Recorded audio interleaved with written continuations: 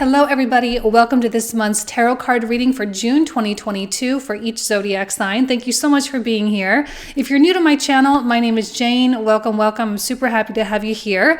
Go ahead and check out the description box or the comment thread down below for a timestamp for your zodiac sign. You can quickly jump from sign to sign, and you're welcome to check out your sun, moon, or rising sign. If you follow Vedic astrology, you're welcome to check out your moon sign as well, but just know that I am a Western astrologer, so I do use Western transits with my astrology references, so just heads up on that.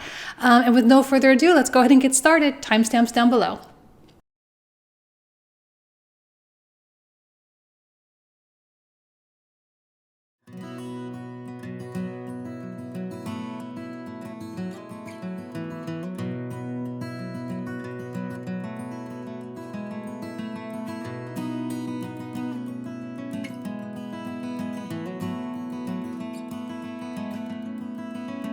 Hello, Gemini. Welcome to your June 2022 tarot card reading. And before we get started, I just wanted to wish you guys a happy birthday. I really hope you guys get to do something amazing and super special for your big day.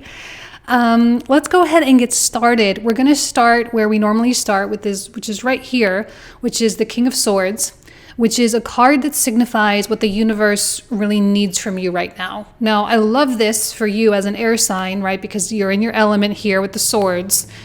And it represents a quality of discernment, diplomacy, detachment, and being able to really think things through in a logical way, but also not letting the logic or the rationale get in the way of the soul-driven purpose.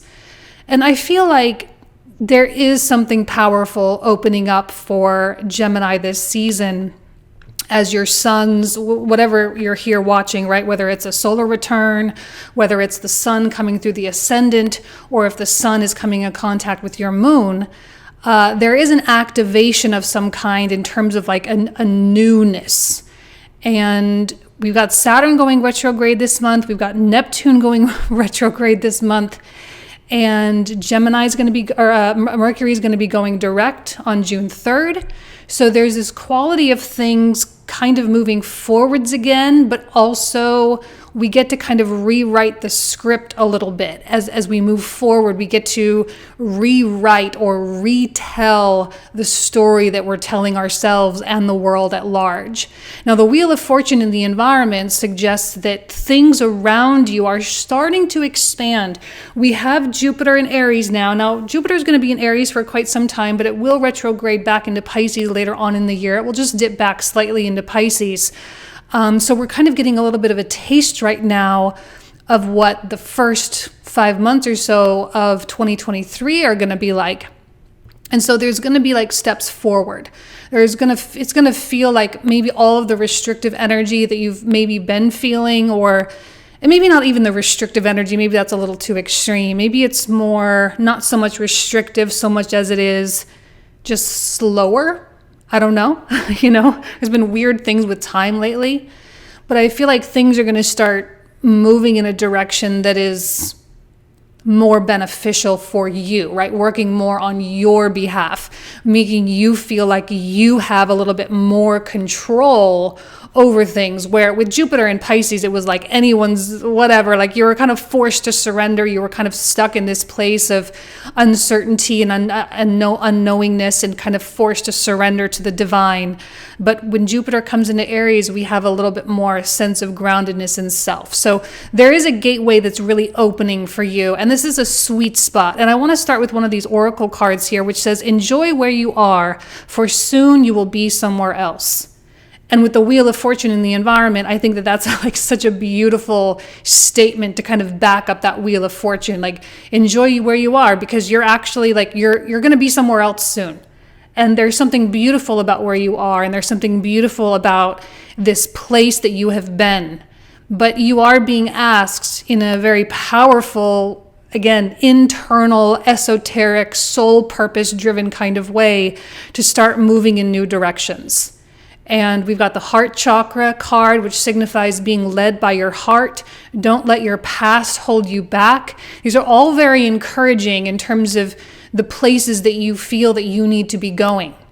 Now, one of the things about the rest of the year in general, okay, is that we still might not quite know where we're going. But we want to learn through 2022 how to truly follow our bliss, how to really truly follow the joy and the ecstasy and the passion and the creativity in our life. And we have this wake-up call here, which does suggest, we just went through a pretty severe eclipse season. It was a lot of intensity through May, a lot of deep emotion, a lot of change, just a lot of stuff happening in May. But as we make our way in through June, I think we have this we do have the Tower card here, so you may get some kind of a jolt of some kind to really jolt you, to propel you into this kind of new way of thinking, this new way of being. Now, I also want to talk about this oracle card, which says words of abundance. It says you have the ability, I'm just going to read it word for word. It's a little bit long, so bear with me. You have the ability to instantly manifest abundance by choosing powerfully positive words. Always describe your own and the world's economic situation in loving and optimistic terms, and that is what you attract for yourself and others. So this is critical as well. And words of abundance, the way you speak, because Gemini is so connected with communication and words and again, stories, right? It's so critical that you're telling the right story, because what happens when you start telling the right story, you actually start to recall your power. And this is what this card represents. Arcturian light codes, evolutionary downloads, recalling power, and future thinking. He is a very futuristic thinker. So we want to think about where we're going. And as much as I love to be, an advocate for being present in the moment, enjoy where you are, the reason we want to enjoy where we are is because where we are headed in this linear perception of time, or this perception of linear time, where we are headed is more, it's important to keep that in mind, right? Because we want to create certain things. We want to walk certain paths. We want to enjoy certain lifestyles. We want to have certain things. So we have to change that script now. And this is a month where I think it's going to be easier for you to really start doing that. There's not a lot of despairing energy in the chart right now. It's not like this really heavy month. It's not this like incredibly Piscean surrender, forced eclipse in Taurus and Scorpio type stuff. It's a lot lighter. So we get to elevate ourselves in the best possible way. So we're putting down, right, Prince of Coins, which is like the Knight of Coins. It's in reverse. So it's not really so much about the things that you do right now. This is about how you think. It's Gemini season. We have to think about the way we think. Saturn going retrograde in Aquarius, we have to think about the way we think. We have to think about our mental plane and how powerful that is. When Gemini goes direct on June 3rd and it re-enters into Gemini on the 13th, that mind is going to really start going. And so we know how creative Gemini energy is and can be. So we want to generate things at this point through June. We want to really start pushing things forward in the mental plane. We get to brainstorm, we get to write down ideas, we get to play, we get to experiment, we get to stretch beyond our boundaries, we get to push ourselves in ways that are new and exciting. This is not about the drudgery of life, Knight of Coins reverse. This is not about the mundane world. This is not about like focusing on the small things. This is about enhancing and stimulating your mind. Now we have temptation, which is like the devil. We have the moon card and we have the tower card. The devil and the illusion are in the reversal position. See, and I like that they use the word temptation here because it means to me like you're not going to be falling back into those traps. You're not going to be falling back into the comfortable way of things, right? Don't let your past hold you back. You're not going to be clinging to something that was. And I think that Gemini is so incredibly ready for like new stuff in their life. So incredibly ready for new kinds of relationships, new kinds of career, new social circles, new adventures. And you're just like, you know what? I'm over the past decade. Like I'm over it. I want the new thing. And the fact the illusion card or the moon card is in the reversal as well. And I like that it's kind of coupled with the Wheel of Fortune right next to it. Because the Wheel of Fortune is going to take precedence. The Wheel of Fortune is going to say, look, you got to make room for me. And you've got to stop living in illusions of whatever it is for you, whether it's illusions of disempowerment, you don't have faith in your creativity, or if there's any kind of fear or imposter syndrome going on, or if there's any sort of, ridiculousness going on in your mind, the Wheel of Fortune, which is a huge card ruled by Jupiter, kind of comes and pushes that out of the way. So you're not going to be able to really sustain these things because you're not even going to be tempted to go back. So you're just going to be noticing these things sort of falling off or falling out of your life.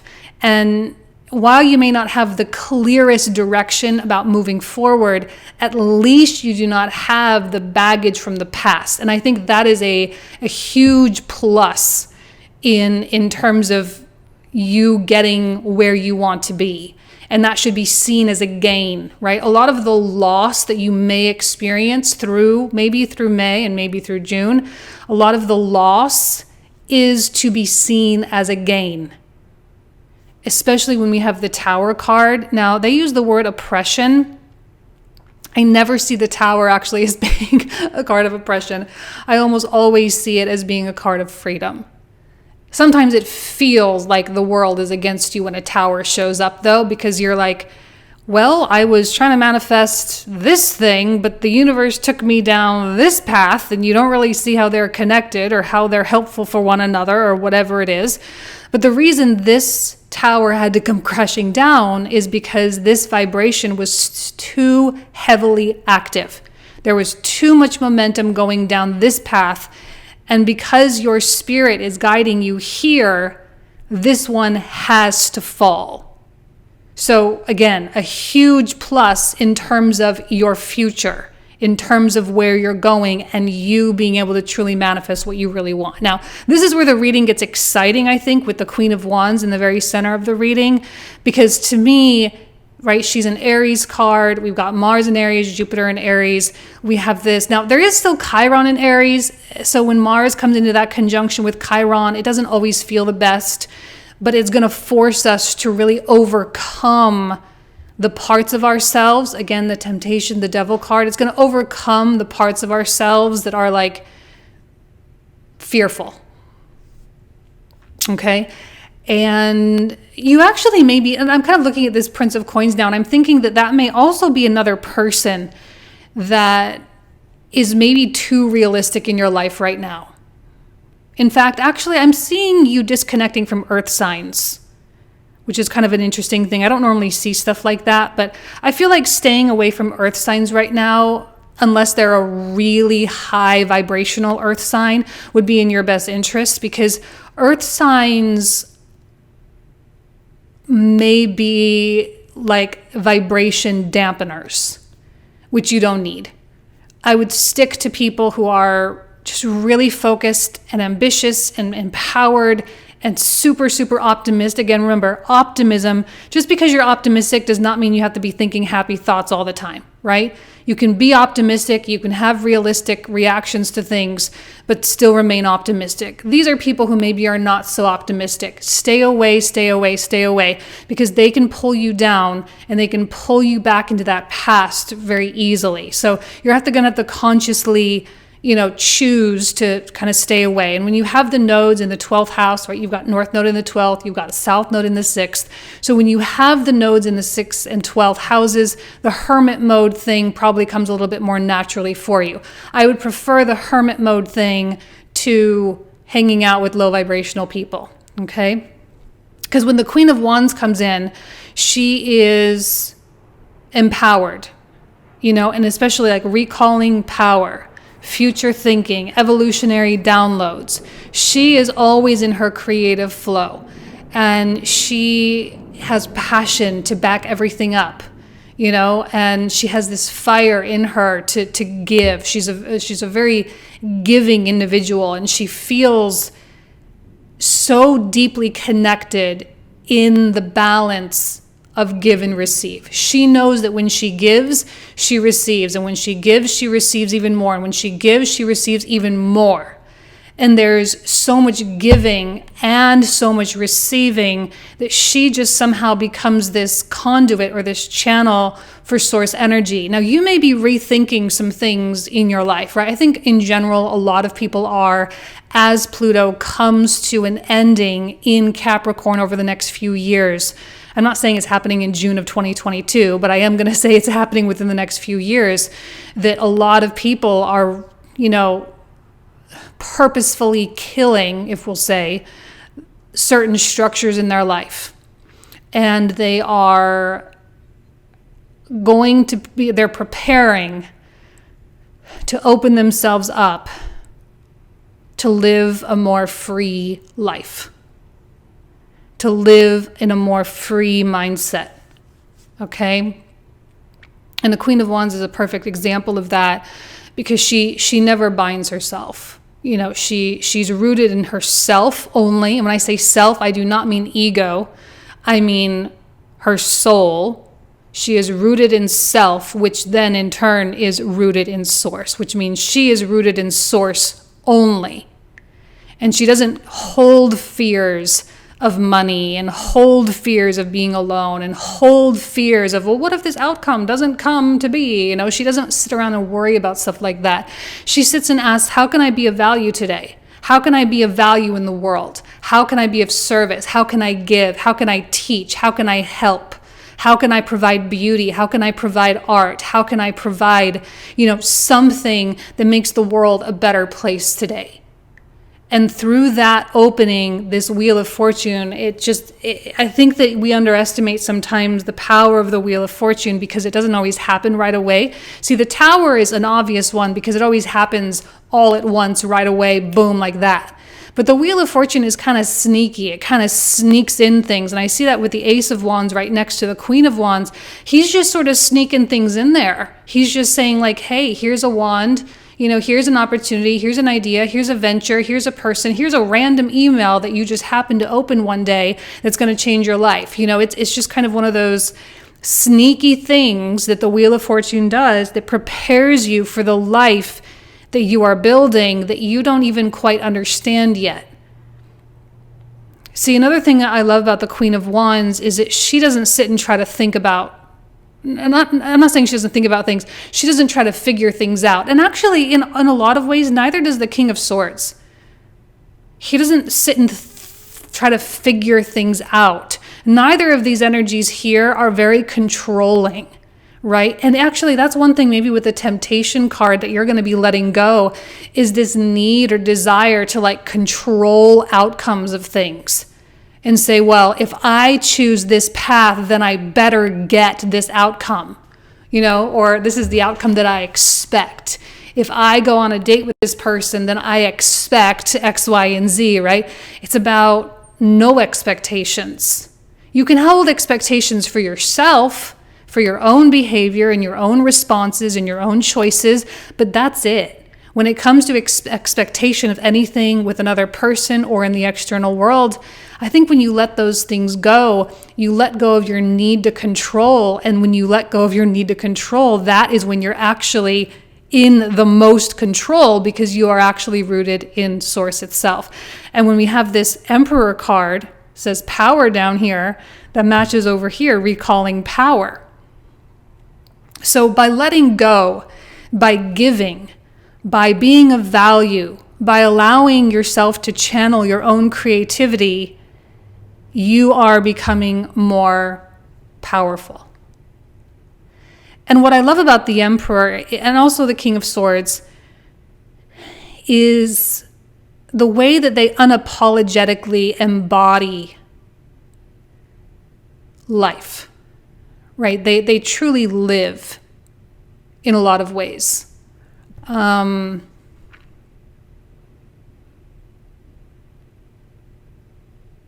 I'm kind of thinking like, they just have this, my mind is wandering, right? I was wondering, they just kind of have this like, this unstoppable essence. I don't really know how to describe what I'm feeling right now, which is why I'm pausing and I'm not talking very well. They have this indescribable essence about them. They have this, on a moment-to-moment basis, they are so fully present with where they are. And they hold this gravity, and they pull things toward them. They draw things toward them. They are master manifestors, master magicians, master sorcerers, masters with law of attraction, whatever you want to call it. But it's because, too, they're so rooted in faith. It's not even faith. It's just knowing. Like, they know that when they send a signal out into the world, that it will come back. This is why the detachment from outcome is so critical right now. This is why beautiful Gemini season. I'm so grateful to be in Gemini season. Normally I struggle with Gemini energy because I've got my Chiron in there. But like I feel like this Gemini season is like a breath of fresh air after May. It feels like a breath of fresh air. And while we use our mind and we get to use and understand ourselves on the more mental plane, in so doing, we actually learn how to truly create. And the Emperor card, being in power, being on this throne. And I actually feel like some of you have co-creators in your life. You have partners, you have significant others that are actually really on the same page as you as well. And you're going to be supporting one another and helping one another in some of the more profound ways. So for those of you who are in relationships or looking for relationships or hoping for relationships, a part of this creativity will be shared. For those of you who are looking, it's likely that you will actually draw in a relationship at some point. May or may not be romantic. It may be friends, because we have a lot of 11th house activity for you. So, but that also aspects the 5th house. So there could be romance mixed in. Friends that turns into a partnership. There could be, something kind of an interesting configuration of how this comes together. But I am feeling strong romantic vibes. Okay. And then we also have this beautiful 8 of arrows, which is like an 8 of swords reversed. And it tells me you are, again, mirrors the illusion reversed, mirrors temptation reversed perfectly. You are coming out of a mental trap. Like you're going to have freedom of mind this month. You're going to start really perceiving things in completely different kinds of ways. You are going to have a wake-up call. You are going to feel your heart open. You are going to feel excited for where you're going, even if you may have no idea where that is. You're going to start to feel that optimism coming back. And then last but not least, we have the Triumph card, which is like the world or the universe card in traditional tarot. It's the last of the major arcana, and says that this will be a success for you. That this new path, all this creativity and experimentation and these new ideas and these new kinds of passions, these new fires that are being lit inside of you, matched with the mental clarity, matched with the proper story that you're telling yourself, both of these things coming together is going to work out for you. You are going to have the things that you are hoping to have. But I think it's going to come at a point where you're like, well, maybe I don't even really want those things anymore. I'm just enjoying what I'm doing. I'm just enjoying putting out this content. I'm enjoying creating these products. I'm enjoying learning about this thing. I'm enjoying meeting these people. And it's really just for the joy of it at this point.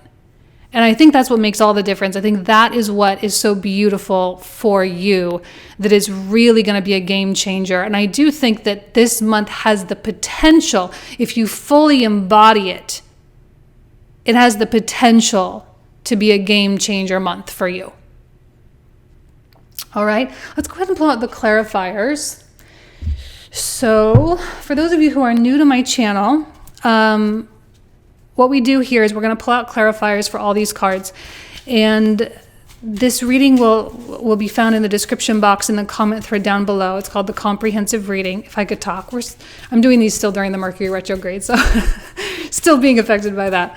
So with all these cards, we usually talk for another 25 to 30 minutes. So you kind of get like a whole second reading. We go pretty in depth. So if you want to join, again, that link will be found in the description box in the comment thread down below. So we want to take a look additionally at the King of Swords, which is what does the universe need from you?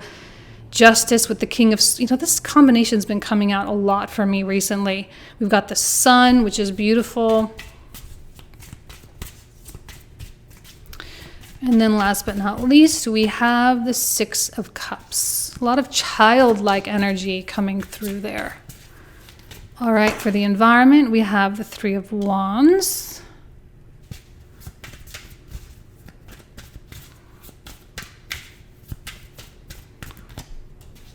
Hanged Man. Actually, I kind of feel like that one wanted to come out in, ooh, Five of Swords reverse. Love that. Okay. Now let's pull out for the 9-card block. So we have the Prince of Coins reversed. What else do we need to know about this Prince of Coins? We have a 9 of Cups. It's really about happiness. Judgment, which came out, oh no, just kidding, that's not. And the King of Cups, okay. Temptation, or the Devil, let's see.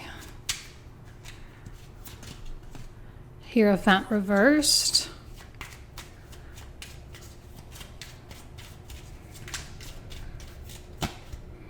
Strength reversed. Okay, really not liking the reversals on that.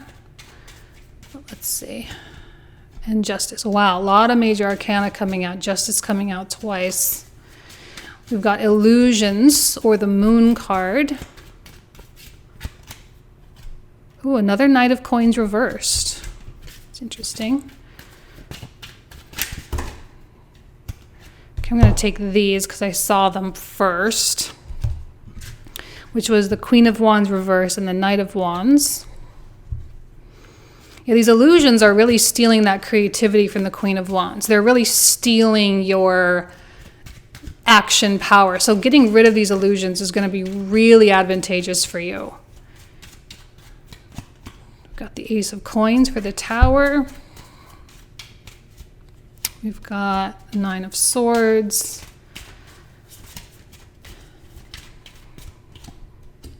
And the World. Okay, so we officially have the World card coming out twice. The Tower is necessary in order for you to get you where you need to be. High Priestess, beautiful. 5 of Coins.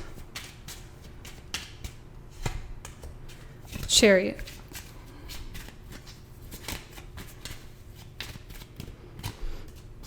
Three of Swords.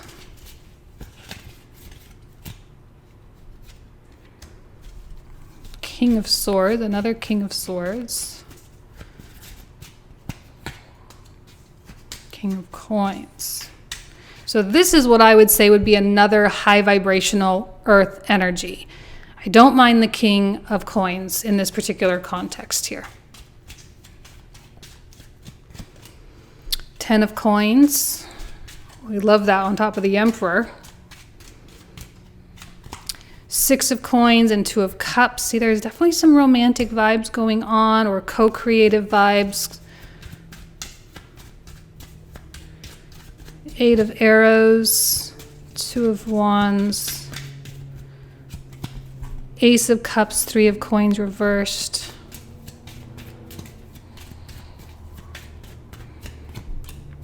Queen of Cups, the Devil, Page of Cups reversed. Then we have the 5 of Swords at the bottom of the deck. So that mirrors what's going on over here as well. So this is where we're going to pick up in the comprehensive if you want to join. Again, we talk for another 25 to 30 minutes approximately about these cards. So I'm going to leave you with that. Thank you so much. You guys know I love you. Have an amazing June. And again, happy birthday to all the June Geminis out there. All right, take care. Bye-bye.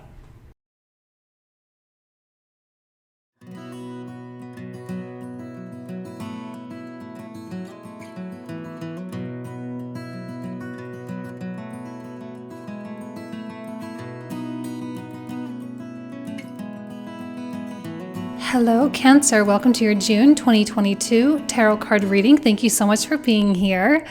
Before we get started, just wanted to say a quick happy birthday to all the June Cancers out there as well. I hope you guys get to have an amazing birthday and celebrate yourselves in special ways. So let's go ahead and get started with the Page of Coins, which is the card that signifies what the universe needs from you this month.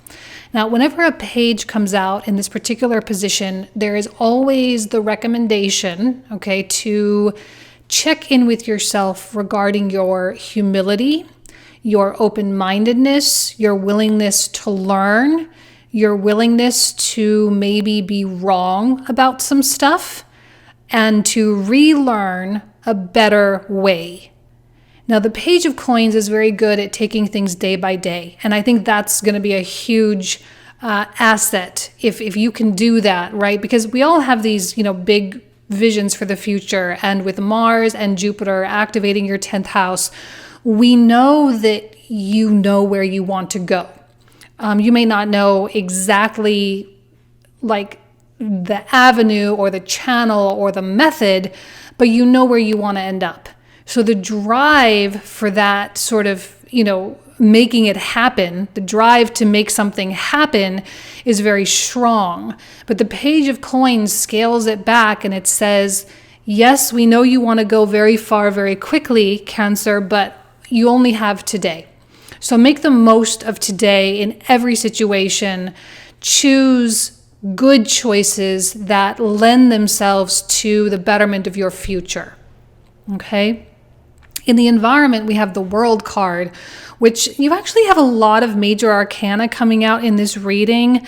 And I feel that there's this real shift happening for Cancer. And this really could be because the 10th house is activated now with Mars and Jupiter, specifically Jupiter, where all of a sudden you start to become more exposed, right? You tend to get more credit for things. You get to be more seen. Your audience grows. Your clientele grows. Your bosses and your clients start to take notice. They start paying you more. And there's this opportunity for significant expansion for you. And I feel that it's a transition point. And everything around you, people, places, and things, all right? Everything around you is really help sort of channeling you into this sort of new realm of existence. Now, this has been kind of a theme for 2022 as a whole. And sometimes when we do these readings on a month-to-month basis, we expect all these things to happen in the month of the reading. But really, these are longer phases that we're in. This is a Saturn card. Okay, it is ruled by Saturn. So, and we do have Saturn going retrograde this month. So this is like excuse me, I'm so sorry. This is like an opportunity for us to see a little bit more clearly how this path is going to unfold for us. This is where we wanted to be. This is what we were hoping would happen. We're hoping for the exposure. We're hoping for the expansion. We're hoping for us, right? You, Cancer, you are hoping that you can contribute more to society, more to humanity, to become more of a valuable asset in the world, right? And because of that, you're starting to gain traction. And there's success in that for you, especially with the Saturn ruled card in the environment. That is about recognition and reward. It is about receiving the accolades. All right? Now, I wanted to go through some of these oracle cards really quick before we get into the 9-card block. I want to start over here with this card that says, you are unlimited. What you can create is unlimited.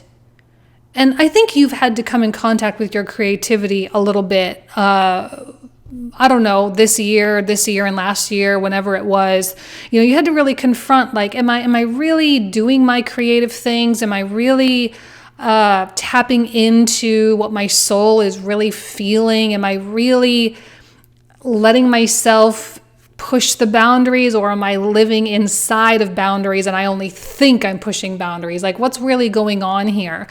But I get this sense that these boundaries, especially with the Saturn retrograde this year, and then on through 23 and 24, as Saturn transits through Pisces, we are all going to be coming into this greater understanding of what it means to be an unlimited being, to have access to the unlimited resources of the universe, of Source itself. And I love that this is directly above this other card that says windfall of abundance. Now I'm going to read this. There's a few sentences here, so just bear with me. It says, an increase in abundance is arriving in many different forms, some of them unexpected. Be open to receiving and know that this abundance comes to you to support your life purpose, health, and charitable work. Okay, and I love that because especially with this card here, you know, it's like the money, the abundance, the recognition, whatever abundance means to you, it's coming to you as that kind of balancing act for what it is that you are giving, right? It's here to balance. It's here to counteract a bunch of stuff because maybe you've had a little bit of an outflow lately and now the universe must come in and reestablish that equilibrium. And then we also have this Thoth light codes, light initiation, great teacher awakening, divine magic. And a lot of you may relate heavily to Thoth. I'm sorry, I've heard so many different pronunciations of this. I actually don't even know which pronunciation is the correct one. I'm going to say Thoth. Hopefully that's okay with you guys. I have no idea. But anyway, a lot of you really relate heavily to that energy, to the mercurial energy, to the keeper or the channeler of the divine wisdom. And that can come out in so many different ways. It can come out in your livelihood. It can come out in your romantic relationships. It can come out in dealing with your family. And I love the word light initiation because I am getting a sense that there's a massive upgrade for Cancer right now. That Cancer is really stepping into their unlimitedness more so than many other zodiac signs, okay?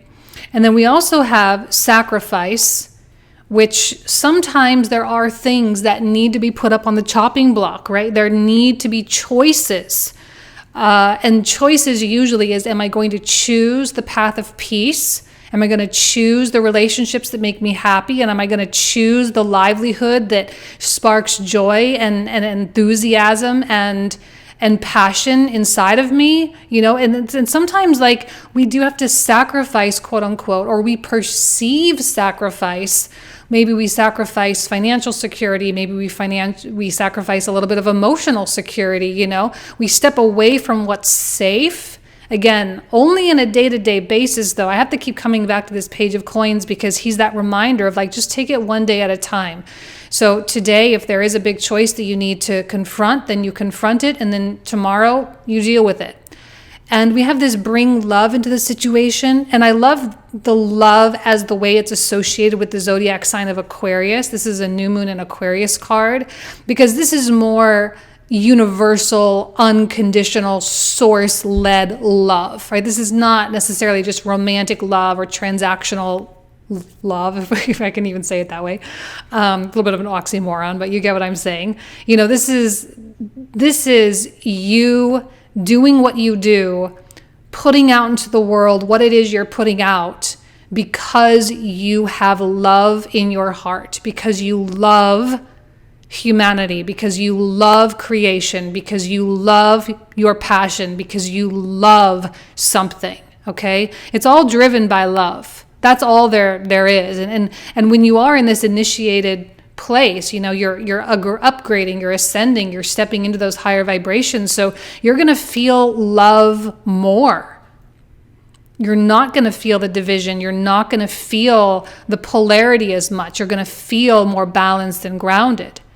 And we have cave, sanctuary, okay? There's going to be a lot for you exposure-wise out in the world, but you're going to need your alone time. You're going to need your at-home time, especially later on in June, as we actually enter into Cancer season. We've got a Neptune retrograde happening on the exact same day as the new moon in Cancer on the 28th.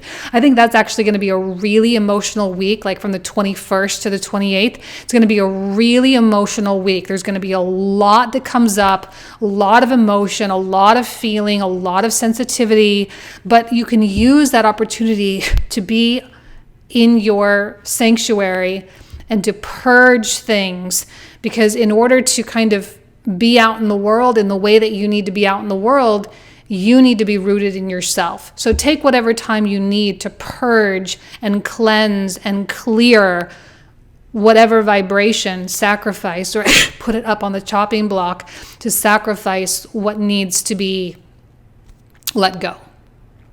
Now, I want to go through some of these because I'm using a different deck, so I just kind of wanted to tell you what the major arcana that came out are. So we have the Fool, which they call innocence. We have the Star, which says grace. Judgment, balance, which is temperance. And then we have oppression, which is the Tower. So we have like really big major arcana coming out, especially in this top row here. We've got the Fool, we've got the Star, and we've got Judgment. And I feel like this innocence is, I actually prefer the word innocence over the Fool, because the innocence is the childlike purity and wonderment and curiosity. And as you're entering into a new space, into a new field, into a new vibration, as you're entering into a new realm of your life, a new sort of level within your career, new level of exposure, new level of being seen or connecting with people or being social or whatever it is. We still have a lot of 11th house activation for you. Especially like as the sun comes into Cancer. So you got Jupiter in the 10th, sun in Cancer. It's kind of like all eyes, all energy on Cancer. If we're being legit honest, you're the only zodiac sign that I can say that about this month.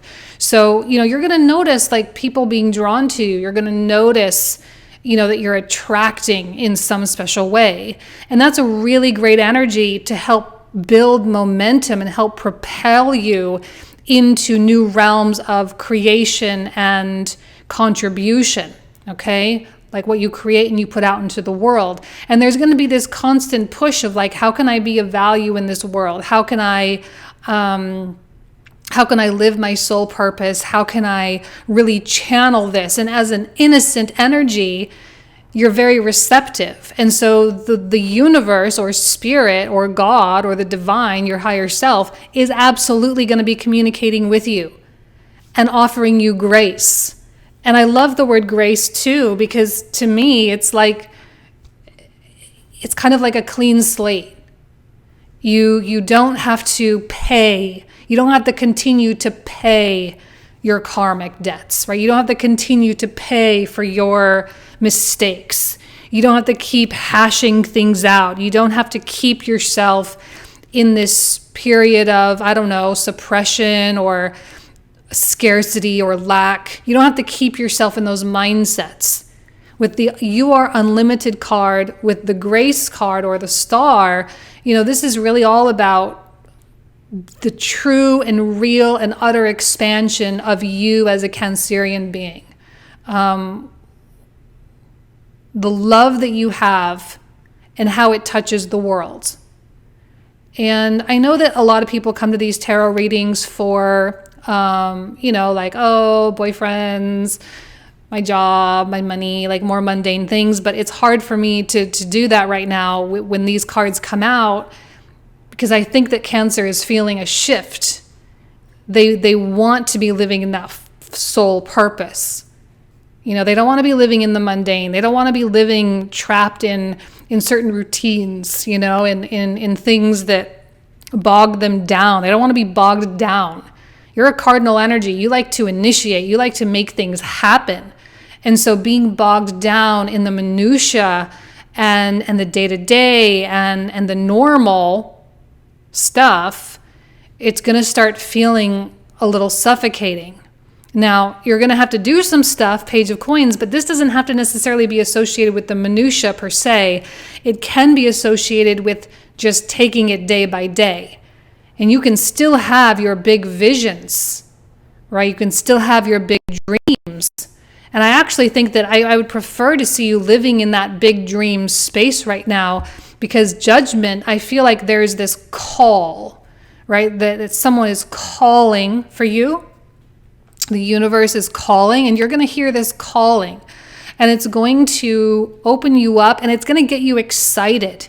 It's going to like make you feel like, yes, this is what I've been waiting for. This is the voice. This is the energy. This is the feeling.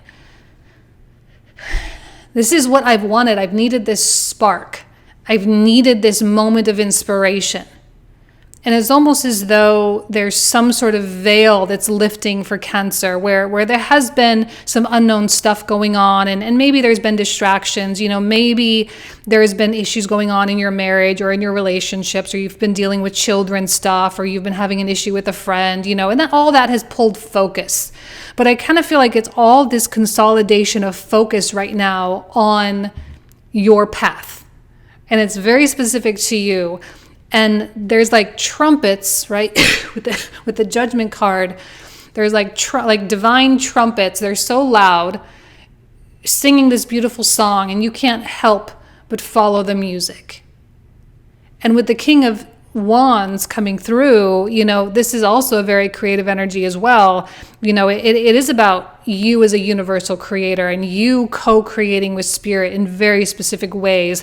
And in a lot of ways, like really showing up to things the way a Cancer does, right? We know that Cancer has this incredible like staying power, right? We know that Cancer can weather a lot of storms. And so when you truly show up in a way that is, first of all, fully present, totally engaged, and ambitious, you become unstoppable. And it is the King of Wands that holds the grand vision. And the Page of Coins is kind of what's leading this vision as well, saying, okay, well, today, for the sake of my vision, today I'm going to make these choices, and I'm going to learn this skill, and I'm going to learn this talent, and I'm going to develop in this way, and I'm going to invest in myself here, and I'm going to invest in my financial future here, and I'm going to do these things, right? But it's all for the sake of this King of Wands aggressive dream. And I feel like because of the gravity that you're pulling in, especially later on in June and then definitely through July, through your actual season, I feel like you will start to notice the way that you attract is very different. Because remember, you're bringing love into the situation. This is all driven by love. And when you are at that love tier, right, the tier of love, you are going to be buzzing so high that you're going to start getting the business contacts. You're going to start getting the clients and the money and the audience and all the things. You're going to start getting all the things. Now, because of this upgrade that's going on, we have this balance reverse, which is kind of like temperance reverse. And I do see a little bit of chaos in your life, but you will not be in chaos. There may be some that, other than that week that I'm talking about with Neptune going retrograde and the new moon in Cancer, plus the sun being in Cancer as well, obviously, on the 28th. But just because you're feeling things, just because you're processing, just because you're purging, doesn't mean you're not well put together. Right? Doesn't mean you're not at a state of internal balance. I think there's going to be external imbalance in your life a little bit because you're sort of shaking up the rule book a little bit. You're shaking up the system. So everyone has to kind of scurry around and figure out how to adapt to this new Cancerian energy that is now being presented. Because when Cancer sinks its hook into a dream, it can be relentless in attaining that dream. There is so much passion that comes through, and there is so much drive. And so like, this is what I'm sensing is that like, there's this new something coming towards you that it's gonna enable you to see the unstoppableness of you. And it's something that I think you'll be willing, 10 of Wands, to really work really hard for. But again, it's not something that will feel like work so much because it is driven by love and passion. It's something that will feel just like something that you just have to do. You have to do it. Like, this is why you're on earth. This is why you're here. Now, remember, this may not all happen exactly in June. All right. This is going to be a natural unfolding process for each of you. The world, like I say, is a Saturn card, so it does have a time component to it. And because Saturn is going retrograde, we have some interesting timing energy, which will continue as Saturn goes through Pisces through 23 and 24. But this is like, I think something that Cancer has really been waiting for, is that the thing that's going to really shake everything up, the thing that's really going to change the course of this path. And then we have, of course, the Tower here, which is very dramatic in terms of the shift that occurs. It's very dramatic. So we have a lack of balance, or an upside down balance card, and we have a Tower card. And it's just that all it is just clearing the path, right? Because that's what happens when we evolve. The world must evolve in order to establish balance around us. So when a Tower moment happens, and a Tower moment is usually a very fast moment, right? It's usually, an argument that we have with someone, or we lose something, or we gain something very quickly, or there's a sudden rapid change in some area of our life. But we need to start taking responsibility for that a little bit, and saying, okay, well, maybe this happened because my vibration is now different and this no longer fits into my life anymore. And so we need to be more accepting of our Tower moments, I think, and really come to that point of finding value in those things. And I think the people who are here on my channel watching really understand that like there's absolute value in absolutely every event that happens in your life. And just because you don't see the value right away doesn't mean there isn't any. And so you just have to accept things for what they are, keep your head down, stay humble, stay grounded, be willing to learn, and just move on to tomorrow, and then tomorrow again, and then tomorrow again, and that's it. It's just one day after the next, and that's it. But we have the 5 of Wands and we have the 7 of Cups, and I suspect that there are going to be people around you. For some reason, I just simply don't see this applying to Cancer. Like, I don't think that you're going to be in this whole state of frenzy and confusion, but I think you're going to see other people like that. You're going to see other people in a state of frenzy and confusion because they don't know what the heck is going on, because you're changing and you're changing the rules, and you're stepping up your game, and you're empowering yourself, and you're tapping into your unlimited potential, and you're starting to believe in yourself even more than you already do. You're starting to love yourself even more than you already do, and you're starting to love other people and just humanity in general even more than you normally do. A lot of people are very negative about other people, and it can be kind of funny sometimes when we're like, people are so annoying, people this, people that, but like, really doing something like that, or talking poorly about other people, obviously is just a reflection on yourself. And I think that if you want to really be someone who leaves a positive contribution on this planet, who leaves a beautiful legacy on this planet, your love of humanity, your love of people, and the imperfection of other people, right? The imperfection, if I could say it properly, of other people, it's an inevitability for you. It's an inevitability to love the crazy a little bit. And I think that there are other people who are going to tap into their crazy. They're not going to be handling things very well. They are going to be in a state of confusion. They are going to be in a state of, projection and ego, and trying to get other people over to their side and whatever. And here you are just in the corner, just doing your stuff, doing your stuff. You can notice the disruption. You can notice the chaos. You can notice it, but it has nothing to do with you. And it has nothing to do with where you're headed either. Okay, let's pull out the clarifiers for the comprehensive.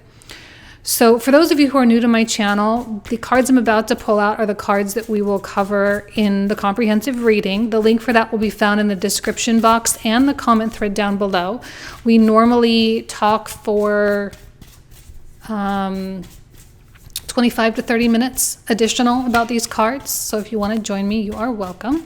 So we're going to start by clarifying the Page of Coins and getting more information about what the universe needs from you. I feel like these cards for sure.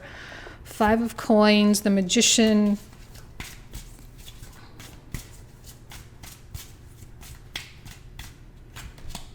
Ooh, beautiful. King of Cups. We love that. Got the Queen of Wands. It's just for the environment. So this is things around you. So you may be dealing with a Queen of Wands type person.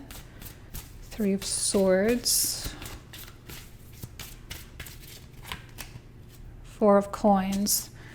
The Queen of Wands may be someone that you may need to let go of. All right, let's take a look at the Innocence card or the Fool card. What else? 2 of Cups, beautiful. 8 of Coins reversed.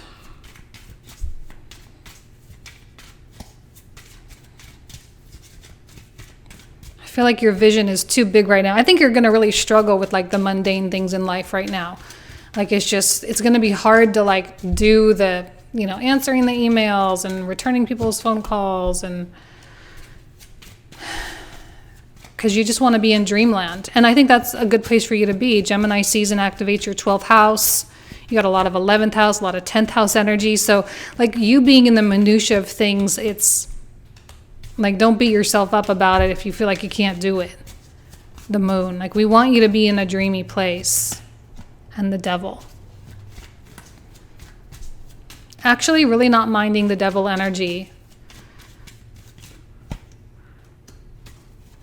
Judgment reversed. Okay. Judgment on top of Judgment. Another King of Cups.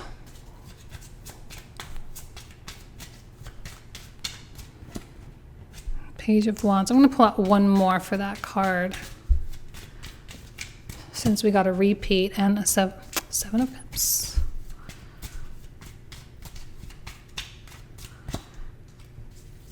Six of Coins. See, there's the balance there. You are balanced. And we have Death reversed. 9 of Wands reversed. I feel like you've been in protective mode for quite a while, and you're coming out of this protective mode. We have the Hermit. You see, Queen of Coins.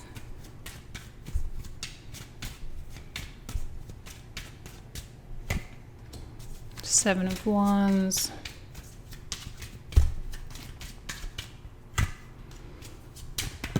See, 10 of Wands and 10 of Cups. It's definitely worth working for. It's worth putting in the time. 3 of Cups, promise of abundance. The Lovers. I didn't mean to pull out this one, but I did. So, okay. And then King of Swords reversed. Okay. Oppression, or the Tower card. Strength. It's a good card to get, actually. 5 of Swords. Reversed. Chariot. Beautiful. The Cancer card. 10 of Coins reversed. You have to be very careful about the people you take advice from. 3 of Wands. 7 of Cups. 6 of Cups reversed. And then we have the Ace of Wands and the Page of Coins reversed. Bottom of the deck, we have the 2 of Coins reversed. Okay, so this is where we're going to go, or where we're going to pick up with the comprehensive reading. So if you want to join, again, that link will be found in the description box and the comment thread down below. If not, then I hope you guys have an amazing June. Thank you so much. Take care. Bye-bye.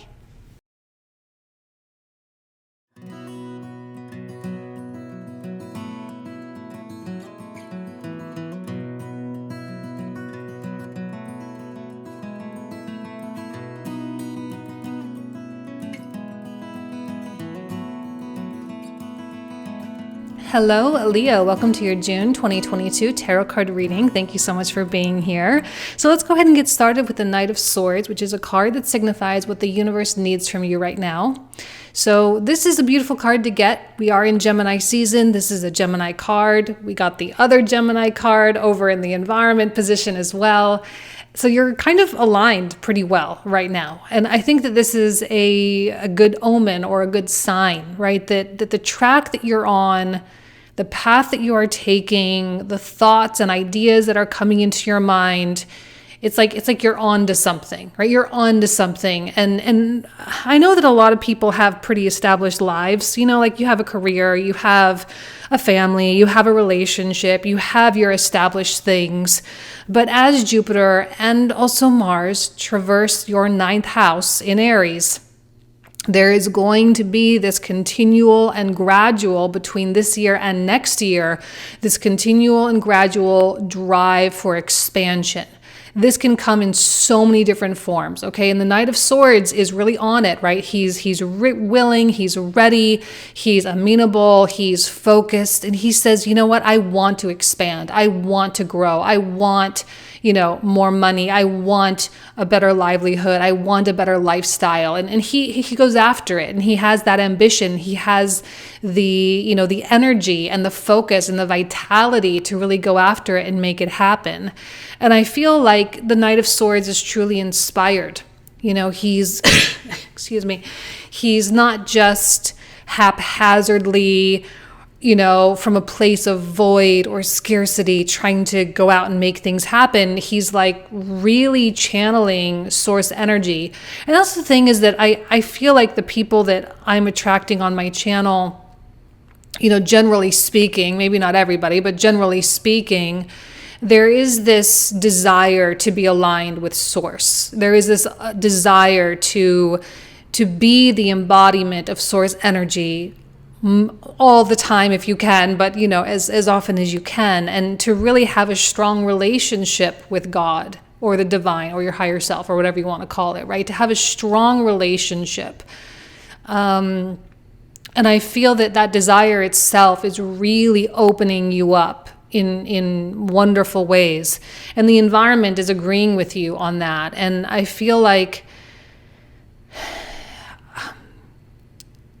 you are pulling in, attracting, if you will, attracting all the things that you set out to pull in and attract. And through this expansion period that you are going to be going through, not to mention, we kind of have to pay attention to Gemini season a little bit, because this is actually where Mars is going to be going retrograde in October.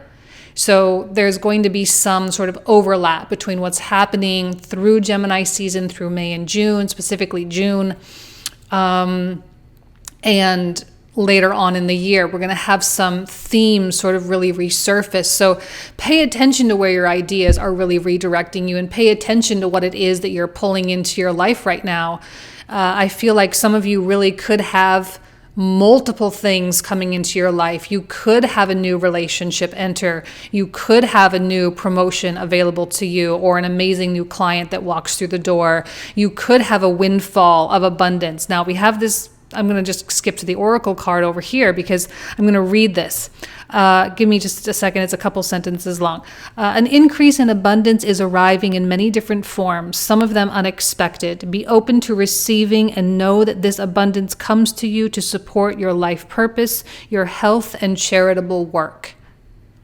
Okay, so this is what I mean by you're aligned. I don't know that there are a lot of Leos out there that are really confused about what they're doing. They're not confused about, if you are confused, you don't need to be harsh on yourself or anything like that, but it's probably a really good time to just sort of sit with yourself, and in solitude. We have the solitude card.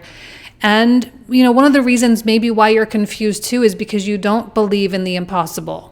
Because you are limiting yourself, you are restricting yourself in some way, and you feel like if you want to have this thing or you want to attain this goal, then your ego is saying, well, there's only one way to really do it, and you have to do it like this, and you have to go like that, and you have to do these certain tasks, and because this is the way that the world has told you that it has to be. But when you believe in the impossible, you place a lot of faith in source energy. And I love that the angel is present here, because we have the angel in the Lover's card and we also have the Seraphim's Gateway card, right? Seraphim's Gateway, voice activation, angelic attunement, and divine support. So you have this divine support at your disposal at all times. And if you need assistance, ask. If you need guidance, ask. Because what the universe is truly asking you to do is to walk your own journey. It is essential to stay on your own path. See, and one thing I like about the Knight of Swords is he does not have time for comparison, right? He's in a mode of expansion. He's in a mode of growth. He's pushing himself. He's challenging himself. And he's asking things of himself that he's never done before. And taking time away from that to say, well, this person is doing this and this person is doing that and they're better than me and they look better and they're more successful and blah, blah, blah, blah, blah, blah, blah. Obviously, that's not going to serve you in any way, shape, or form. Okay, because this mode that you're in, I love this shaman card, ancient healing wisdom. I love that this is coming out for you, because this is, I think, really one of the things where Leo truly thrives, because you are the keepers of history, right? You are the keepers of legacy and the holders of this wisdom in so many ways. I don't think Leo gets enough credit for that, you know, but it's true. And there's always a connection with the Leo archetype, okay? Because that's kind of where future generations come through. And therefore, all of that sort of karmic and genetic information is being passed down. So you have, by nature, by birthright, this natural access to this ancient healing wisdom. And right now, the healing that is going on for Leo is actually helping you get in touch with your own limitlessness. It's helping you get in touch with your divine guidance, your divine support. It's assisting you in your own attunement. And because you are becoming more attuned, because you are developing a more substantive and more meaningful relationship with the divine, you are becoming stronger and you're becoming a brighter light. And I see that with the Sun card. It says awakening here, but it's like the Sun card in the traditional tarot. And that's the Leo card, right? Like, so you're becoming more authentic. You're becoming more pure and more innocent and more childlike and more raw and real. And you're kind of getting out of your own way. Your own ego is starting to take a back seat right now, because the light is so bright. And the light that you exude and the joy and the love and the passion that comes through, it takes precedence. And it is this sort of awakening moment, this bright moment of brilliance, this moment of illumination, right, where you kind of start to understand. And I think this is the brilliant thing about a Jupiter through the 9th house, is that you have this capacity to come into extraordinary high levels of understanding about the ancient wisdom, right? And so you get to start putting it into practice, which is what I see with the Knight of Coins. I see you taking the wisdom and taking the knowledge and starting to apply the technique, starting to apply the information. So you can call this wisdom whatever you want. You know, you can call it, some are calling it the law of attraction type stuff, manifestation type stuff, but maybe that's not the angle that you're really going for. Maybe you are going for more healing. Maybe you are going for just, you know, experiencing the miracles, right? Maybe you are going for just a deeper level of self-love and self-care and self-knowledge, and treating yourself as, oh my gosh, I can't even believe this is happening. So hold on, I just have to interrupt myself, because I have this stack of like quotes, like a stack of cards that have quotes on them. And just this top one, I just happened to like glance over while I was talking, and I just have to read it. So it says, it is hard to understand what the kingdom of heaven is. It's hard to understand what the kingdom of heaven is within you really means. The word within is unnecessary. The kingdom of heaven is you. That's from the Course in Miracles, by the way. So I don't know, I just happened to glance over and see that and like, wow, that's exactly what we're talking about, right? That the kingdom of heaven is you. It's you in your very essence. And so when you start living in that quality of authenticity, because sometimes I think we get a little confused with authenticity because we think that it means all of this, like, you know, whether it's fashion preferences or food preferences or music preferences or lifestyle preferences. Like we get so caught up in like our personality preferences and this is like what creates our identity, right? But we know that underneath those layers is like the real us. And so I feel that there's more realness coming out. And yet we have this Fool card in the reversal. Now, in this deck, they call it the Innocence card. And when I look at this with the word innocence in reverse, to me, it's like, well, you have the wisdom now. Like you're not naive. You know, you're not in this place of, you know, I don't know anything and teach me. Like, no, like you know a lot. How can you have the Ancient Healing Wisdom card, the Shaman card, and have, you know, a naivete about you? Like you can't. They kind of don't really work together. I feel like there's a lot of consciousness in how you are moving forward, especially with this Knight of Swords. There needs to be consciousness with Knight of Swords energy because otherwise it can get very haphazard and chaotic. It can get really out of control if you're not truly channeling that creative life force, courageous energy in a specific direction. And then it can get a little bit messy. I don't mind getting messy during Gemini season. It's a very experimental time. So if you need to just experiment, we do have a Saturn retrograde over in Aquarius going on the 4th of June. So if you need to experiment a little bit with stuff, you can. But I think that you're kind of beyond that point. I think that you have an idea of where you're wanting to go. You have an idea of what it is that you're truly wanting to manifest. Like you know what it means to walk your own journey. And you can rest peacefully with that, with the Four of Swords. You know, there doesn't need to be a lot of anxiety about this. There doesn't need to be a lot of stress or worry or fear. Because if you engage in worry and fear, specifically when it comes to your financial situation, you know, if you are planning on making certain moves or bigger changes in your life, there may be a lot of financial concern. With Taurus, North Node, South Node in Scorpio, with the markets going crazy right now, you know, I think that it's a very real concern. And we're being asked to pay attention to the financial aspects of our lives because financials is our means of survival in this world. And that's Taurus. We got to survive. So I understand that there may be some financial concerns that come up for you. And you may be really wondering and thinking, well, like, where are these resources going to come from? But see, the Four of Swords right here is like, you don't need to worry about that. You have, right, the Seraphim's gateway. Like you are transitioning in some beautiful way. I don't know quite exactly how it's going to end up for each of you individually, but you will know when you're listening to this. You'll know how this is going to end up. You'll see yourself. You'll have the vision.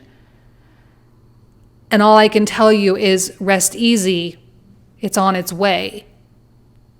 And you literally you are asking for big stuff. I know you are. I know that you're asking for something that you have no idea how it's going to come into your life. Like literally not a clue. And if you're not thinking that big, you should. You should be thinking that big. Because we are in upper hemisphere territory for you guys, right? The majority of the planets, with the exception of the South Node and Pluto, they're all in your 7th through 12th houses. We got to go big up here.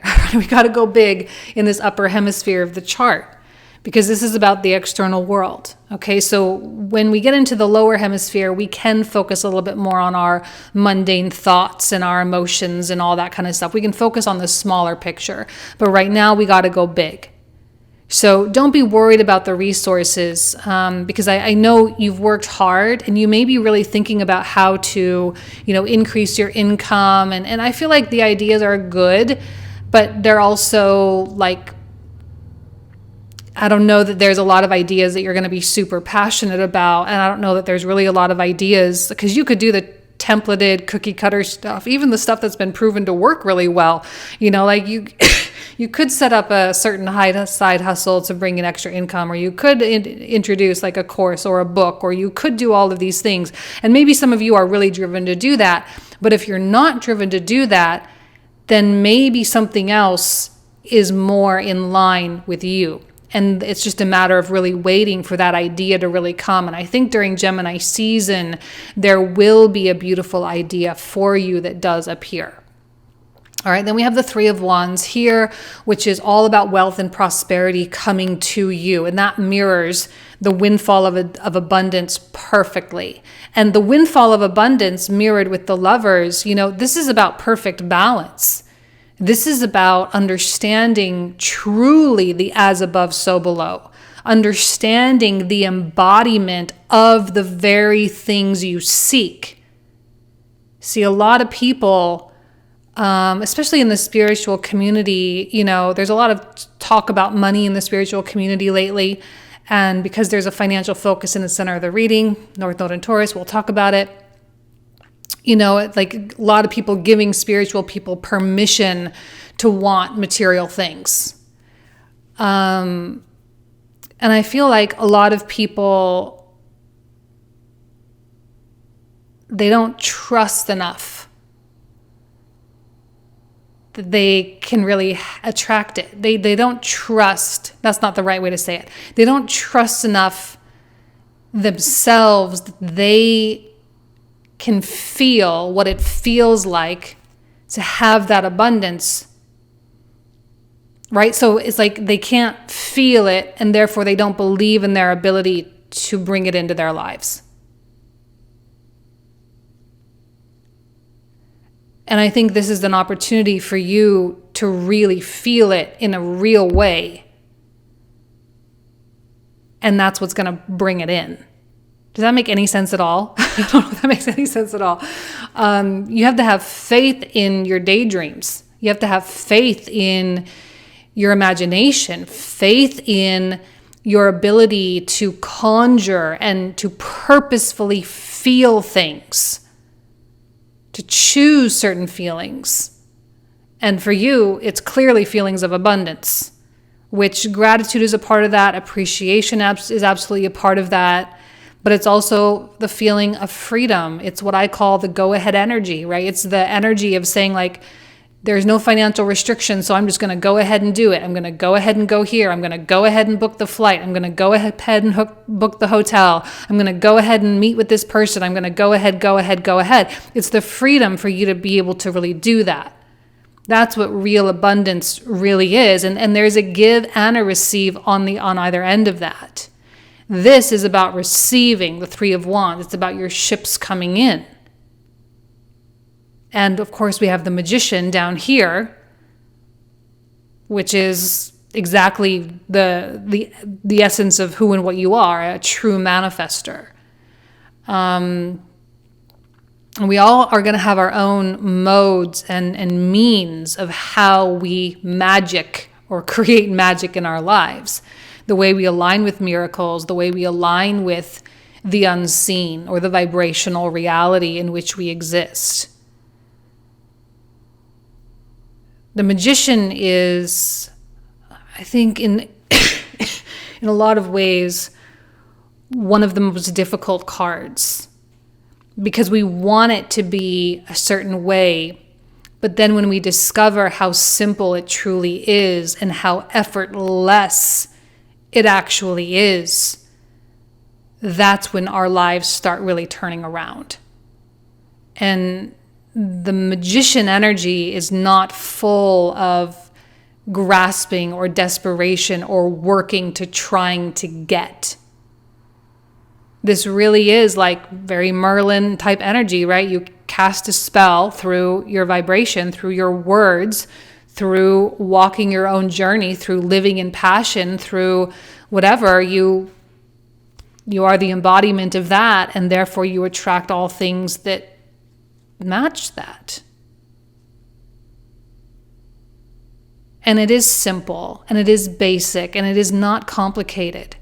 We overcomplicate, right? We overcomplicate because our ego tells us that we need to really earn something, that there has to be blood, sweat, and tears for something. But I look at this Nine of Wands reversed, and I say, it's not, you don't have to be on guard so much. You don't have to be so walled up. You don't have to be so rigid in what you believe. Even the Three of Coins is in the reversal. Like the way that you're creating right now is a completely different way.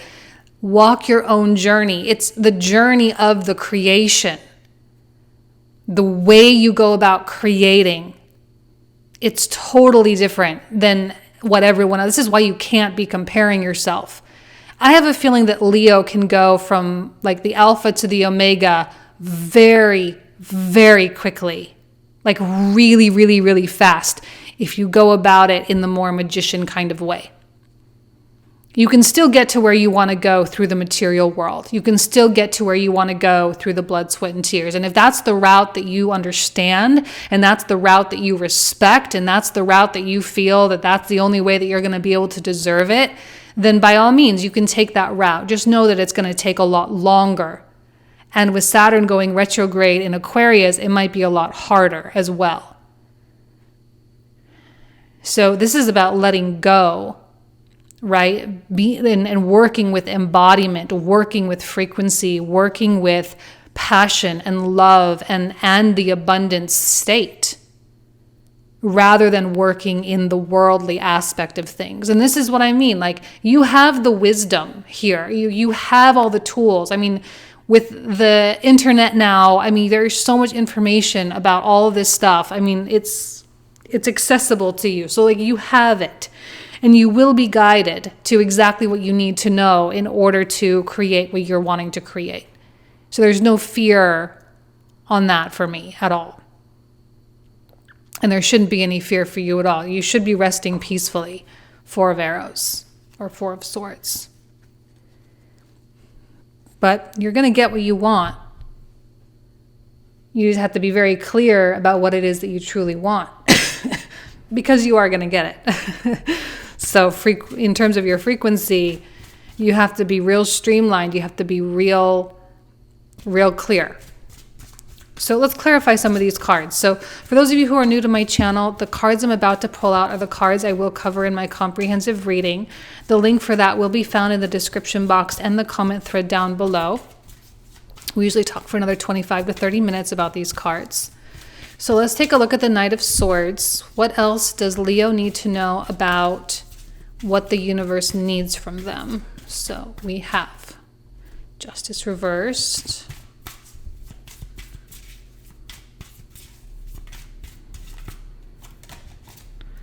Two of Cups. I love the Two of Cups with the Lovers. This is what I mean. Like, you're really drawing in the right things and the right people. And then we have the Eight of Wands. Beautiful. A lot of movement through Gemini season for Leo. A lot of energy, a lot of creativity. For the environment, we have the star. Oh, beautiful. Kind of feel Death reversed.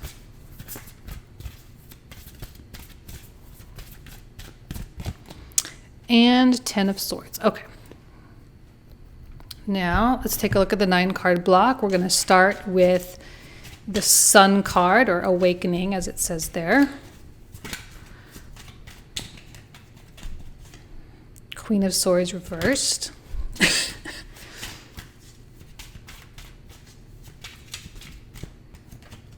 Another Lovers. Oops. And a queen. Ooh, two reversed queens. That's interesting. Okay. And then we have the Prince of Coins, or the Knight of Coins. have Three of Wands again. Two of Wands. I love when those two come out together. And Two of Swords. Innocence. Another Knight of Coins. A lot of repeats so far. King of Cups reversed. Oh, why are all these court cards reversed? And Six of Cups reversed. Okay, so for the Four of Swords, Strength reversed, Five of Swords reversed, and Nine of Coins.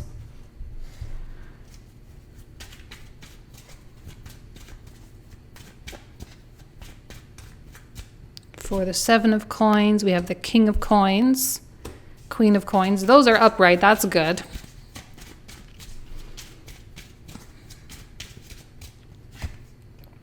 And Ace of Cups reversed.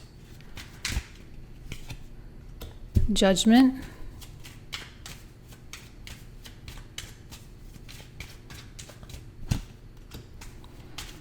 Nine of Wands, this time upright, and then another Eight of Wands.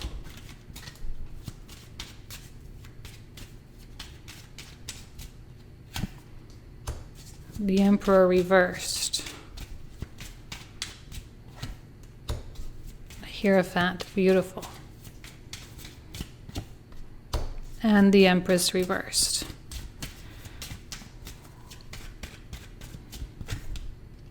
Four of Wands reversed. Seven of Swords. Page of Wands. Ten of Coins reversed. The World. Oh, well, I didn't mean to pull out two, but I pulled out two. We got Death and Temperance. And then we have the Ace of Coins at the bottom of the deck. Okay, this is where we're going to pick up for the comprehensive. So if you want to join me, that link will be found in the description box and the comment thread down below. Thank you guys so much. You guys mean the world to me. I love you. Have an amazing June, and I'll talk to you soon. Take care. Bye-bye.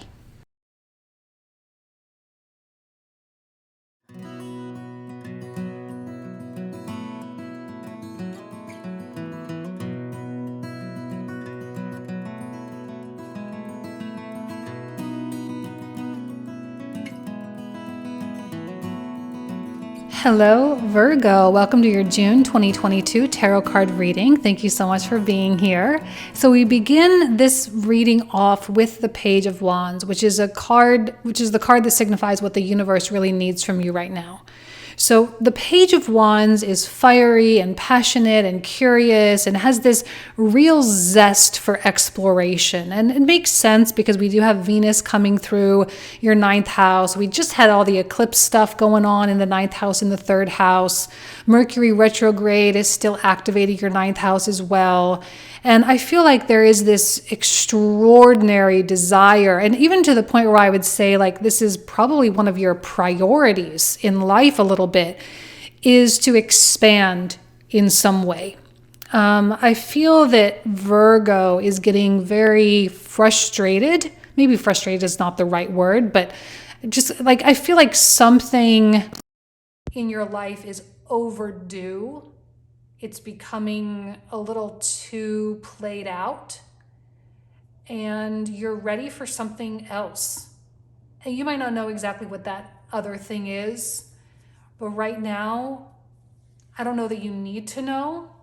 I think you just have to be willing to stand in this desert, like this Page of Wands, to stand in this desert and be willing to put one step in front of the other, even though you have no idea where you're about to go. And even in the environment position with the moon energy, there's a lot that indicates that you don't really know where you're going. You don't know where this is leading. You don't know where this is really taking you.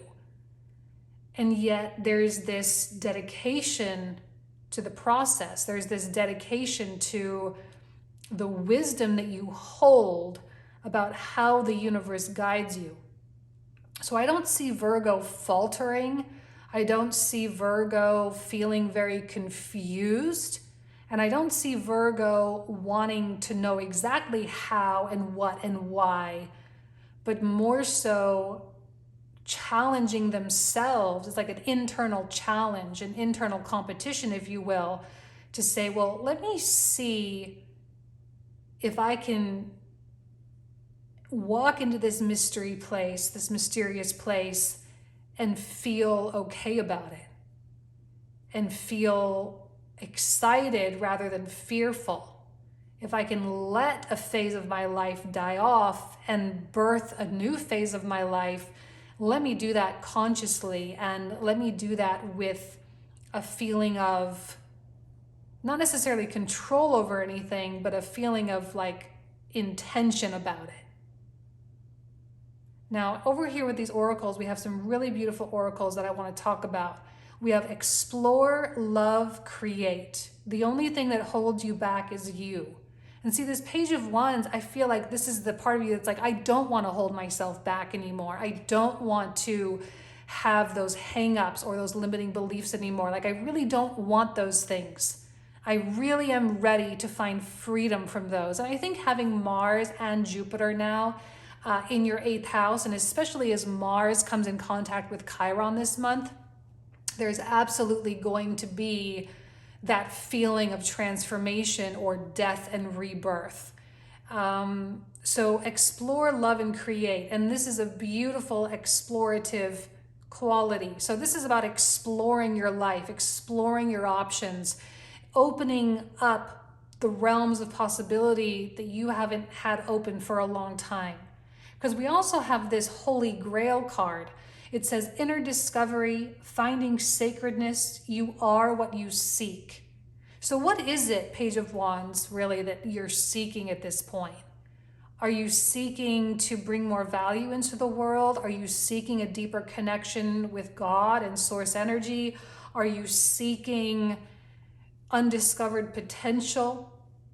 Because it's a guarantee. We have this Triumph card. It's a guarantee that you're going to find what you're looking for. Holy Grail, the Holy Grail within you, your connection, the gold mine of ideas and creativity and talent that exists within you. You are going to be discovering some incredible things about yourself over the course of the next few months.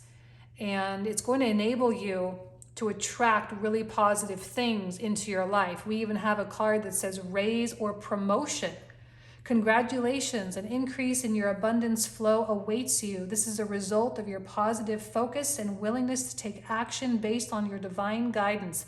Keep up the good work. So there's going to be positive effects of this explorative energy, positive effects of this willingness to really expand. Okay, you are going to become triumphant, if you will. And I also love this desert vision quest because that goes perfectly with the desert scene of the Page of Wands. And, you know, when you walk into a desert, it can feel very barren sometimes. It can feel very oppressive with the heat. And, you know, sometimes it's like going into this place where it's like you're purposefully putting yourself into a pressure cooker.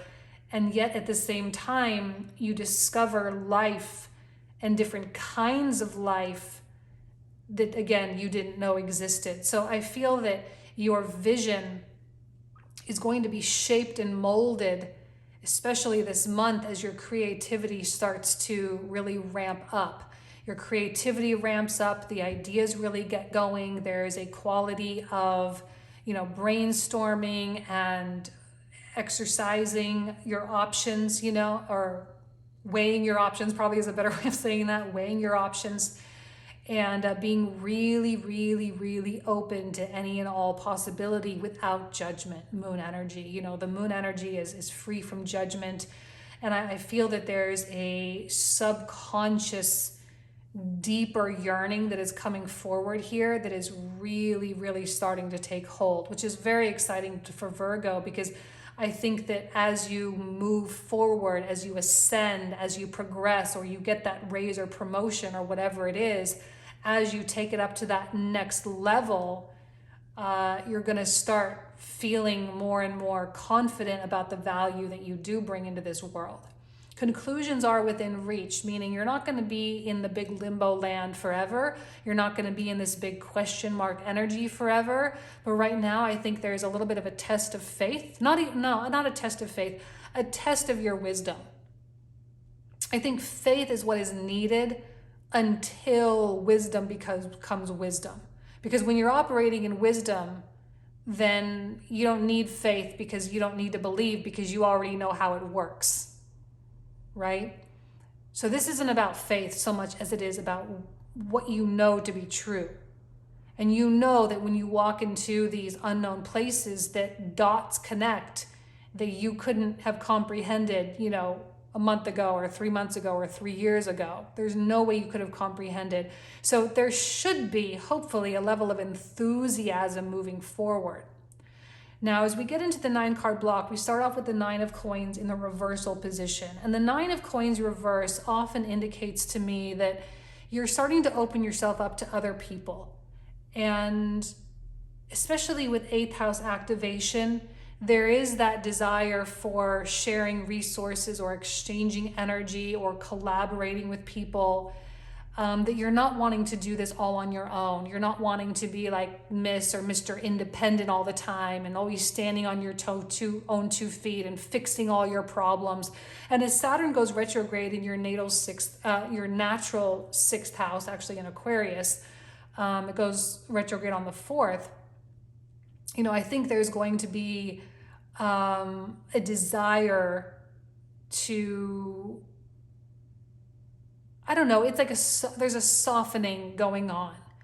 You're not going to want to power through everything so much as you're going to want to collaborate and take a step back and see what other people may have to say and, what kind of options do I really have and where might be the path of least resistance. Because I think in a lot of ways you're all for the path of least resistance, that you're not wanting to go down the path of blood, sweat, and tears all the time. You're wanting to take an easier route and maybe opening yourself up to other people and being truly ready for that, allowing another person to come in and support you, whether financially or emotionally or spiritually or in another way, would actually be in your best interest. And the Queen of Wands, now I feel strongly, as soon as she came out, I was like, that's Virgo energy. And that was even before I pulled out the Page of Wands. So I feel that this Queen of Wands reversed is you. And she's not about taking action, really. Now, I'm not saying that you won't be doing things. You will be doing things. But this Page of Wands is kind of a one step in front of the other type of deal. Queen of Wands is a lot more aggressive with her visions and stuff. But see, I think the vision is still a little fuzzy, the moon. It's still a little hazy, or it's still developing. And while I think you know exactly where you want to end up, the path between where you are and where you want to end up is in there. It's nowhere in sight, right? The path is nowhere in sight. And so you may even be at a loss a little bit in terms of, well, what even is my next step? I don't even know what my next step is. The thing is too, is I'm getting a feeling that there are going to be a lot of ideas. Like I say, there's a lot of brainstorming and stuff going on, which is great. And there are a lot of things that you could do. And I think the Lady Fortune, if you will, is presenting opportunities for you left and right. But the thing is that there are going to be some things that really do not excite you. They don't get your juices flowing. They don't ramp you up. And the question is do you want to power through those things to still create those things anyway? Or would you rather wait for that burst of inspiration? Now, some people will argue 6th house Saturn right now, right? That it's better to just freaking get to work. And don't worry about inspiration. Like, you can't sit around forever to wait for inspiration. Otherwise, you may miss the boat on something great. And then other people are like, well, maybe you should wait for a moment of that inspiration to really strike, because then you're not wasting your time doing things that might, be helpful and might bring in money or whatever, but they might not really make you happy. So really, where is the priority there? Is it your happiness? Is it your health that needs to be prioritized, like your mental and emotional or even physical health? Or is it your financial situation? Do you have to do something in order to force something through? I don't know. But the Queen of Wands, I feel like she's going to want to wait, because we know that when she sparks, she is all in, full in, putting all her chips in the center of the table type of deal. If she gets a good hand, she is going to play it till the end, right? And she's going to play it real well too. So what I'm feeling is that now is a good time to really think about what really is your priority. Because a Page of Wands, he follows his heart. Explore, love, and create. This is about the love of creation itself. And if you're not loving what you're creating, it's not going to feel like you're fulfilling any kind of purpose. It's not like you're going to feel like you're fulfilling any kind of soul-driven whatever, okay? It's just going to feel like you're just doing something to get some money. And that's not going to be that satisfactory for you, okay? Now we have this King of Arrows, or the King of Swords, okay? He's in the upright position.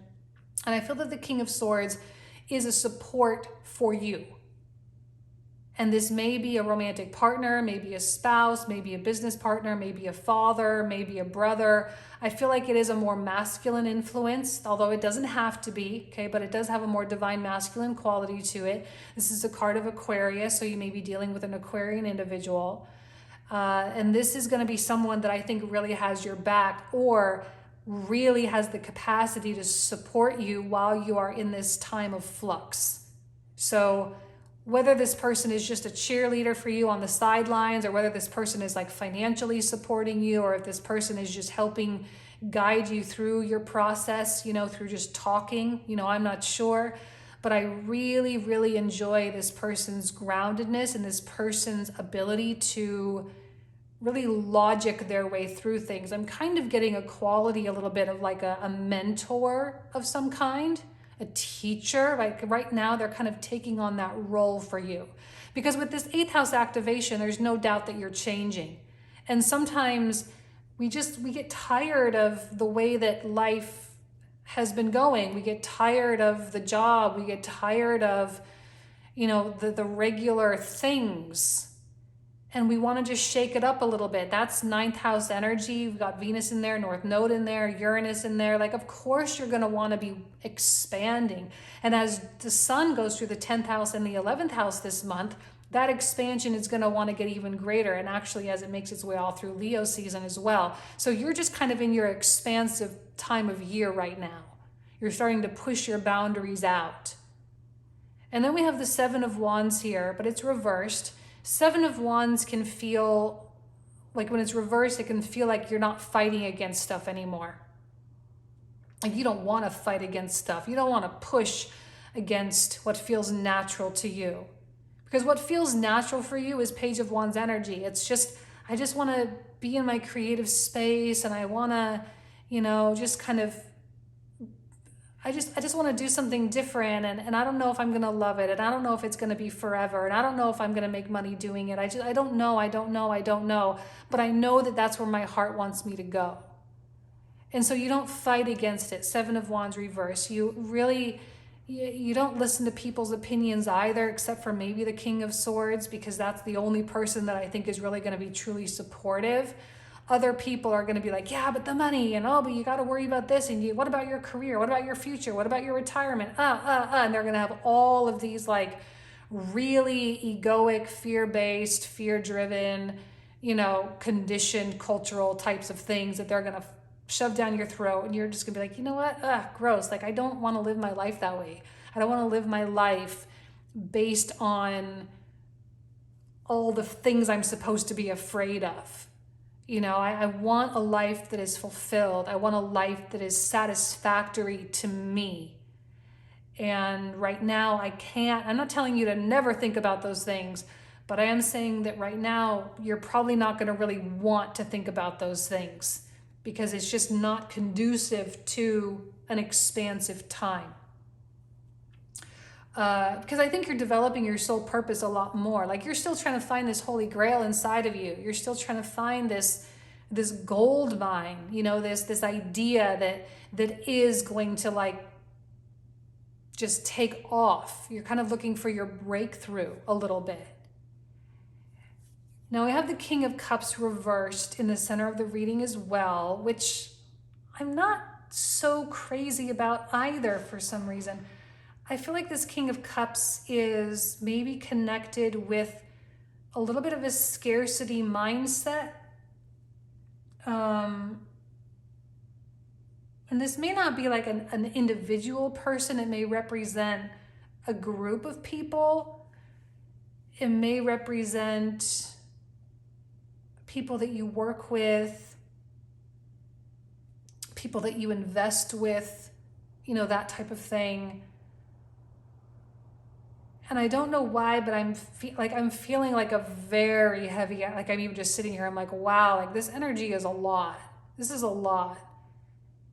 And it's kind of like bringing me down a little bit. It's kind of has that quality of drainage, you know? And so I feel that this is really counterproductive for you right now. It's going to, like the water, King of Cups, water is going to put your fire out. See, this is why I like the air, because the air ignites you. It ignites your fire. It brings the passion. It brings that desire. But the water suppresses the fire. And I don't like that. You're going to have to be really cognizant of like, who are these people that put out my fire? Who are these people that I feel like I have to defend myself against? Who are these people that are the naysayers or who don't believe that I can do it, or who are trying to get me to define things about my life in order to make them happy, right? It's a no bueno situation. And I think that it's a situation or a relationship that you definitely need to learn how to tune out, at least for now. Because if you keep tuning in to that frequency, then this explore, love, create is going to become hard. It's going to become difficult to do that. And you're going to end up going the more safe route that doesn't bring you the happiness. So, you know, I feel that there is a little bit of a trade-off going on. Like you're going to have to pick the higher vibration consciously and intentionally. You're going to have to pick the mystery path, you know? But we have this love card, which is like the Lovers.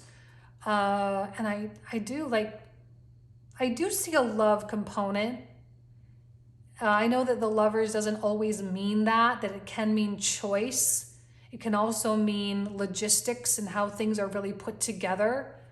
But for me in this context, I actually do feel that there is love. And I feel love, especially from the King of Swords toward the Queen of Wands. The Queen of Wands definitely needs that support. And the King of Swords is absolutely willing and able to really be that for the Queen of Wands.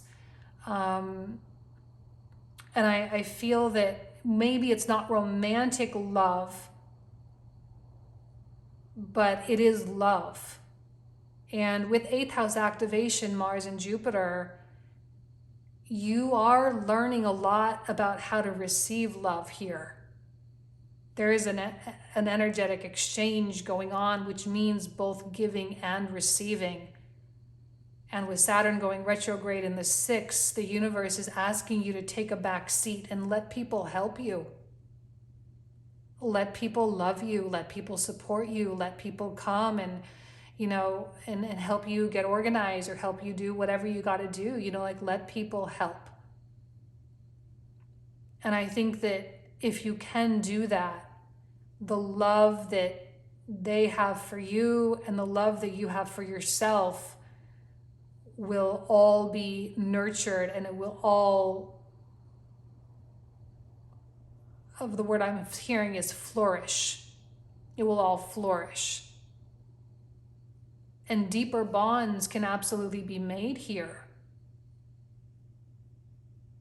not only will there be greater levels of self-awareness, but there will be deeper appreciation for another person.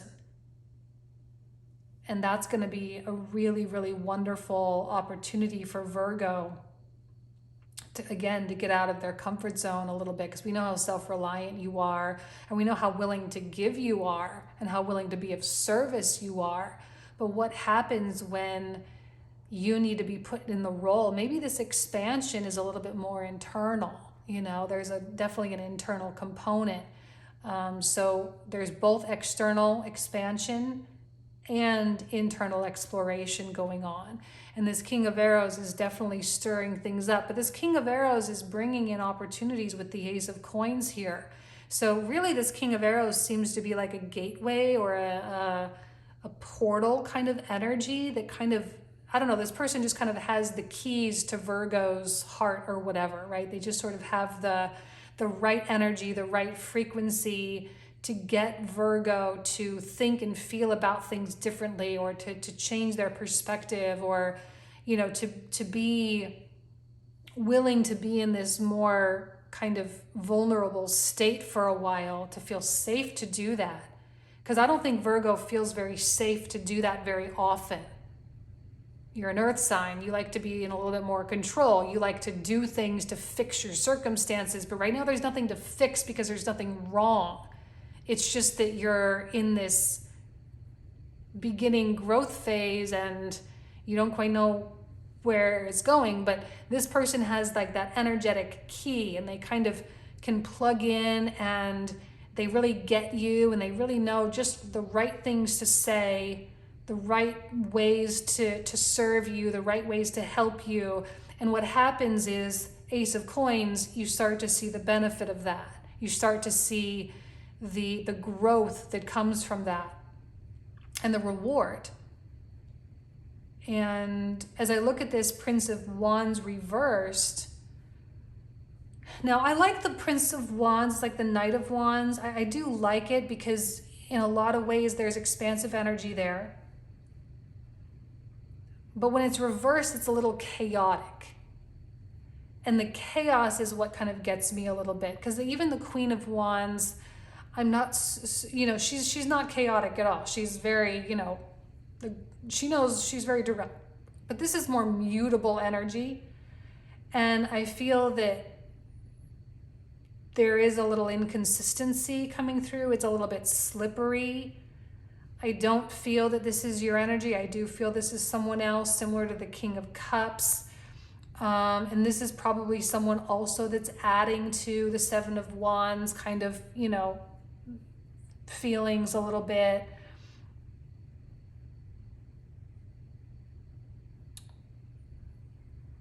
And I think what I'm sensing is that you're kind of shrinking away from from the King of Cups and the Prince of Wands. You're shrinking away from them and finding your expansion through the King of Arrows. There's definitely something about how you relate to different people. And you're going to notice like how you relate to one person is a totally different way how you relate to another person. And one person can have one effect on you, and another person can have a completely different effect on you. And you have to go toward the people that have the more positive effects on you, because right now it actually really matters. It matters because these guys can steal the magic away.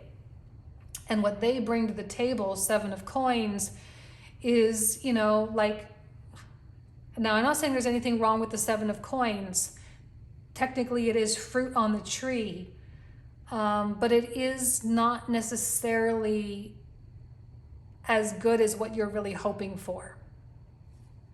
You know, it's not exactly what you see for yourself in the long run. I think you see yourself with a 9 plus 1, which is a 10, which is the ultimate. These guys can only bring as much as 7. So it's like you already know that what they have to offer can't get you to where you want to be. So why entertain them? Why spend energy? Why spend thought? You know what I mean? Because we have this raise or promotion card, remember? Now, it doesn't have to be an actual raise or promotion within your current job. Some of you are business owners, some of you are stay-at-homes, you know, whatever. But it just means an increase or an advancement of some kind. These guys don't represent advancement. King of Arrows does. So you're going to know who that is. You're going to know the difference in the energy there. And if you don't know who it is, likely that person will show up in your life at some point, maybe not exactly in June, but at some point in your near future. And you're going to be like, okay, this is someone with whom I can really find my grounding for sure. So let's do this a little bit more. Let's go ahead and do the clarifiers for you guys. So for those of you who are new to my channel, the cards I'm about to pull out are the cards we will cover in the comprehensive reading. The link for that will be found in the description box in the comment thread down below. We usually talk 25 to 30 minutes additional about these cards. So let's take a look. We're going to take a look at this Page of Wands. What else does Virgo need to know about this Page of Wands? The Seven of Swords. The only thing that holds you back is you. Seven of Swords over there. Yes. Even the Seven of Cups.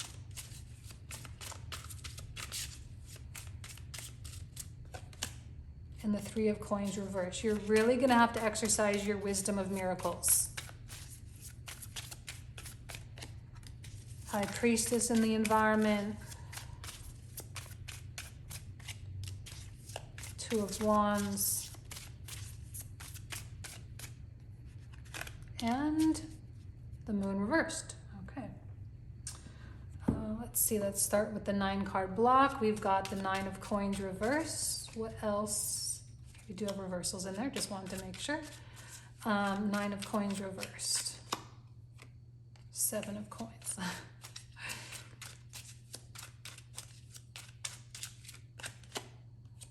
Eight of Swords.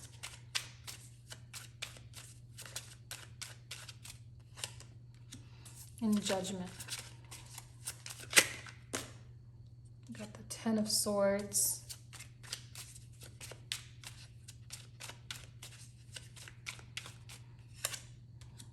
Two of Wands. I love the Two of Wands energy because it really is the vision that's going to keep you moving forward, right? Vision quest. I love that.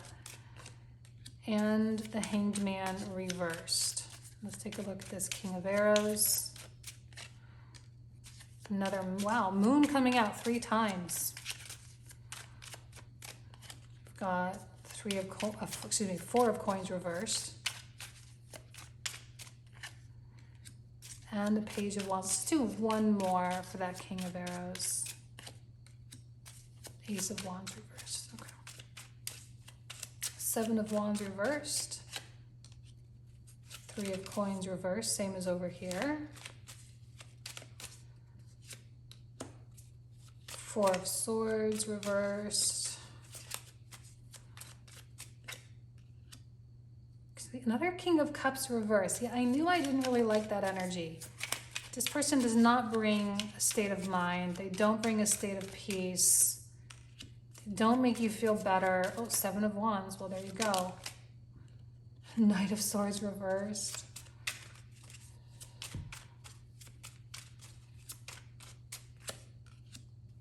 Wow, a lot of reversals for that one. 2 of Swords reversed. Yeah. Not vibing with that one. And then for the Lovers, we've got Knight of Coins, we got Page of Coins. Let's do one more.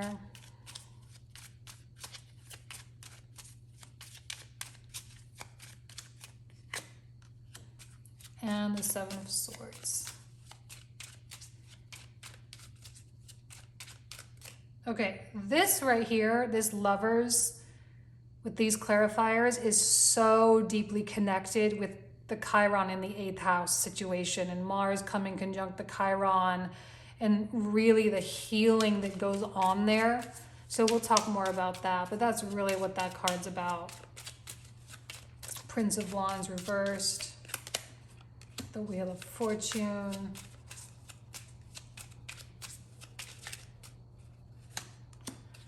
The Magician reversed. Queen of Wands.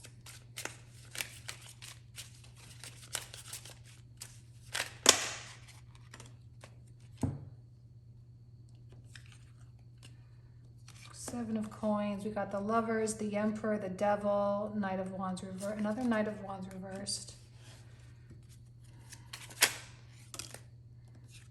Ten of Cups reversed.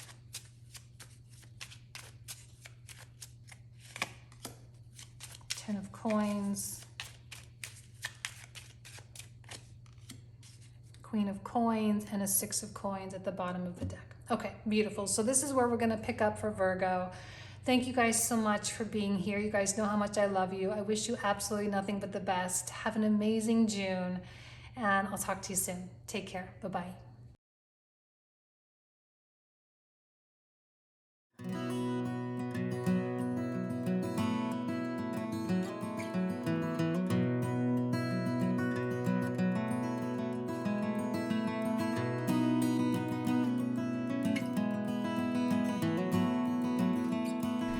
Hello, Libra. Welcome to your June 2022 tarot card reading. Thank you so much for being here. So let's go ahead and dive right in with the Queen of Wands, which is the card that signifies what the universe needs from you. The Queen of Wands is a very passionate, fiery kind of quality. And it's kind of, I think, refreshing for Libra to be here.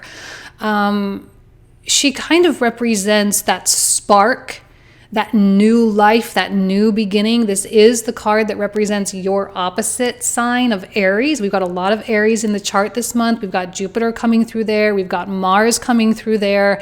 And there is that nature of like really wanting to start fresh with something. And even though maybe you don't have like the thing, right? The big desire that's entered into your heart, and all of a sudden now you know exactly what you're going to do with your life. It may not be that clear, but there is this incredibly strong desire for expansion in some way, shape, or form.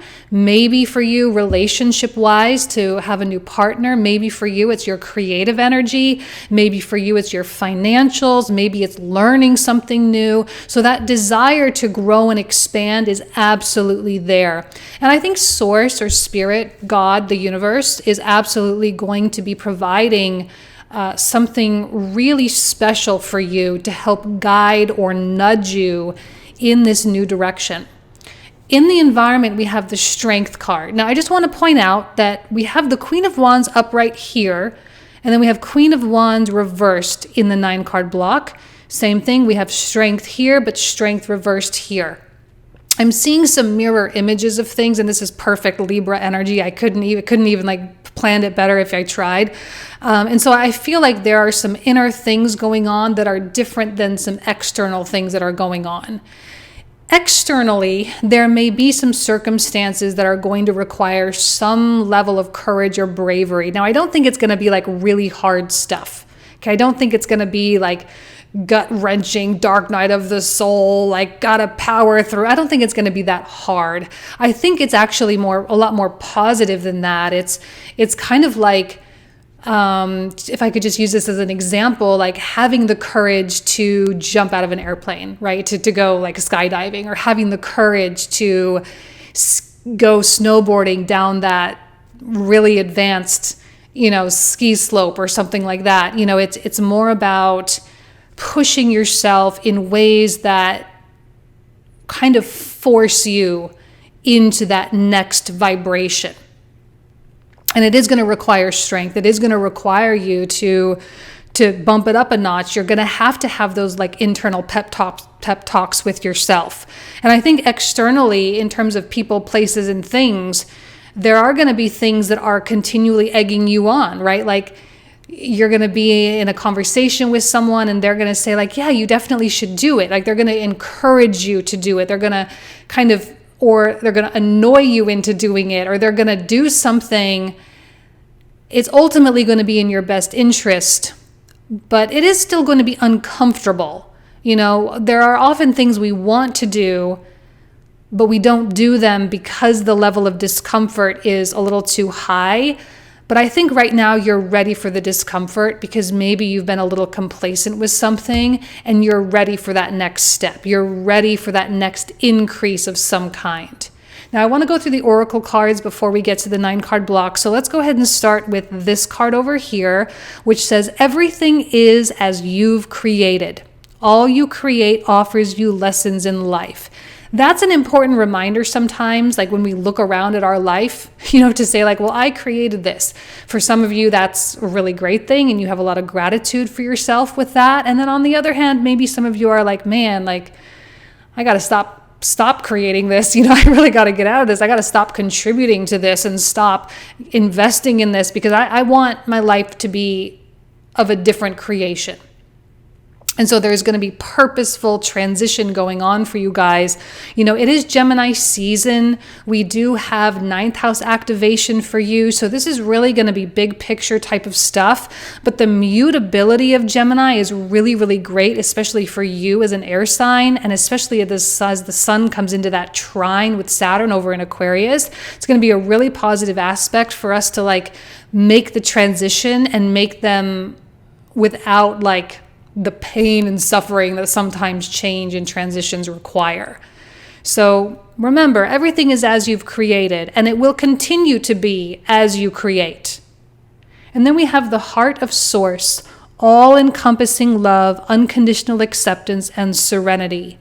And I think that's really where all this is coming from. This desire for expansion is really coming from a place of, it's like what happens when you become a vessel for source energy. It's what happens when you become a channel, when you become truly connected with the higher realms. It does kind of encourage us to continue this growth process. And growth for all of us is going to look different. Okay, but it's all about love. It is all about your connection with source. And it is all about you learning how to truly receive this guidance and apply it accordingly. It's going to feel good for some of you with this Queen of Wands energy. It really does. Especially we have this one. It says employment change. Your career path is leading you in a higher direction with positive changes to support your dreams, priorities, passions, and life purpose. Trust that these changes will help you release the old and welcome the new. You are being supported each step of the way. And I think a lot of you needed to hear that because you might be like really thinking about like an employment change is a big deal. What else can I do? What else can I earn money? And there are a lot of money and financial concerns right now with the nodes coming through your 8th house and through your 2nd house. You are thinking a lot about that. And I know that you are trying to figure out how you can make certain transitions and drop the things that are no longer fulfilling and fill them up with things that are fulfilling and satisfying. Okay, so you are in this transition mode, but it is inspired. This transition is not just because you're doing something wrong or because you just got complacent. This transition is happening because of your deepened relationship with the divine. Okay? Source is trying to do work through you. So this crown chakra is illuminated, right? You are in this highly high, like this just really high vibrational point. And we have this eagle communion card, which is a beautiful reminder of your connection with spirit. I think Libra is kind of like the sage of the zodiac right now, kind of in that place of being very quiet and being very restful. If you want, I'm not saying every Libra is, if you want this, if you want to be in communion with spirit, if you want to be receiving this energy, if you want to be, enhancing your creativity and expanding yourself, then through meditation and through prayer and through quiet moments and through taking care of yourself and offering love and being of assistance to other people, you'll start to notice the way that spirit really works through you. And you'll start to notice that the energy is gaining momentum, that the desires that you're needing in order to guide you in the right direction are actually becoming clear and becoming prominent and becoming more tangible, right? They're going to become desires that then become ideas, and those ideas then become actions, and those actions then become creations. Everything is as you've created. Now, in the 9-card block, we start off with the Strength card reversed, which does signify, to me, it's like on one hand, strength over here is courageous and whatnot, but it's also coming from a very humbled place. And it's not coming from a place of weakness. And I don't think you are in a place of weakness. And I also don't think that you're at this place of having to force yourself to go in any direction, right? This is going to be maybe for some of you the first time, not all of you, but maybe for some of you, this is the first time that you've really allowed Spirit to really guide you. And you're really allowing yourself to be surrendered and not trying to take control of things. And that's kind of what I see with the Queen of Wands reversed here as a very positive reversal, saying this is not about taking control of things. This is about being led, and not just led by anybody. This is being led by Spirit itself. So there's a calmness, there is a serenity. Remember, serenity, the heart of Source. And this is you acting very purposefully in your wisdom. Now, this card says wisdom. It's like the High Priestess card in the traditional tarot. So this is what I mean. You kind of are like the sage right here in this story. And a lot of people might not understand it. And I think a lot of people may look in at, they may listen to what you're saying. They may kind of pick up on your energy a little bit, and they may try to encourage you and, whatever. And, but it's also important to know that I think a lot of people offering advice right now are offering advice solely from what they're capable of, from their own perspective, which is limited. It's not unlimited the way the heart of Source is unlimited. Therefore, a lot of people's opinions and a lot of people's ideas, they don't necessarily have a lot of clout.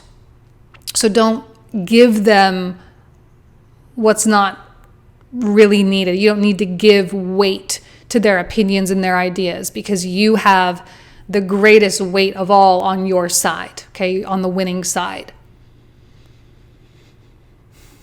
What's interesting is I do feel that this whole process is a very quiet internal process.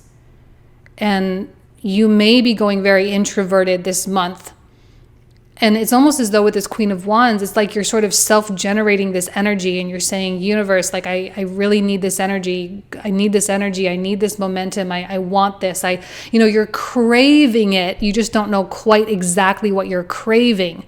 But because you've opened the door, because your readiness, we have the Magician card here, because you are this practitioner of this beautiful magic, and you've opened your heart, you've opened your crown, you've opened your mind, you've opened all parts of you, there's no doubt in my mind that Source will say, okay, well, here's a vessel that I can use, and it will absolutely start to work through you. And I think it's going to start working through you in very small ways at first. It's not going to be like a huge thing. And that's one thing to keep in mind, because there may be a little bit of self-sabotaging that might happen if you don't understand the way that this is going to work. As you open your channels for something new, the universe is going to start you with just kind of bumping up your vibration a little bit and a little bit and a little bit at a time. This is not going to be a huge bump in vibration all at once. It's going to be very subtle. And I think you'll appreciate that in the long run. Looking back at this moment in time, you'll be like, yeah, I'm so glad it happened in that way, because I probably couldn't have handled it if it did happen all at once. It would have been way too much for me to deal with.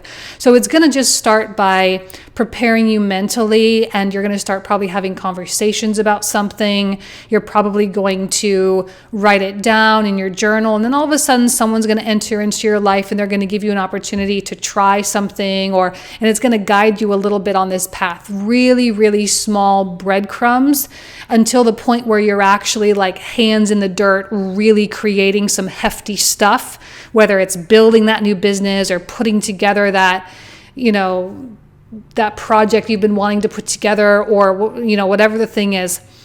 And then when you're kind of in that hands dirty, hands in the dirt kind of place, then the universe can really start to hand you larger packets of stuff. It's like you're going to get little parcels in the mail. It's going to start off with just like little postcards, and then it's going to get little letters, and then you're going to start getting big packages. And then there's going to be more things that happen all at once, right? The energy is gaining momentum.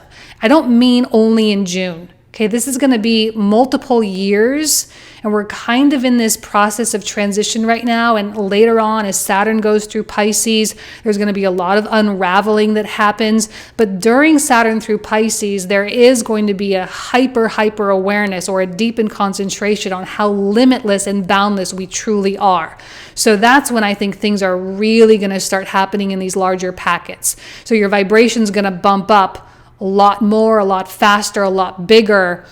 And the rewards of that higher vibration are going to start bumping up as well. So that's greater pay, that's more prominence within the community, that's more ability to help other people, that's, more ability to be a vessel for source to work through.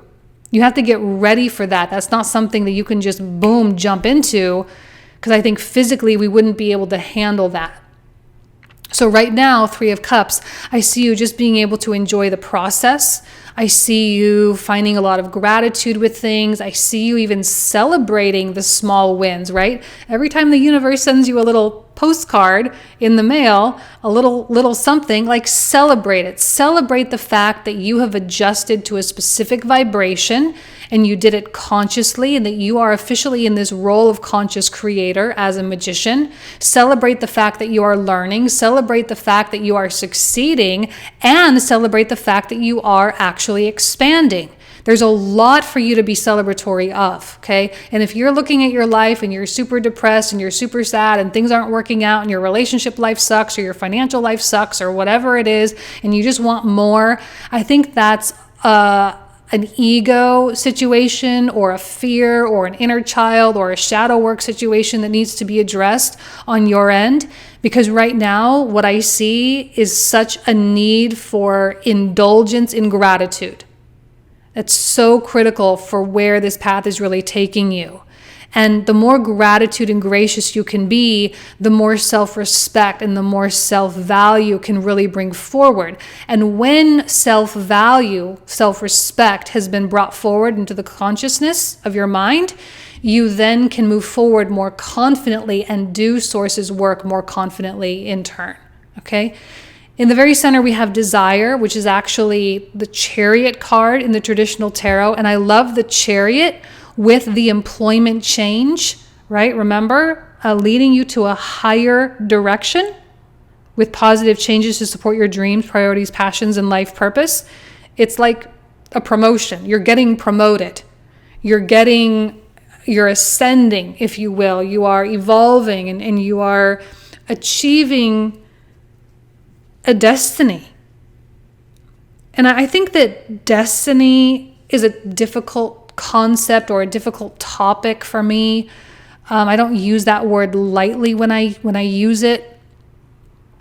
But I think this has been at the core of your heart since you were born, right? This is something that you came into this world with the intention of doing. You came into this world with the intention of being a certain type of person, and you're starting to witness yourself truly becoming that person. Now, one of the things that it was a quote that I read in a book, and I cannot remember which book. I'm so sorry, but it was so profound for me when I read it at the time, and it's always just sort of stuck with me. It's a little less profound for me now. I'm like, yeah, okay, but I didn't really know it at the time. And it says something like this, like, before you can be what you want to be, you have to be what you want to be, right? So for example, if you want to be like a person with a lot of money, then you have to do the things that a person with a lot of money does. You have to invest like a wealthy person. You have to treat your money the way a wealthy person treats their money. You have to put it in certain places and set up certain trusts and set up certain, things and get certain insurance policies. Like, you have to do certain things in order to get yourself to where you want to go. Okay? But at the core of all of the things is really a soul purpose. Okay? And I think your soul purpose is coming forward a little bit more in your day-to-day life. It's coming forward a little bit more in your conscious mind. And you may be taking on more, not taking on, but you may just be more consciously living in this soul purpose because that's what feels best for you.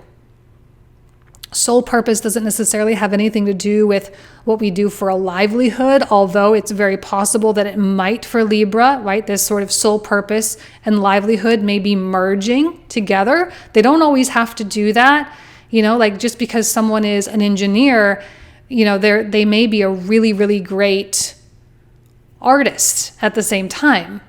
And maybe the art and the creation is their sole purpose, but they do engineering really well too, and so they can make a living doing that. So you don't have to lock yourself in here. It doesn't have to be like this or that. There can be room for all things to exist in your life, but to apply a little bit more or to use a little bit more the things that feel so good and so real and so authentic and so natural for you in any and all areas of your life really is going to be an upgrade for you in a lot of ways. And when you step into that, Source really, really can say, okay, that is someone who is aligned. That is someone who doesn't have a lot of blockages. That is someone who is not living in a lot of fearful illusions. And this is someone that I can really do a lot of good in this world. Okay, I can bring love, Heart of Source, I can bring love into the human realm through this person. And it's a powerful position to be in. We have power, authority. This is the Emperor card. I think in a lot of ways, that's you. You sitting in a position of authority because you are so close to Source.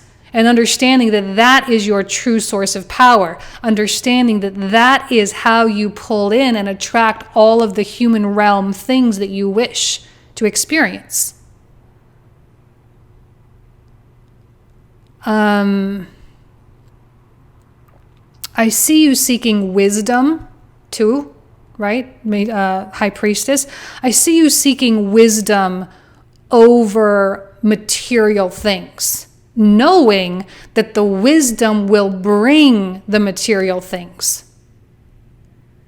But when you open the gateway for Source to deliver wisdom, the response is going to be a lot faster. When you ask Source for wisdom, when you ask Source for energy, when you ask Source for creativity, when you ask Source for inspiration, it's a lot easier for that delivery than it is for the physical things that you may be seeking. And I do think you're going to be having like a come to Jesus moment, if I can use that phrase, with Source. You're going to be having that sort of heart to heart with Source, heart to heart with your higher self.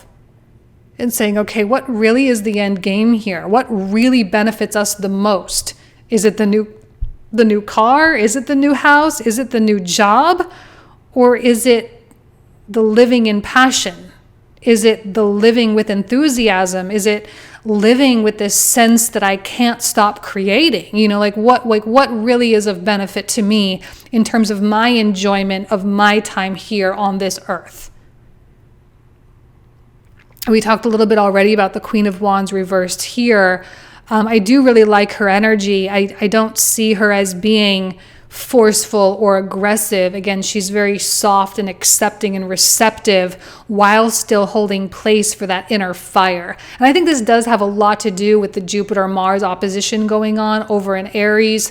Yes, again, there can be a lot of relationship activity, but even all of that still mirroring back to you what it is that you want for yourself and how you want to expand in your life. Because the last two cards, I'm kind of annoyed by these last two cards, if I'm being honest, because like the 5 of Coins and the 2 of Cups reversed, it does indicate that there is some sort of state that you're in, whether a difficult financial place, or you have some bills that you need to pay, or even your physical health might not be super great, or you may be struggling in some capacity.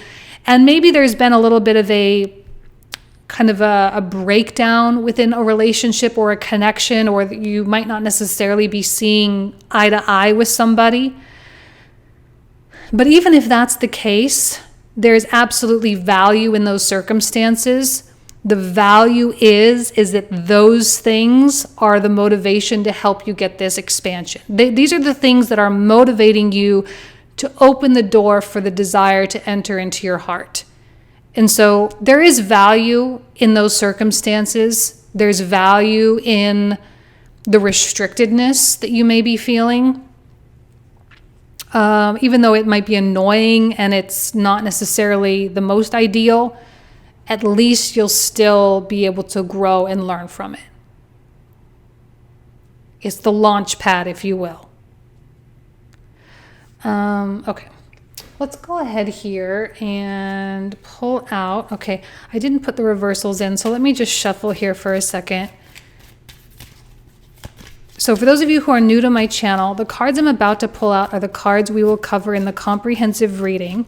The link for that will be found in the description box in the comment thread down below. We normally talk for we usually talk for 25 to 30 minutes about these cards. So we kind of get like a much deeper reading here with these. So if you want to join, you definitely are welcome. So hold on, I'm sorry, I forgot to put reversals in this deck as well before I started the camera. So let's just, I know I shuffled them like crazy, but let's just get the most accurate reading that we can. Okay, so let's start with the Queen of Wands. So what else does Libra need to know about the Queen of Wands energy? Temperance, beautiful. See what I mean? It's all very soft. It's all very calm. The Lovers, amazing.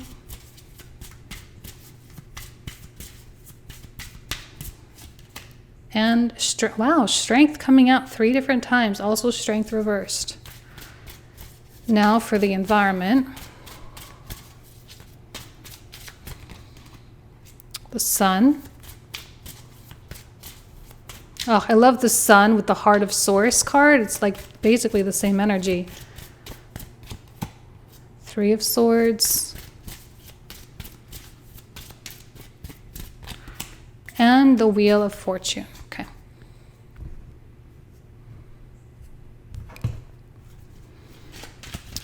Now we're going to start with the Strength reversed. Another Queen of Wands. So she's come out 3 times too.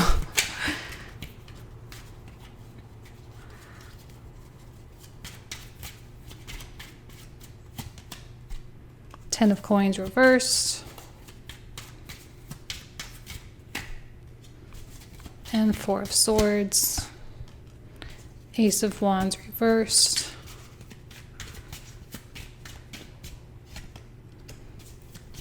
Beautiful Ace of Swords. The Lovers and the Moon.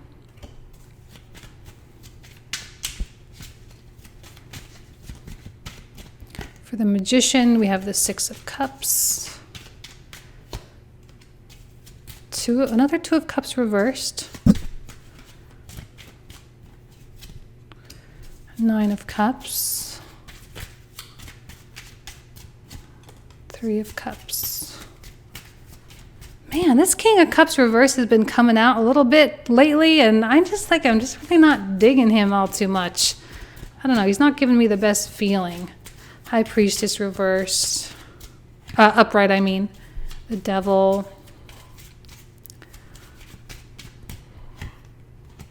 We have 6 of Swords reversed and another Sun card.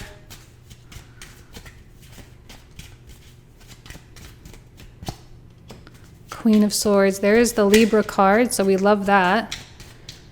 We've got 5 of Swords, 5 of Coins, Ace of Cups. I'm just going to say right now, your power is your compassion. Without a doubt, your power is your compassion. We've got 4 of Coins reversed, 6 of Coins reversed, King of Swords. We've got 2 of Coins, 8 of Swords, Knight of Swords.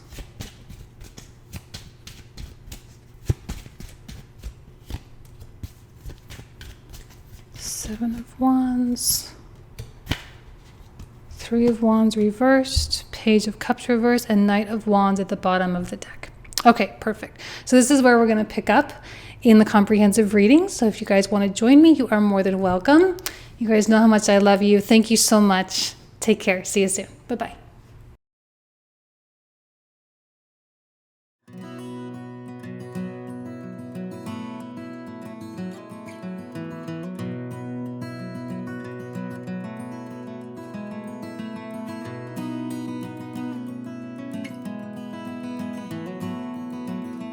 Hello, Scorpio. Welcome to your June 2022 tarot card reading. Thank you so much for being here, everybody. Let's go ahead and get started with the Knight of Wands, which is a card that signifies what the universe needs from you right now. So the Knight of Wands energy is, he's really like lighting up for me in a really big way. This is actually a Sagittarian quality, which is very Jupiterian. We have Jupiter in Aries. We have your ruling planet Mars in Aries. So Mars is really, really strong in his rulership there, or his other rulership, right? Because he rules both Aries and Scorpio. And there's this quality of expansion, but like this is like, I don't know, it's not just like expansion in terms of just like energy work and higher realms of consciousness. I think that this is like you going out in the world and making something substantial really happen. And this may feel like a feeling of relief, almost like a feeling like you're getting back to yourself in a way that maybe all of this really heavy Piscean energy that we've had up until this point this year, plus like the Venus retrograde against Pluto earlier at the beginning, and like just the eclipse season and just like everything, it was a very slow start to the year, but now I feel like we're really starting to gain traction. You especially are like just biting at the bit, or chomping at the bit rather, just ready to go. And I sense that there is this, there is a big vision behind all of this, you know, like there's an idea of what you want. There's an idea of this lifestyle and this world that you want to create. There's an idea of wanting to put value out into the world, and you want to enjoy the process of creating yourself while doing these things. Now, in the environment, we have the moon energy, which is kind of an unknown, mysterious path. But if anyone can handle the mysterious path, it is the Knight of Wands, because he loves the excitement of that mysterious place. He loves the kind of the danger and the thrill of it. And I feel like you're kind of like, this is like Scorpio stuff right here. This is Scorpio walking on the edge and being like, just being who you are and taking risks and putting it all out there, and knowing that because it's you, it's gonna work out. Right? Knowing that it's going to work out because you're investing in yourself, you're investing in your future, you're investing in your passion, and it's never gone wrong before because it brought you here. You know, and so I feel that you're moving forward, but you're not really having to like live in all this faith, you know, you're not having to like give it all up to the divine and say, okay, universe, like it's in your hands now. It's like, you know, you're kind of like, all right, universe, like I'm going to do some stuff, right? It's time to take action. I'm going to do some stuff, universe, and we can dance. Like I'm going to do something and then you can do something and then I'll do something in response and then you'll do something and we will make this work. It's like really stepping into this co-creative role with spirit itself. And we have this transformation card, which of course is the Scorpio card. We've got the release, autumnal equinox, release energy going on, which is a very scorpionic theme as well. So I do feel like this South Node is doing its job, really, really, really well. The eclipse did its job really well. And maybe some of you had like really deep emotional stuff coming up. Maybe you had, this was back in May, so I know I'm kind of talking a little bit about something that already happened. But I think that this is important for you to know that, destiny sort of takes care of itself a little bit. And this energy of running out of the gate and just roaring to go and being ready and feeling enthusiastic and feeling excited, but also feeling grounded at the same time, because we have this Earth star activation, anchoring, grounded action, Isis energy. I love that for you guys. We even have like the star tetrahedron up top here. Like, I feel like you're so balanced. You've got passion, you've got vision, you've got groundedness, you've got a grip under your feet. You're finally able to start running, and you have a big dream, right? Dream big, dream with your heart, which a Knight of Wands can only do that. That's all that he can do, is just like feel a desire and allow himself to be pulled by that. I feel like it's at the time, like you're at this time in your life where your vision is pulling you forward now, right? Your vision is making it inevitable for you to act in certain ways and take certain steps. Now, these may be small steps. We have this Princess of Staves, or Princess of Wands. She's very similar actually to the Knight of Wands. We just look, a woman on a horse, a knight on a horse is basically the same card, so we have this quality of like frolicking and freedom, right? It's just like you can't help but be free here. So your dream, your vision, your big picture stuff, like it's so potent and so powerful, and it's something that you're so driven by that even though I'm not telling you you're going to do 1 billion things this month and it's all going to get done, but I am going to say that, with Mars in the 6th house, Jupiter in the 6th house, you are going to be very, very productive this year in terms of actually completing the tasks, the foundational tasks that you really need to be able to launch forward at an exponential rate. Now, one thing, I love this card for you guys. It says, pay yourself first. I'm going to read this. It says, make yourself your most important financial obligation by setting aside a portion of your income every time you are paid. This loving form of self-care ensures that you'll have savings to invest in your present and your future. This is very like richest man in Babylon type stuff. Like, right? What is it? 10%? Give it to yourself immediately before you pay anybody else, right? Now, a lot of you are very financially savvy. A lot of you are very financially successful. So you get to take your finances to the next level. If you're struggling financially, if you have a lot of money karma type stuff or lessons that you need to learn, this is going to be a really, really great thing for you to implement as you start learning about wealth or money. And money is a huge theme because of the nodes and everything. Plus we have Venus in Taurus as well right now this month. And focusing on that aspect of your life is going to be really, really beneficial in the future. All right. So getting yourself at a level playing field to some degree. So let's go ahead and get started with this 9-card block here, because again, I look at this Princess of Wands right next to the King of Coins, who's in reverse, and I feel like this, I don't know why I see this. I'm kind of like seeing this woman on a horse just like plowing through like some kind of a pathway of some kind and just sort of pushing that King of Coins off to the side. She's like, look out. I'm on a mission. Get out of my way. I don't care what you say. I just feel that Scorpio is so determined in their own way. And I'm not saying you're going to be disregarding everybody. Obviously, you're not this, inconsiderate jerk person. But I mean, like, this King of Coins represents something that maybe you've held in a little too high regard, right? Like, let's say Well, we'll use money as an example. We'll continue with the money example, even though there could also be a relationship situation going on. I'll relay that in just a minute. But like, let's say that the King of Coins is not a person, and this King of Coins represents a belief you have about money.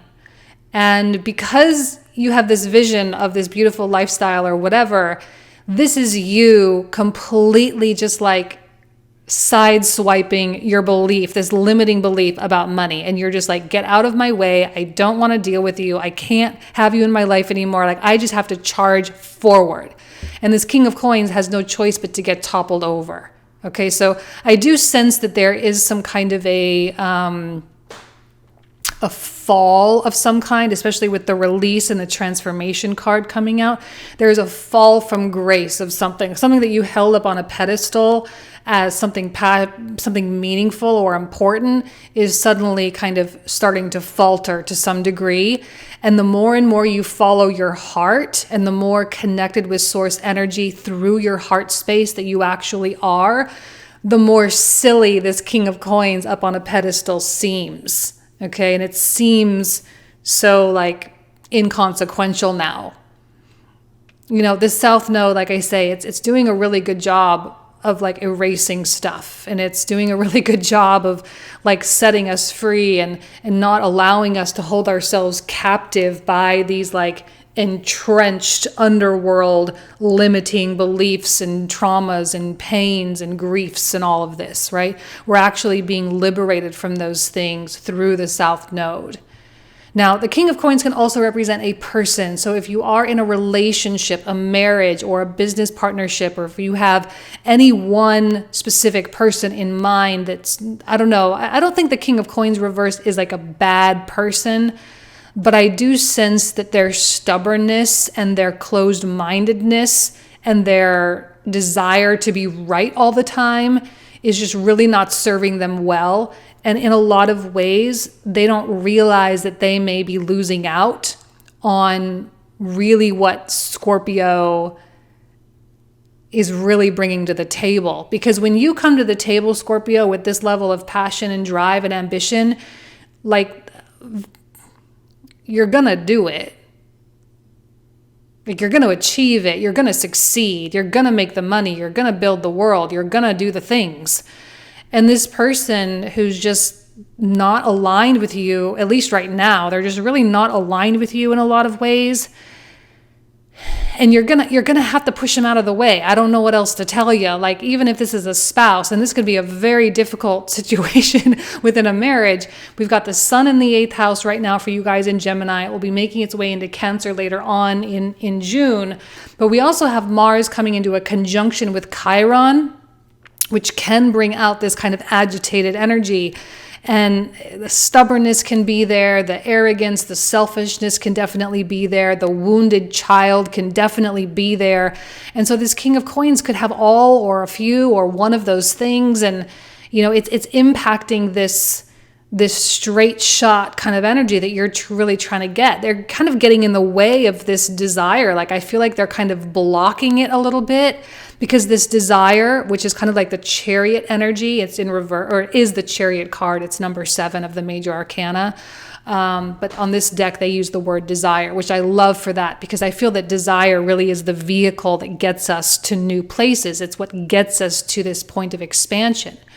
And this person seems to be getting in the way of that. Like, you have the desire, but then there's this like kind of heavy, stubborn energy that is really just not on board. And it's like you feel like you can't fully express. You can't fully find this freedom. You can't fully escape from a situation or a circumstance and might be making you feel like you want freedom even more. If you're in an unhealthy relationship, this can be a real struggle, because it may have consequences, right? So because Venus is going to be coming into a conjunction with Uranus and the North Node, like, if there's instability in a relationship, this could be a very volatile month. Now, if you are happily married or happily in a partnership or whatever, this could just be a blip on the radar, and then you move on and it's fine, and it's not a big deal.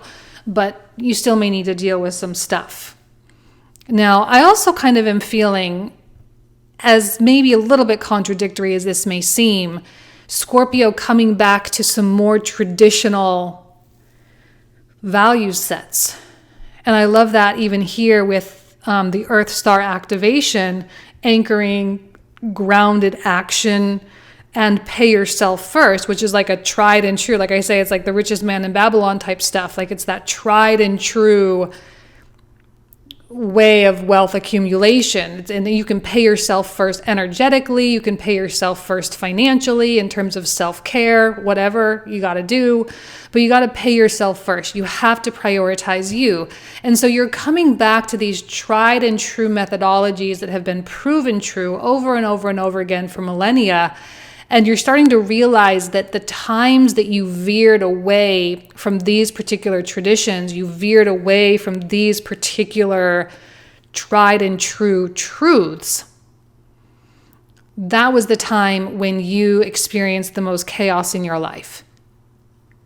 So what's interesting is that this explosive, fiery Jupiterian energy that we're getting is actually, I'm kind of seeing you going in two directions simultaneously in terms of expanding out into the world, a strong divine masculine quality, and you are sinking back into spirit, which is a very strong divine feminine quality. So there's external expression and internal expression, both balancing each other out, which we have balance in the very center of the reading, which is like the Temperance card. So there's this like beautiful, like dualistic, I don't know if you've ever seen, like you guys may want to Google this, like have you ever seen the pictures, like I took an astronomy class when I was in college, and my favorite thing that we studied were like the radio jets. And it's like there's like this, black hole in the middle, and then it shoots out for like thousands of light years, and then there's these giant kind of clouds on the other end of it. And I feel like that's what's happening, is that there's this like radio jet. You can Google that if you want. You can Google that, see what I'm talking about. It's like shooting out from a center point, and there's this beautiful external expression. So you're feeling connected to source. And unfortunately, there will be some worldly things that kind of want to remind you or want to continue to delude you into thinking that you are separate from source. But this pull with the Hierophant card right here is so strong, which is why you're like, get out of my way, King of Coins. Like I can't be dealing with your projection of your feelings of separation from source, because I'm not separated. I'm unified. And I'm unified, and I'm embracing my bravery, I'm embracing my courage, I'm embracing my energy, my creativity, and like I'm gonna make this life happen for me. I'm gonna make this dream happen. Like this is it. And we have this beautiful Nine of Cups, which suggests success for you in this particular venture of yours. I know you'll be successful. You know you'll be successful. It's just a matter of embracing this moment. And the Seven of Cups was kind of an interesting card, because when it came out, my heart kind of was like, oh man, I kind of got this feeling that there may be a point of confusion at some point in June. This may have a lot to do with Mars coming conjunct Chiron, and in Cancer season, once the sun moves into Cancer on the 21st, we are going to have a build up to a new moon in Cancer and a Neptune retrograde, both happening on the 28th of June. So like that week of like the 21st to the 28th, I think we are going to feel those energies of second guessing ourselves, or we're going to get a little bit lost in options. We're going to try to like figure out the path, but we're not really going to be able to intellectualize this, because we're no longer in Gemini season at that point. We're dealing with Cancerian energy. And so we may have to like really feel our way through that. You're Scorpio, you're an emotional energy, right? Water energy. So you can navigate this, but it really does have to come from like a quiet place. If you think too much about stuff, all right, if you're thinking too much, because at that point, Mercury will be in Gemini. Mercury re-enters Gemini on the 13th. So he's going to start, speeding up through Gemini. So the mind is going to be active, and it's going to try to confuse the feelings a little bit. And you're going to have to deal with a little bit of a head-heart situation. And that's really when you have to get quiet. That's really when you have to reconnect purposefully and do the meditations and breathe through things and just like get grounded, go outside, take your shoes off, go barefoot in the dirt, hug a tree, go in the ocean, like whatever you got to do. You got to do whatever you got to do to just put things in perspective, because sometimes this Jupiterian energy here can get a little bit, I'm not going to say too expansive. I don't think that's really a thing, but it can get a little overwhelming sometimes. And sometimes your desire, like your body can't keep up with the desire part of this. Like you can't stay awake all the time, and you can't, not take care of your kids. Like there's things you got to do. So you're probably going to have like distractions and stuff. And your vision is just going to keep getting bigger and bigger and bigger. And your body's like, hold on, like I'm trying to catch up. I'm trying to get this done. I'm trying to. And so that's maybe when there could be a little bit of incoherent frequency mixing kind of thing. So that's when you take a step back and you say, okay, I'm just going through this. I'm just dealing with this. I got to process this. I got to like really think about, not really think about it. I got to really feel about this. And let me just, allow myself to feel guided. Okay, I don't think there's going to be any mistakes this month. I don't think that you're going to be making bad decisions by any stretch of the imagination. So I wouldn't, put too much pressure on yourself. We also have the Strength card, which does require a lot of courage. And with that, with the Two of Wands, with the Dream Big card, I get this sense that like it takes courage to dream this big. It takes courage to ask for what you're asking for. It takes perseverance as well. And you know that there are things that must be done, but at the same time, there's also that like that faith, and plus also it's more about the excitement of the adventure. Like I say, with the Moon card, it's like, this is all one big mysterious mess. Like you have no idea how this is going to turn out. You have no idea if you're going to make the money. You have no idea if you're going to get the clients. You have no idea. Probably another reason why the King of Coins is in reverse, because they want tangible evidence first. They want you to show them that this will succeed, because here are the projections and here are the numbers and here's the market, here's the competition, here's all the things. And again, that's kind of like a wet blanket energy. You're like, get out of my way. Like, this is about my passion. I'm not saying you're being irresponsible. You're not being irresponsible here. And you're not putting anybody else at risk. You're just doing what a Mars Pluto ruled person would do. It's just dominate their life. You're just dominating your life.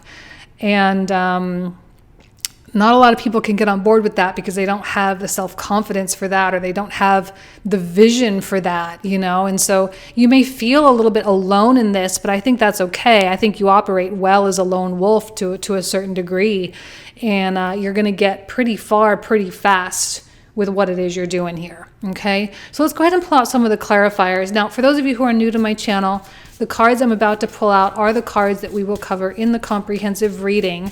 The link for that will be found in the description box and the comment thread down below. So if you want to join me, you are more than welcome. Did I say this? We talked for like 25 to 30 minutes additional about these cards. Sorry if I'm repeating myself. Let's go ahead and take a look at the Knight of Wands, a beautiful Knight of Cups, Eight of Wands reversed, and Two of Swords reversed. We have the Moon in the environment. What else do we need to know about the environment? Two of Coins. There does seem to be something about choices, decisions, crossroads, weighing options. We've got the Devil. In this deck, it's called the shadow side. And we've got the Page of Cups, probably coming to you as something that you will interpret as being a sign of something. All right, the Princess of Wands. Hold on, my nose itches. Let's take a look here at the Princess of Wands. We have the Knight of Coins.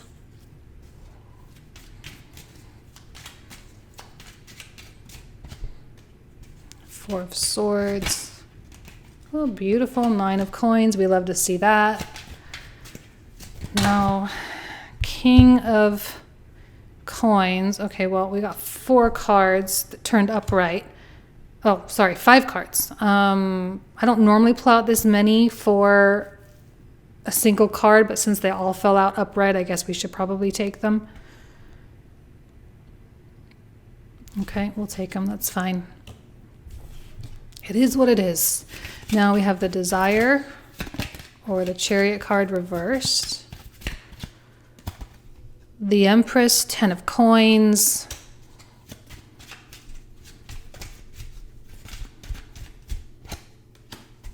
Three of Wands. A lot of prosperity in these cards for you guys. Page of Coins. Justice reversed. The Moon reversed. Four of Wands. Five of Wands. And Six of Coins. Another card of balance. Reciprocity, give and take. King of Coins here. Another Two of Swords reversed. Queen of Coins reversed. The Wheel of Fortune. Two of Cups reversed. The Fool.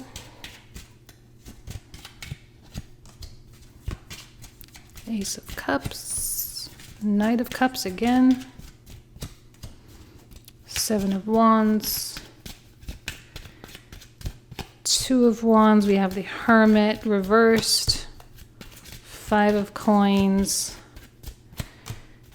Another Seven of Cups. Okay, and then we have the Five of Cups at the bottom of the deck. Okay, so this is where we're going to be picking up in the comprehensive. So if you want to join, you're more than welcome. I hope to see you there. If not, I hope you have an amazing June. You guys know how much I love and care about you, and I wish you absolutely nothing but the best. Have an amazing month. Talk to you soon. Bye-bye.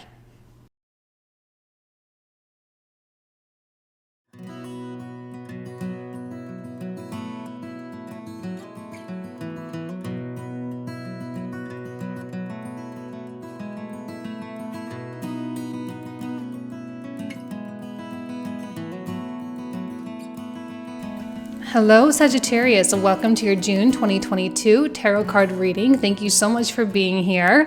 So the card that we're going to start with is the Queen of Wands, which is the card that signifies what the universe needs from you this month. So the Queen of Wands energy is beautiful fire energy for you as a fire sign. She signifies passion and ventures and initiation and beginnings and really focus, and a lot of self-centric focus as well. Focus on self-development, really kind of keeping your head in your own business, really, and not worrying about what anyone else is doing, not worrying about, you know, family matters or family drama, rather, not family matters, but family drama, not worrying about politics at the office, not worrying about, you know, whether that client is going to sign or not.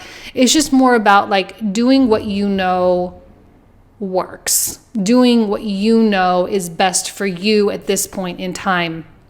And in the environment, we have the Temperance card, which of course is the card of Sagittarius.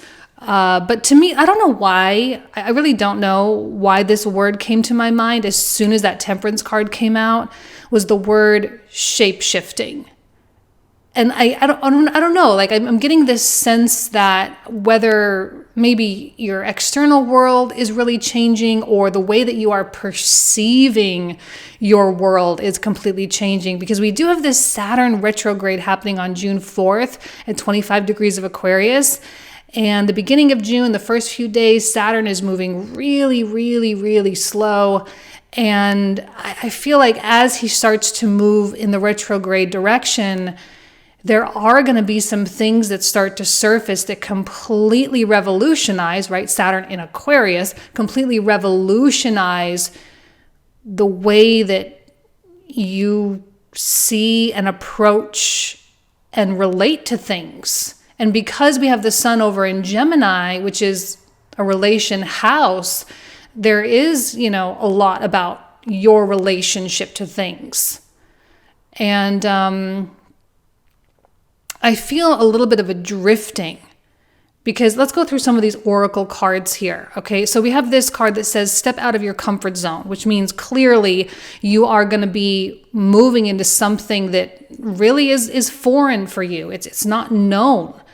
And you're going to have to start living a little differently now, because now it's like one of those things, like when you know something, now you can't unknow it. You can't unsee it. You can't not understand it once you do. Once you see the light, you cannot go back to the darkness, right? It just doesn't really work like that. Once the light is turned on, the darkness is expelled, and that's just the way it is, right? And so this is kind of what's happening is you're going through a little bit of an awakening. We do have the transformation card. We just went through those eclipses in Scorpio and Taurus, and that was a pretty intense eclipse cycle. You have it going on in the 12th house and the 6th house. This is huge with healing and spiritual release. And I feel like a weight has been lifted. And because a weight has been lifted, you have been able to breach, right? We have this whale breach card, some kind of boundary in your life or some kind of a barrier that you've held. And now that that barrier is no longer present, leaving you out of your comfort zone, you're left to explore entirely new realms. Now that's exciting for a Sagittarius and a Queen of Wands energy, I would suspect. It's exciting, but it's also a little bit, disorienting, because now you're like, well, now what? well, now who am I? And maybe there is a little bit of questioning about who you are. There's a little bit of questioning about what really is important to you, because perhaps maybe, some of the things that you used to hold value or that you used to see value in, you no longer see value in.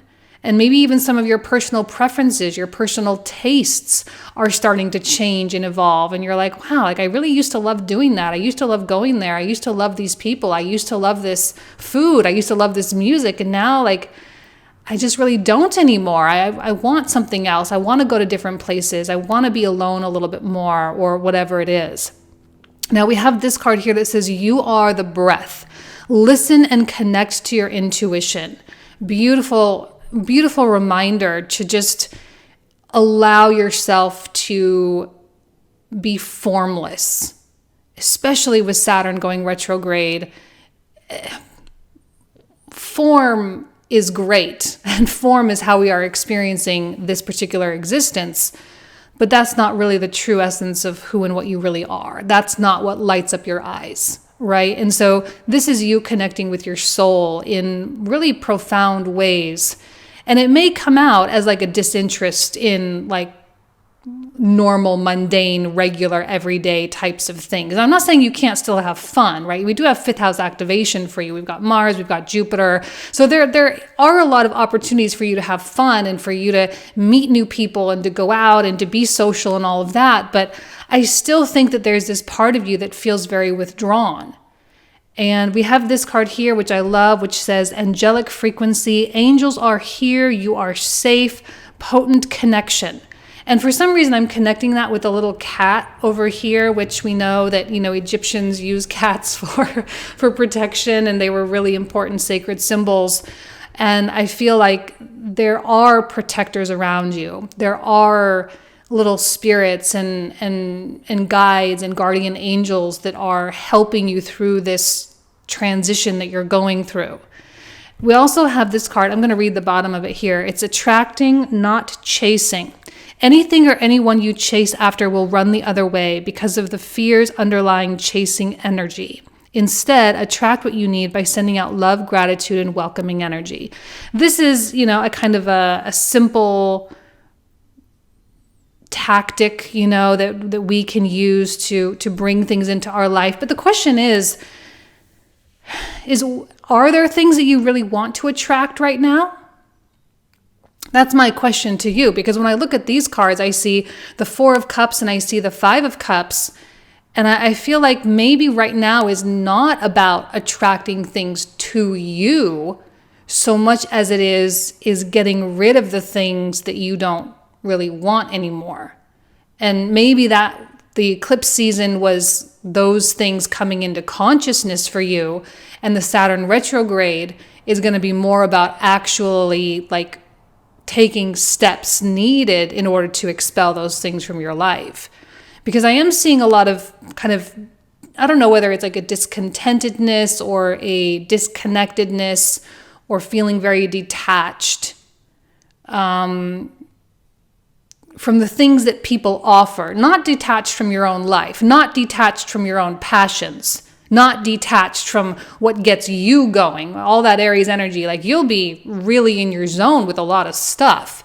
But because maybe you are so in the zone, which is a place of connection here, because you are so in the zone, anything that really pulls you out of that zone just really, I just don't think it's going to be able to really capture you. And I feel like Sagittarius is going to be especially slippery this month for anyone that just doesn't really fit in what they have, in what they perceive that they want. So if you're dealing with a Sagittarius and they're kind of MIA right now, I highly recommend just letting them be MIA. We have to remember that, right, all this Taurus activity, Venus, Uranus, North Node, Mercury retrograde going on in the 6th house of Taurus, that there is a little bit of hermit energy for Sag right now. Okay, so that they really do need that space. They need that distance a little bit because they are developing. There's a lot of self-development work going on.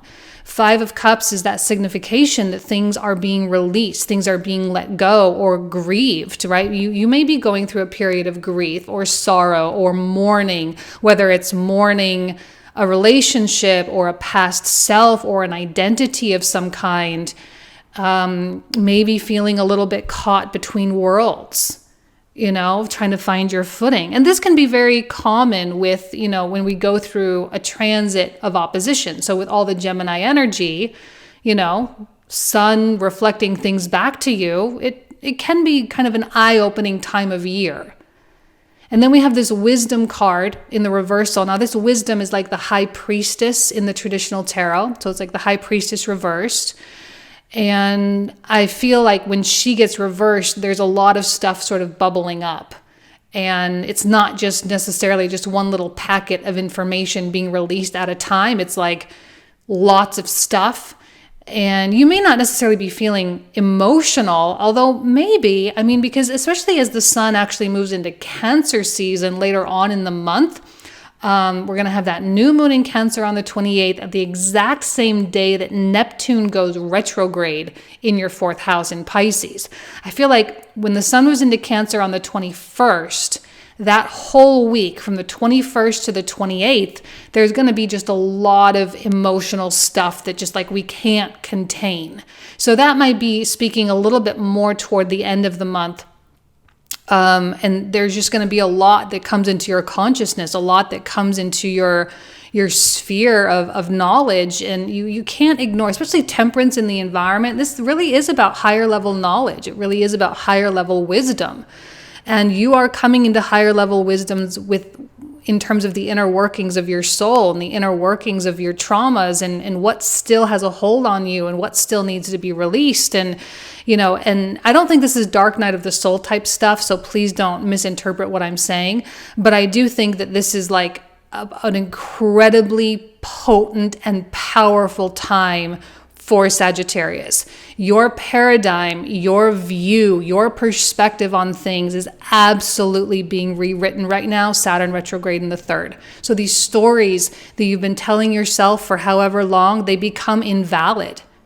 And the temptation or the devil reversed right? You are releasing yourself from this bondage. And it's a beautiful, beautiful moment in time, but it does require you to have consciousness of what's going on. If you don't have the consciousness of what's going on, it can be very easy to self-medicate or to distract or to suppress. And then it becomes more problematic later on. It can come out in future relationships or in physical ailments or in other ways, in other areas, right? So this truly is a release of karma in a lot of ways, which we knew going into the South Node through Scorpio. We know that there's a huge release of karma there. And with the Ace of Swords in the very center of the reading, there's this victory. There's this mental clarity, understanding, awakening, enlightenment, all at the very center of this. This is what this is all for, is for you to have this freedom of mind, which is really in a lot of ways the ultimate goal of Sag, because this is why it's such an expansive energy, is it really does seek the highest levels of knowledge that it can possibly attain, and to understand it in a more conscious realm too. And we have the Two of Swords, and then we have the Three of Swords. Two of Swords is like,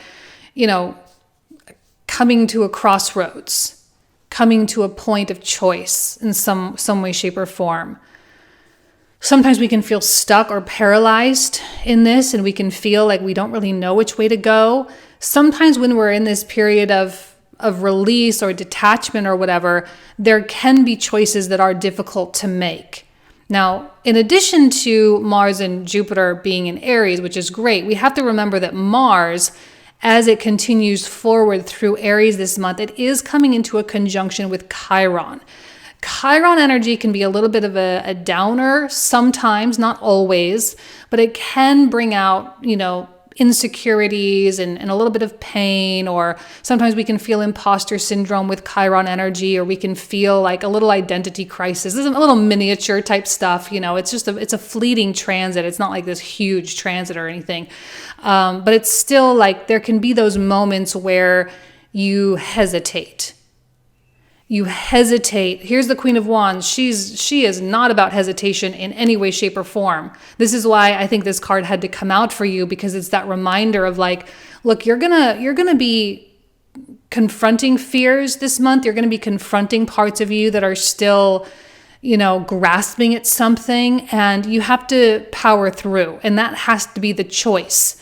You have to allow yourself to feel those things, but not let those things hold you back in any way. So that's what I think this Two of Swords is really all about, is the choice to continue on a expanded path rather than shrink or shy away from it, even though the temptation to do that is there. And I don't see Sagittarius succumbing to temptation of old patterns. And that, again, can be very uncomfortable. And we have the Three of Swords, which can be about pain, heartbreak, things like that. And I don't feel like this reading. I don't know. I wasn't expecting this reading for Sag, if I'm being totally honest with you. I think ultimately it's a incredibly positive reading, but in order to get to that positive outlook and to see true value in the experiences that you're really going through, some of you are going to have to admit that there's still a thorn in your paw about something, right? It's going to have to admit that there's still an anchor, there's still a tether, there's still an attachment to something. And as a sign that prides itself so much on its freedom of spirit, to go back inside yourself and say, yeah, but I'm still a human being, right? And I still have my stuff. And to be able to love that part of you unconditionally that wasn't ready to change, but now is ready to change, now is ready to put the best foot forward. Because the angels here they see the light in you. You know, they see the brilliance, they see the energy, they see the love and the gratitude that you have in your heart, and they see the joy that you bring to other people, and all the gifts that you share, and the acts of service that you give to the world. Like, the angels see that stuff, and they know, and they're guiding you through this process here, because I think what's actually really happening is you're being upgraded, not just a little bit, but like by a lot right now. You're making multiple jumps. So it's not just about like incremental breadcrumb, one step in front of the other. This is like going from 1 to 10, like that. And that's what this Tower is about, this Tower card that came out. You know, this is fast, jolted motion, fast evolution. The universe is like kind of smacking you and saying, Sagittarius, we need to get you over here. We need you to be here because the world needs you here. The world needs you to be free from this. It needs you to be free from these temptations. It needs you to be free from this old life, from this old way of thinking, from this, from this current state, whatever it is, from this belief patterning. It needs you to be free from this, because you have something else that is calling you, and you can't hear the music yet. And this is kind of about moving forward without hearing the call, which requires huge amounts of faith, requires huge amounts of belief. Moving forward with something without hearing the call, without hearing the big trumpets or the big sounds or the big, huge desire in your heart that's calling you forward. It's just like, kind of like, I think this is where I'm supposed to go, and I have no choice but to move in that direction, because that's just where it feels right with the intuition. And I can only trust myself, because I'm not getting any validation or any evidence from the external world right now. I just have to believe. And that's where you're grounded. That's why this says you are the breath. Listen and connect to your intuition, because that's the only guidance that you're really gonna have. And that can be a very scary thing, or we've been taught that that's a very scary thing, but in actuality, it is the most liberating thing. And hopefully you can get super excited about that, because that's really, I think, what you should be feeling, because it's taking you somewhere incredible the way it always does. It's just that not everyone sees value in these moments like this. They don't always see value. And that's, I think, the problem, is when you don't see value in these weird places of life, right? If you don't see value in your 3 of Swords, or you don't see value in the devil reversed, or the release of whatever, if you don't see value in stepping out of your comfort zone, then you always stay stagnant, and you're kind of bound to repeat over and over. So this is about moving on. This is about graduating into some new realm of consciousness on your eternal path. So hopefully you can embrace it. And I think a lot of Sagittarians will, but I also think a lot of Sagittarians will not. And when that happens, there can be some, weird acting out, or weird behavior, or a lot of discomfort, or a lot of self resentment, and that can come out kind of toxic. So hopefully you're not dealing with a Sagittarius who's going that route. Okay, hopefully. There's a lot about faith coming out here. You got to have a lot of faith here. All right, let's go ahead and pull out these comprehensive clarifiers. I think we're going to get a lot more information with these additional cards. So for those of you who are new here, the cards I'm about to pull out are the cards we will cover in the comprehensive reading. The link for that will be found in the description box in the comment thread down below. We usually talk for another 25 to 30 minutes about these cards, so you kind of get like a whole second reading. So if you want to join, you are welcome. So let's take a look at the Queen of Wands.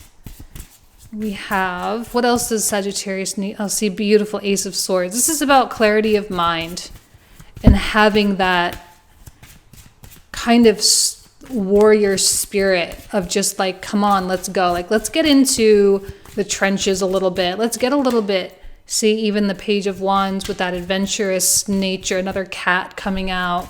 You definitely have protection, that's for sure. And the King of Cups, beautiful. All right, so Temperance, which is the environment. What else does Sagittarius need to know about their environment? Queen of Coins.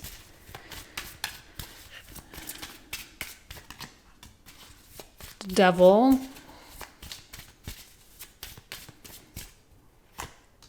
And the Magician reversed. Okay. So let's take a look at the Four of Cups now. Actually, do I have reversals in here? Yes, I do. Okay. Four of Cups. Seven of Coins reversed. Right? Attract, not chase. The Emperor reversed. Someone seems to have fallen from grace a little bit. And the Hermit reversed.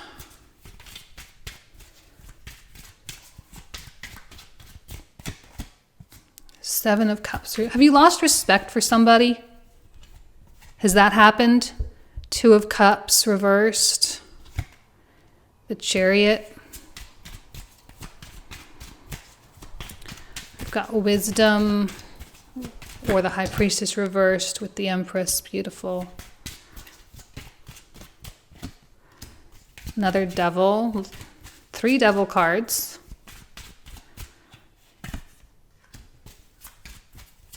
Ten of Wands. Page of Cups. Wheel of Fortune. Beautiful. We love to see the Wheel of Fortune. And the Knight of Swords reversed.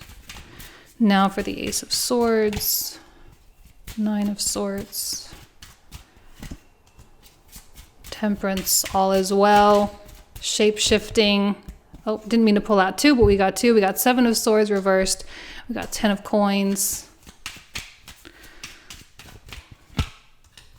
Five of Wands. Death. I actually feel like you may be giving up on something, but like in a good way, not like giving up in defeat, but like giving up on holding yourself responsible for something that you shouldn't be holding yourself responsible for.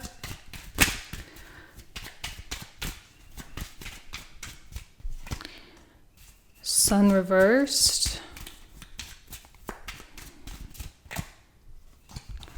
Lovers and Six of Coins. Okay. Now for the Tower card, we've got Ace of Cups reversed. Queen of Coins. Another Queen of Coins. So she's involved with this tarot moment to some degree. And the Fool. Four of Wands. Another Two of Swords, but reversed. Ace of Wands. And Three of Wands reversed with the Two of Wands at the bottom of the deck. Okay, so this is where we're going to pick up in the comprehensive reading. So if you want to join, again, that link will be found in the description box in the comment thread down below. Thank you guys so much for everything. You guys know how much I love you. I wish you nothing but the best for June, and I'll talk to you soon. Take care. Bye-bye.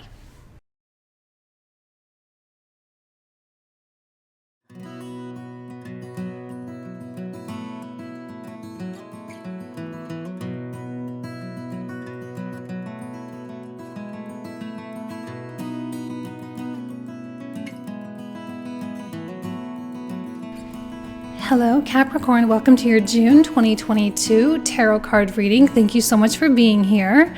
So we begin with the Page of Wands, which is a card that signifies what the universe needs from you right now. So first of all, let's just talk a little bit about the astrology, right? We've got Sun in Gemini moving into Cancer later on in the month.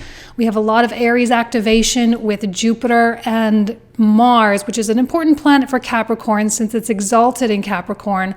Mars very, very strong over in Aries in your fourth house. I look at this Page of Wands and I see him being very willing to do things or go places that he wouldn't normally go and do. Really getting out of the comfort zone here, really pushing your own boundaries, really challenging yourself, and using that wonderful Capricorn kind of ambition to just kind of really keep trekking forward. But there's also a quality of humility here with the Page of Wands. It's not arrogant in any way, shape, or form. It's allowing itself to truly be led. And actually over here in one of the oracle cards, we have the angelic frequency, which says, angels are here, you are safe, there's a potent connection. So when we have the connection with the angels and the guardians, there is a lot of safety in where you're going. There's a lot of safety in this unknown environment in which you're in or heading into. And the Lovers over here in the environment is always a really, really good omen of abundance. It's a really good omen of choices too, because you are going to be having to make choices. And there are going to be certain paths where you look and there may be a crossroads of some kind, and you're going to have to really decide what you really want your future to look like. And there may need to be some pretty big moments of realization for you in order to make those choices. So I actually want to connect that down here with this card here, which says, visualize abundance in all forms. God gave you such great spiritual power that everything you visualize eventually becomes reality. Hold a steady vision of that which is beautiful, healthful, positive, and filled with blessings, and that is what you will experience. That's going to be important for you during Gemini season as you come up against these choices, because if you are looking, in two directions and you're saying, well, which one makes me the most happy? That's got to be the one that holds your focus, and everything will align accordingly. It's just going to take some time, but the universe needs you to really interact with it a little bit, right? Or, your higher self needs you to interact by making those decisions. That's kind of how you communicate with spirit, is by saying you're going to do something and acting in accordance with that thing. It's not just a message of self-respect and a message of self-value by doing that, but it's also communication with the higher power, okay?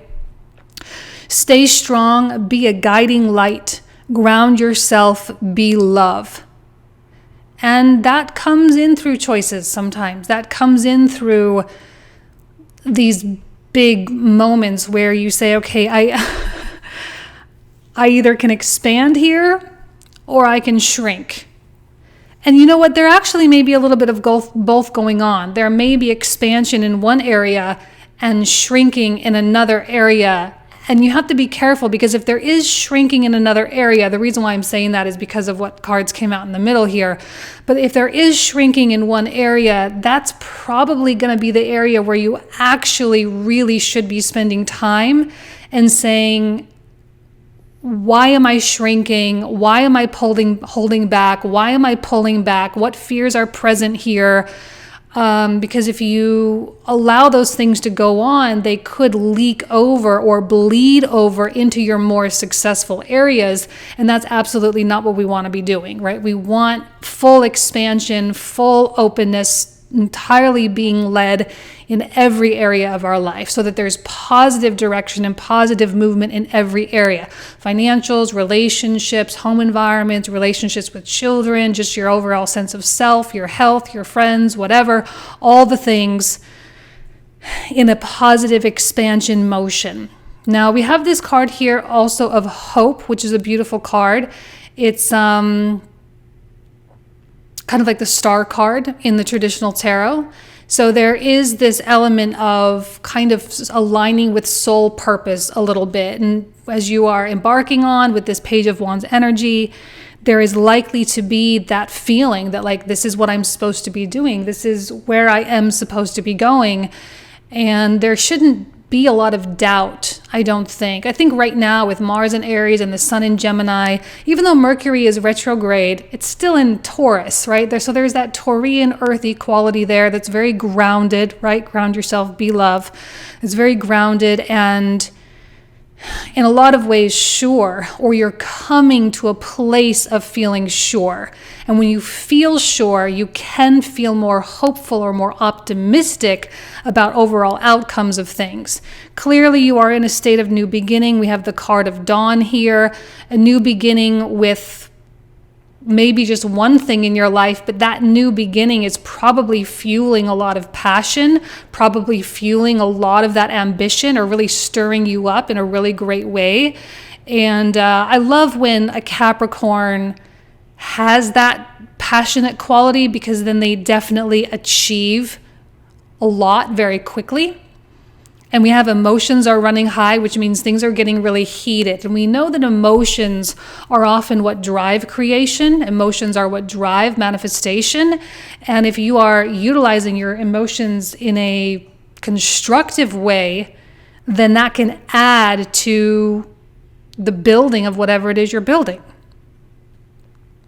So I don't know. I feel like in general, June is a month where a lot becomes real possible, real fast. If I can just blanket statement that, put it all, package all in one little package. Now, when I move into the 9-card block, I just want to point out how many court cards we got. We got the King of Wands, the Prince of Coins reversed, Prince of Wands reversed, the Queen of Swords, and the King of Swords. So there's a lot of like people sort of peppered in here. Some people I love for you, and other people I'm a little bit worried about, okay? Now, some people are going to be fueling the growth of your future, while other people are going to be representative of that place in your life where you are shrinking yourself down. Now, I'm not saying that that's like a huge thing, right? And it could just be one little fear that's kind of holding you back, and it would be simple for you to just overcome it. That's very possible. But others of you may be carrying great burdens or great responsibility or great fear of certain outcomes and consequences, and therefore there is a lot of tension there. I'm looking at the King of Wands, especially when we have the Page of Wands, because I think if the King of Wands embodies the Page of Wands energy, that's when a King of Wands actually becomes the most powerful, because his ego gets out of the way and he is this direct channel, this direct vessel for Source or God to really do his work through which to do his work, if I can be grammatically correct. We are in Gemini season, so we might as well be doing that. And he really is just like, just chomping at the bit, ready to go, wanting to act, wanting to build, wanting to make the money, wanting to build the business, wanting to go forward, wanting to have the family, and he's just like, he's there. He's totally there, totally present, totally showing up in every single way.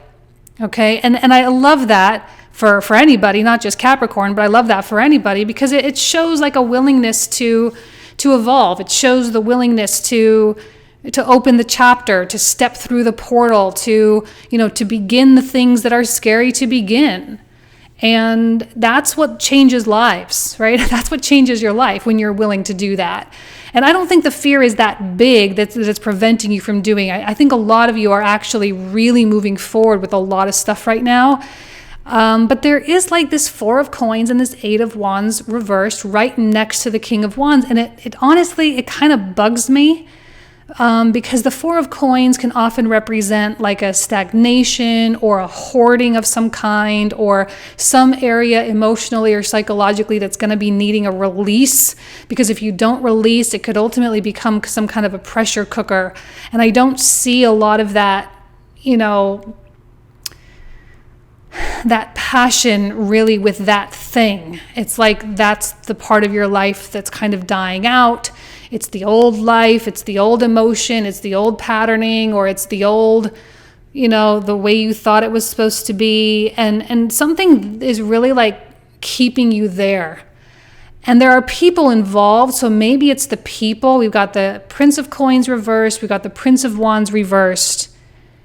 And I feel that these particular energies are more hindrances than they are cheerleaders.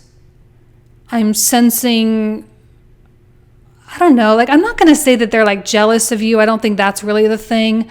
I think that they are seeing in your reflection how they themselves are not living up to their own potential.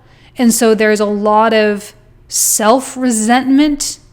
They may or may not be projecting it onto you. They may be holding it inside. For some reason, I'm feeling like there's a lot of things being held inside, right? Even here with the Four of Coins, like there's something that you are holding inside. You're holding something inside, they're holding something inside, and there's not this, like the communication of what's really wanted is not being said. And on one hand, it could be because you don't really know what that is. You haven't quite identified it yet, or they haven't identified it yet. Or there's being afraid to admit it, or being afraid to say it, being afraid to really feel it. Remember, emotions are running high. For you with this fourth house activation with Jupiter and Mars, now Mars is going to be coming into a conjunction with Chiron. Now, normally, I mean, this is not a very long transit. It's just going to kind of be like a week or so, and then it will be over. I mean, it's not going to last forever. But because it is in your fourth house, this is going to be a deeply emotional time. Plus, as we move into Cancer season later on the 21st, we're going to start building up to that new moon in Cancer at the same time that Neptune builds up to its retrograde. Neptune retrograde and new moon in Cancer both are happening on the 28th of June. So I really would say that like the full week, Sun into Cancer, 21st, boom, and then 7 days, there's going to be this buildup of really weird emotional stuff. And then as Chiron comes into that conjunction with Mars, for you, the fourth house, that has a lot to do with like your own childhood stuff, your roots, what's enrooted within you, planted within you. Okay?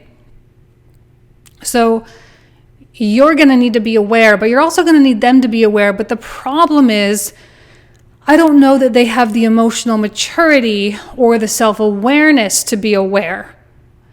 It's a little too much in just like I'm just feeling a bunch of stuff that I don't understand realm. And that can be very chaotic. And again, that can be very distracting from like the thing that you ultimately really want to do and the thing that you're expanding in. Because this is a place of the shrinkage. This is a place where things come and get restricted. This is a clog, if you will. And maybe that's really what this Lovers card is really all about, is like there are big decisions that need to be made about how to get this particular clog out of your stream, if you will.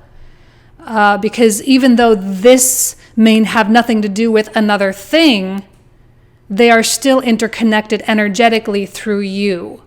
So the goal here is, I don't know, I look at this, stay strong, be a guiding light, ground yourself, be love. And I do see a card of triumph here, which does suggest that there is going to be some solution to this at some point. There's going to be a moment where you come closer together, or a moment where there is a breakthrough, a moment where, I don't know, you kind of get raw and real with each other and you really just say what really needs to be said. And as hard as that conversation is, or as hard as that decision is, whatever it is, you say it, you do it, you decide it, you act upon it, and you move forward accordingly together. And it does prove to be successful for you. Now, I'm being very vague here because each of you are going to have certain circumstances where this will apply, certain different relationships. For some of you, it will be more professional. Others of you will be more romantic. Others of you will be friendships or certain colleagues that you have. There is a highlight on like coworkers and stuff. Okay, so with the sun being in the 6th house, so that's also a real possibility. But we still have a lot going on in the 5th house. Children and friends is aspect to the 11th house. So it really could be any kind of relationship. But I think that there is success in this relationship for you, so long as you really spearhead this. I don't think this person or these people are going to be able to approach this. You're going to have to be the one to approach it, which I know is super annoying because you're kind of usually always the one that does that. But I think it's really going to have to come from you this time, because they're just on a different level. You've got the king energy, they've got the prince energy, and it just isn't quite really matching up. Okay, this is kind of a little adolescent, in like kind of teenage years, early college years, in emotional development kind of stuff. So you're going to have to kind of pull yourself down just for the sake of communication and communicating in a way that they can understand. But I do see that it's successful. So then we move on to the Queen of Swords and the King of Swords. In this deck, they're called arrows, but whatever. And I get this feeling that this is a much better fit, right? Like this is two people from the same suit, Queen of Swords, King of Swords. They are intellectually compatible. And again, this might be someone that you're working with, you're building a business with, you're partnering with. There's a lot of ideas going back and forth, a lot of creativity. There's a lot of intellectual stimulation. This is definitely a place where you thrive, and that is fueling the fire of the King of Wands up here, where this particular energy is an energy of expansion. And this is an energy where your growth is really, really going to be just like taking off. See, that's maybe a little bit problematic with the Prince reversals up here is, they see you expanding, and they may have like abandonment issues or fear of loss or something. And they're already projecting that you're going to leave them or you're going to do something to them, right? And so they're kind of acting out. But you may do that, right? You may move on. You may leave them behind if they can't grow with you, and I think it's really on them, because here you have people, or at least one person, that is willing to grow with you, that is willing to do the self-development journey with you, willing to build the business with you, willing to make the money with you. And they want to run parallel. They want to act as a proper support for you.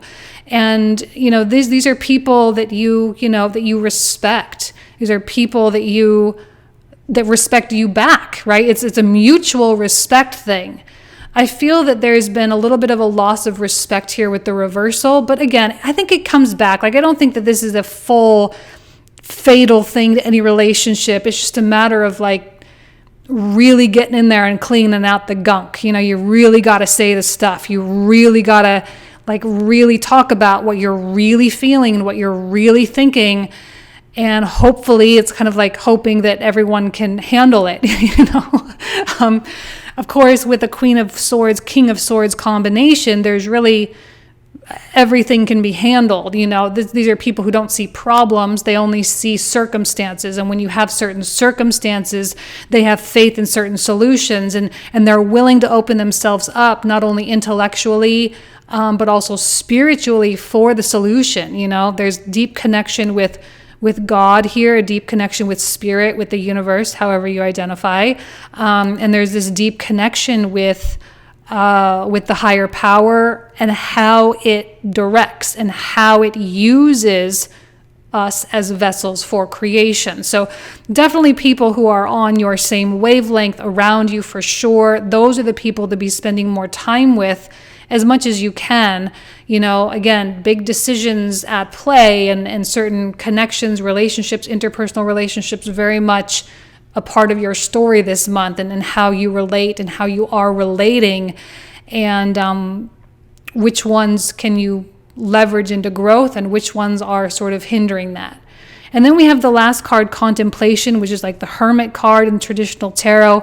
It's very likely that you're going to have to pull back from the world a little bit. Sixth house sun activation. Pull back from the world a little bit and be in your world. And what I would recommend during the contemplation periods is not so much like you have to be mindful of what you do during those hermit moments. It's not about just turning on Netflix and zombieing out, right? It's about going into a private space, no phone, no TV, no distractions, no traffic, no other people, no conversations, and just really being alone, only with your heart, not even with your mind so much, but with your heart. And really feeling, using your emotions as guidance, really feeling your way toward the best decisions for you possible. Feeling your way and opening yourself up to that divine light, opening yourself up to the higher self.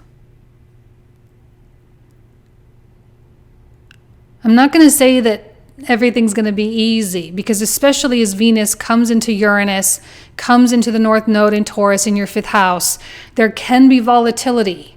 So it's not perfect. But it is essential for your growth and for your expansion. I think you know that. I think this is not a surprise in a lot of ways. I feel like something is coming to a head and you've known it and the other person has known it. And because what happens with this kind of a blockage here is it can't sustain itself for very long. It just really can't. So it's coming to a head and it's going to need to be addressed. And once it is, you'll be able to expand accordingly. Okay, so for those of you who are new to my channel, I'm going to be pulling out here some clarifying cards. So all these clarifiers we will cover in the comprehensive reading. The link for that will be found in the description box and the comment thread down below. So if you want to join me, you're more than welcome. We usually talk for another 25 to 30 minutes about these cards. Okay? All right, let's start with the Page of Wands. What else does Capricorn need to know about the Page of Wands? Beautiful 9 of Coins.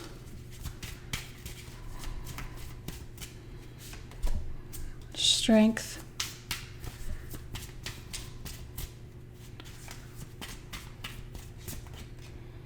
And another Lovers card. So for the Lovers, we have the Chariot.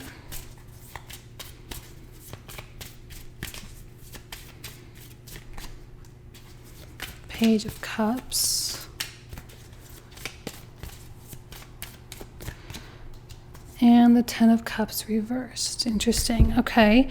Now for the King of Wands. What else does Capricorn need to know about the King of Wands? We have the Fool upright. Beautiful. I love the Fool with the page.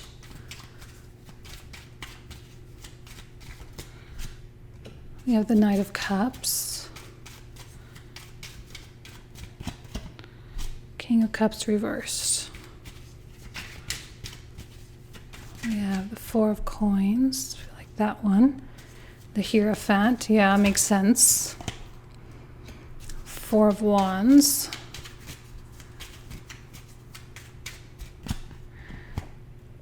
And the Devil reversed.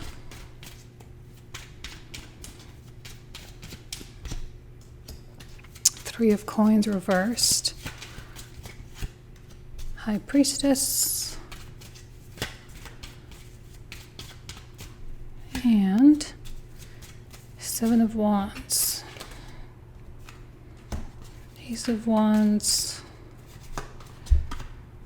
10 of Coins. 2 of Wands.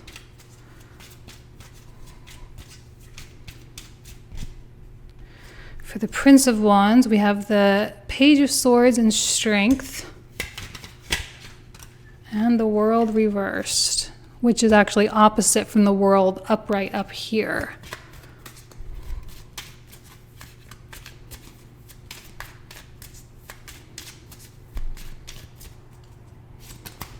We have the Magician, we have the 2 of Swords reversed.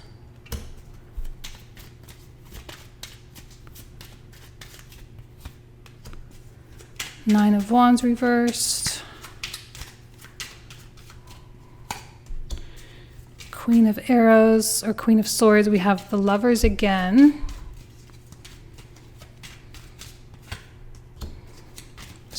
Eight of Swords. 6 of Wands.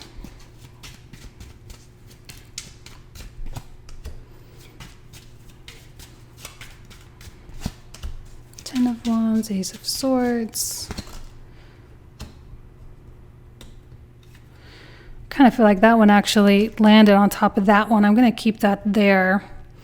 Nine of coins on top of that last one. And then we have two more. We've got the Five of Cups reversed. And we have the Chariot again, and we have the Two of Coins. Okay, there's definitely a lot about choices for you this month.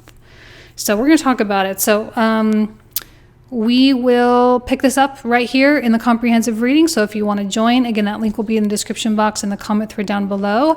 If not, you guys know I love you. I wish you absolutely nothing but the best. Thank you so much. Take care. Bye-bye.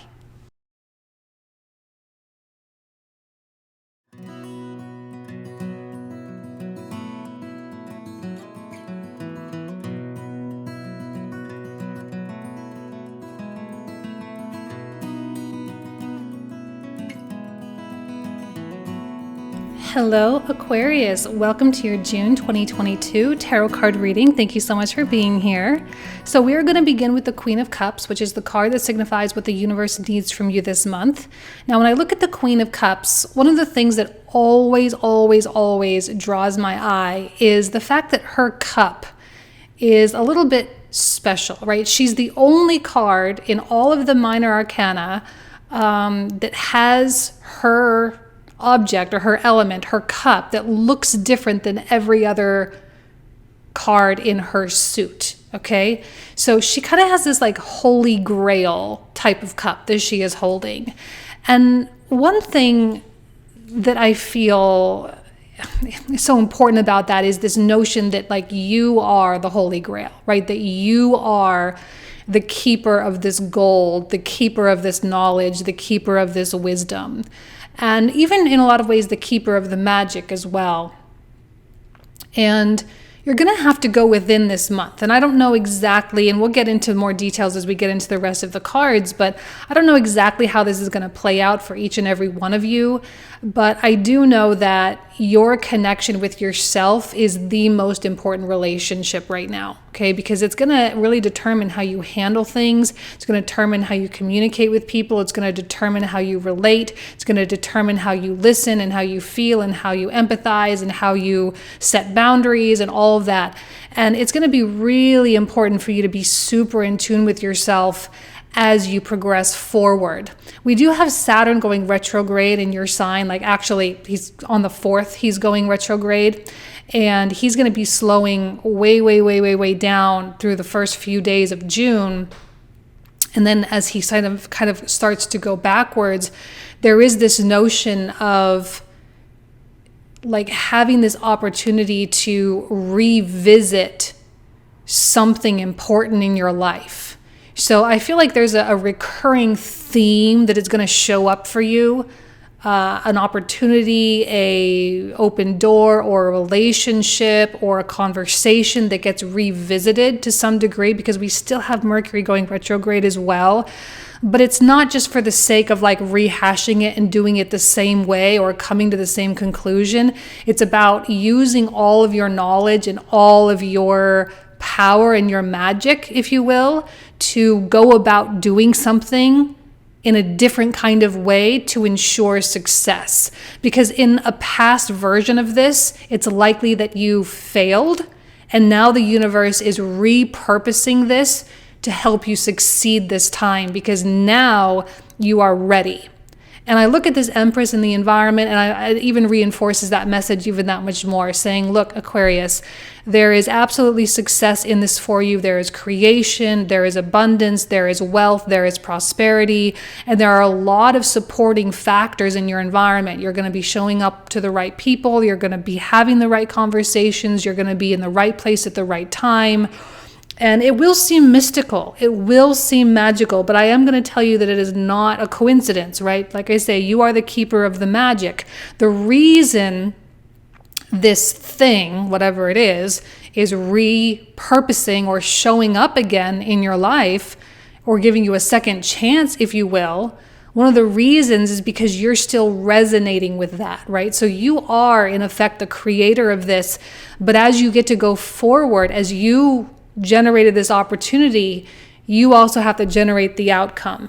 And this outcome, I feel like it matters. I don't know why, but I feel like it matters because I feel like it's you really channeling your inner value. And because maybe now you really see your inner value, or you really understand what value you bring. And so there are a lot of, I can't call them like coincidences. They're just inevitabilities. That's what they are. There's a lot of inevitabilities showing up for you right now. Let's go ahead and go through these oracle cards on the side of the reading. We're going to start with harmony, which we love, which is a card of things coming into balance. This second chance, if you will. Now, when I say second chance, it may not look the same as something else. Okay, so for example, let's say 10 years ago, you tried to start a business and it didn't work out so well. You lost your money. So you ended up going and getting another job with, another company, and now you're ready to start another business. I'm not saying that you're going to be starting the exact same business. Or let's say, you are wanting a relationship, you've had failed relationships in the past, and now a new relationship enters. It's obviously not going to be like exactly the same, but it is an opportunity for a relationship nonetheless. So again, it's not an exact mirror or an exact replica or copy of something from the past, but it is a whole new brand, but of the same kind of thing. So it's an inevitability that it happens. It's an inevitability that it comes into your life again, because it is clearly something that you want. It's clearly something that you're hoping to achieve, that you're hoping to succeed in. So the universe has to come into harmony. It has to come, and match you where you are. But you are going to have to work through your fears, because on one hand, you want something. On one hand, you have this internal desire, which is creating. And then on the other hand, there's that resistant part of you that still has that narrative going on in your mind that says, but what if it doesn't work out again?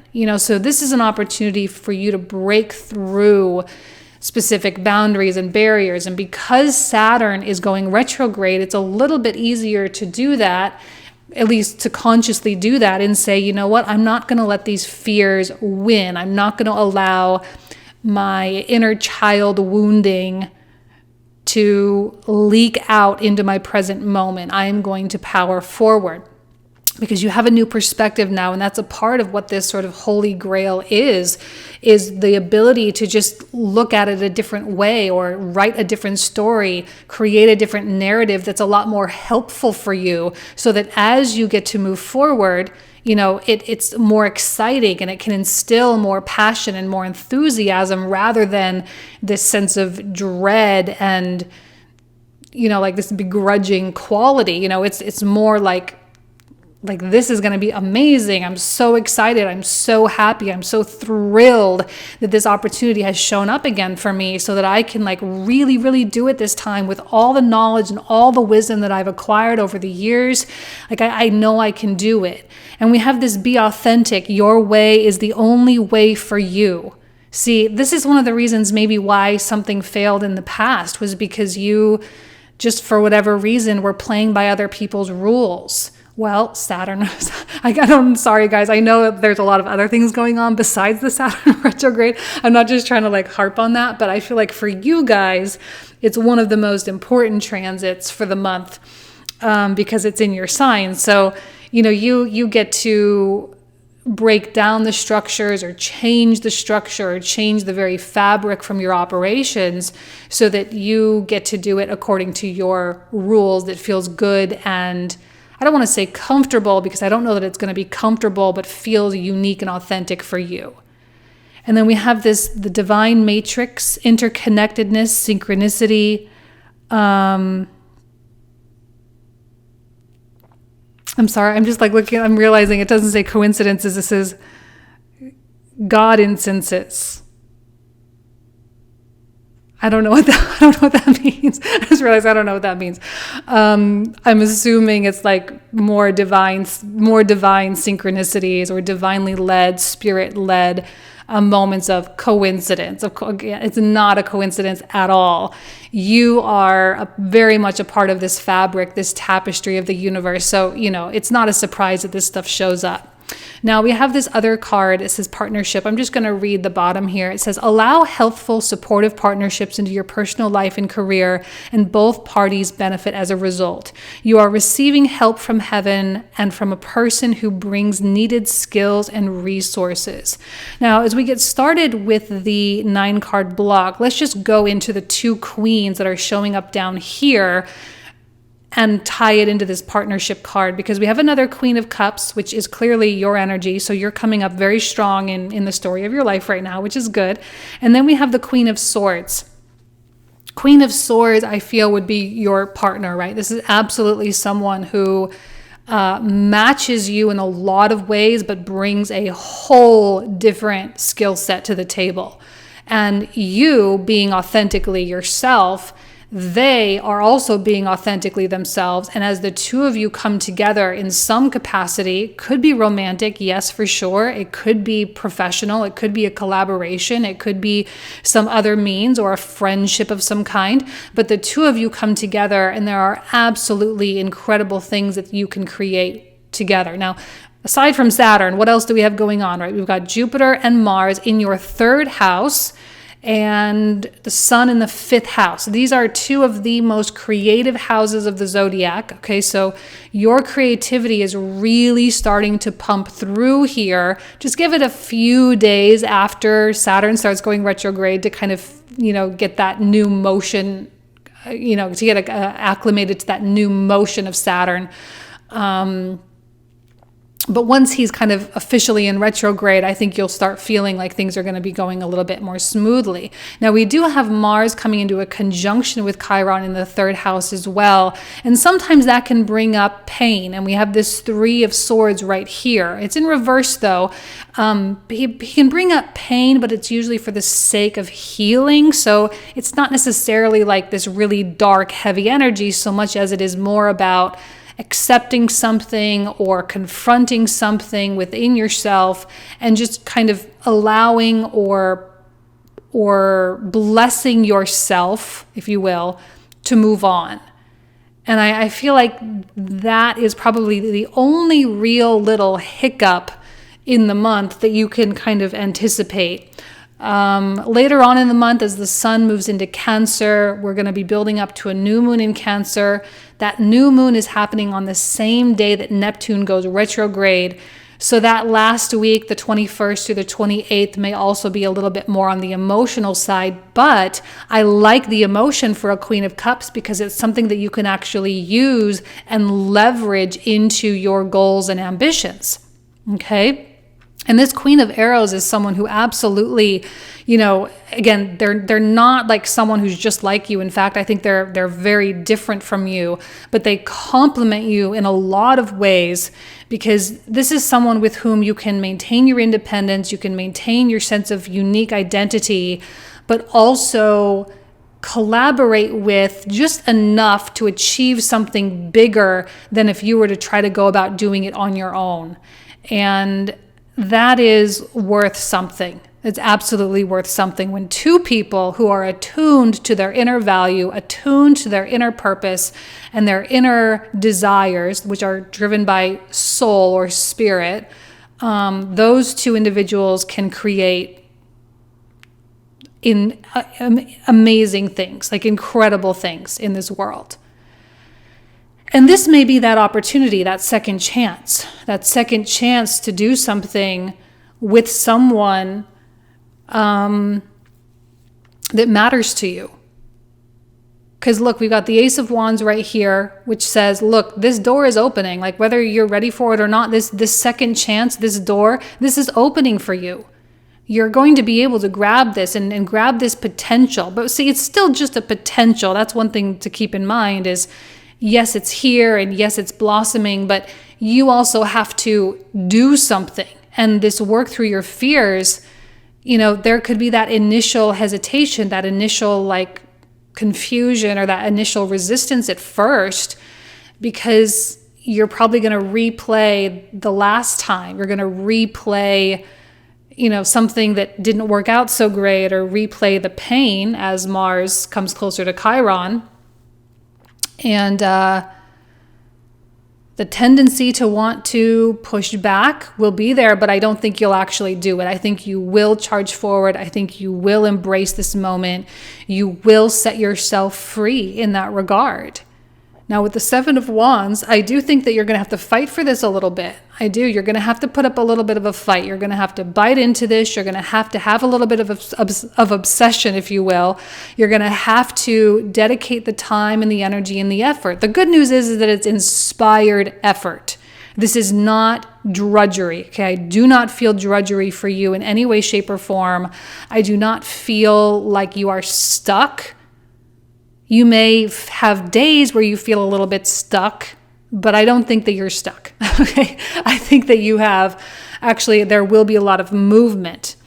We have the Seven of Cups reversed, and I feel like there's this kind of draining of the confusion, actually. In fact, we have the Ace of Arrows or the Ace of Swords right here, which also is a suggestion of clarity. It's like you're trading that confusing energy for clarity, and I think it feels really good. I think being an air sign and having the sun in fellow air sign Gemini, it's going to get that intellectual stimulation going. You've got third house activation, which means you are just, I don't know, like a lot of ideas coming to the forefront, a lot of things showing up for you, a lot of like brainstorming and creation, and a lot of just like options are kind of like, I don't know, I'm kind of envisioning one of those boards with like a million post-it notes stuck onto it, just a whole bunch of ideas, boom. And one of those is going to really stick. Ace of Wands, one of those is really going to showcase itself as being like the thing for you, the thing that you can't stop thinking about, the thing that you get a little obsessed with, the thing that you truly and fully embrace in a very real way. Now the Ace of, this is like a page, if you will, a page of Swords. I love the butterflies in that card because there's something so light and so beautiful and it's kind of like, I'm almost feeling like, even though the Seven of Cups can sometimes be a card of confusion, I actually like that for you. I like having so many things. I like having diversity and variety and quantity. I like having a lot of beautiful moments because it really attunes you to the abundance that is really all around you, the abundance that exists within you, the gold mine, not just like one little golden nugget, right? But like a whole gold mine inside of you with plenty, more than plenty that is accessible to you. The word variety keeps coming to my mind. That word, variety, variety, variety.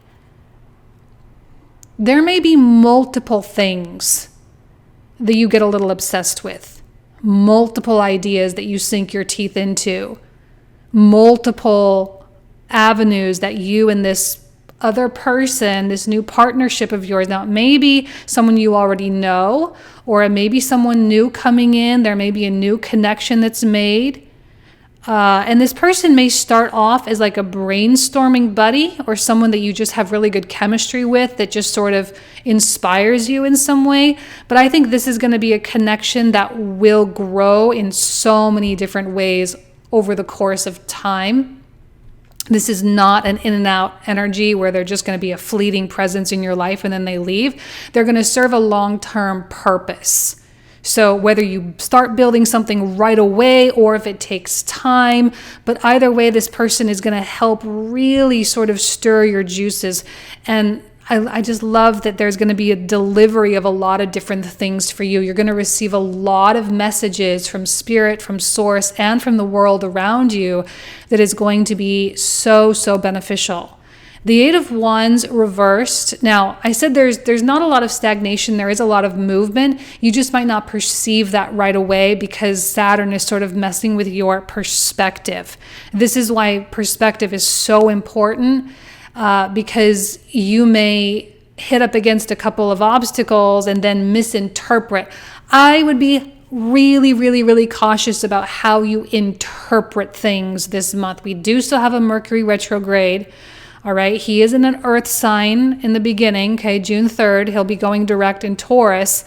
And then he'll be, well, I guess he's not really retrograde for the bulk of the month. He's technically in shadow, I guess I should be saying, because that's more technically what's happening. He'll be going direct, but he'll be moving through shadow phase still. And then he'll be moving into Gemini on the 13th. So while he's in Taurus, still in shadow, there are still some things in the physical world, in the world of Taurus, that aren't necessarily perceivable or not necessarily present or manifest yet. All right, as Venus makes her way through Taurus, she's going to connect with Uranus, she's going to connect with the North Node, and there might be some things that you expect that don't happen or that fall through, or there could be some unexpected things that occur, and you can perceive that as being some kind of a hiccup or some kind of an obstacle. It's really not. It's just a limited view, right? You may be seeing things from a limited view. You have to have faith that the universe is coming into harmony in your life, right? That's what actually is happening, is that something is coming to even the score. And for you, I think it looks like a second chance with something. For you, it looks like a new opportunity for a do-over with something that you tried at one point in your past and it didn't have the desired outcome because you didn't have the knowledge and the wisdom that you have now. It's kind of like going back to high school knowing everything you know now. I mean, like if you were able to do that, think about how different your life would be. But that's kind of exactly what's happening. So be careful about how you are interpreting. I wouldn't waste time interpreting or assigning meaning or judging anything. I would just keep your head down in your creative spaces and allow yourself to be very free and very free-flowing, and allow yourself to take everything on a day-to-day basis and just watch as things grow. The only thing you need to pay attention to is your enthusiasm and your passion for this new thing. Right? And to do anything you can do and to collaborate with people that are willing to collaborate with you, that inspire you. All right? That's all you need to be focusing on. So let's take a look at this Queen of Cups here. For those of you who are new, the cards I'm about to pull out are the cards we'll cover in the comprehensive reading. The link for that will be found in the description box in the comment thread down below. We usually talk for another 25 to 30 minutes about these cards, so we get pretty more in depth. So let's take a look at this Queen of Cups now. What else does Aquarius need to know about the Queen of Cups? Oh, another Page of Swords, same as the center here. We've got the Moon reversed.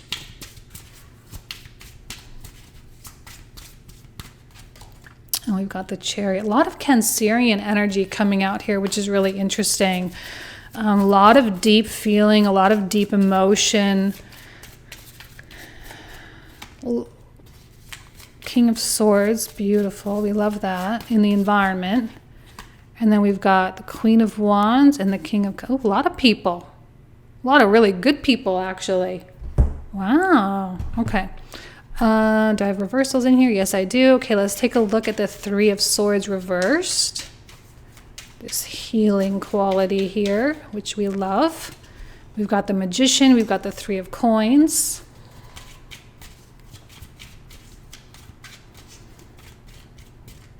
And you got the Two of Swords.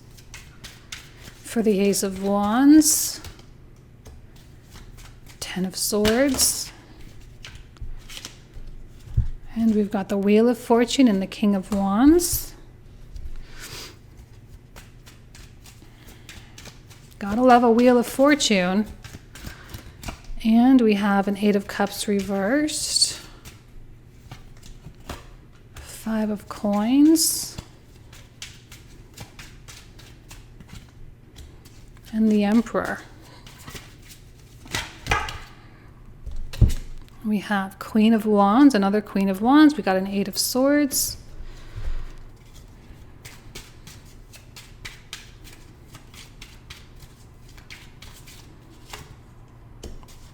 High Priestess reversed.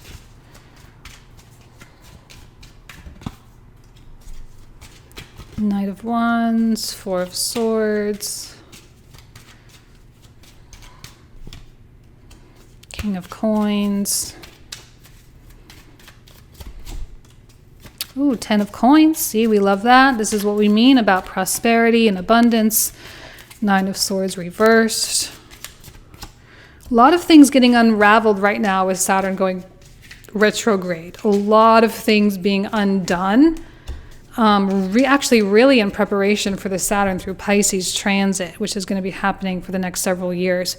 We've got the Page of Wands. We have the World card. And we have the Six of Wands. We've got Nine of Cups reversed. We have the Five of Wands. And the Eight of Coins. We have the Four of Cups. The Sun and the Seven of Cups. And bottom of the deck, we have the Queen of Coins. Okay, beautiful. So this is where we're going to pick up in the comprehensive. So if you want to join, you are more than welcome. If not, you guys know I love you and I wish you an amazing June. All right, thanks so much. Take care. Bye-bye.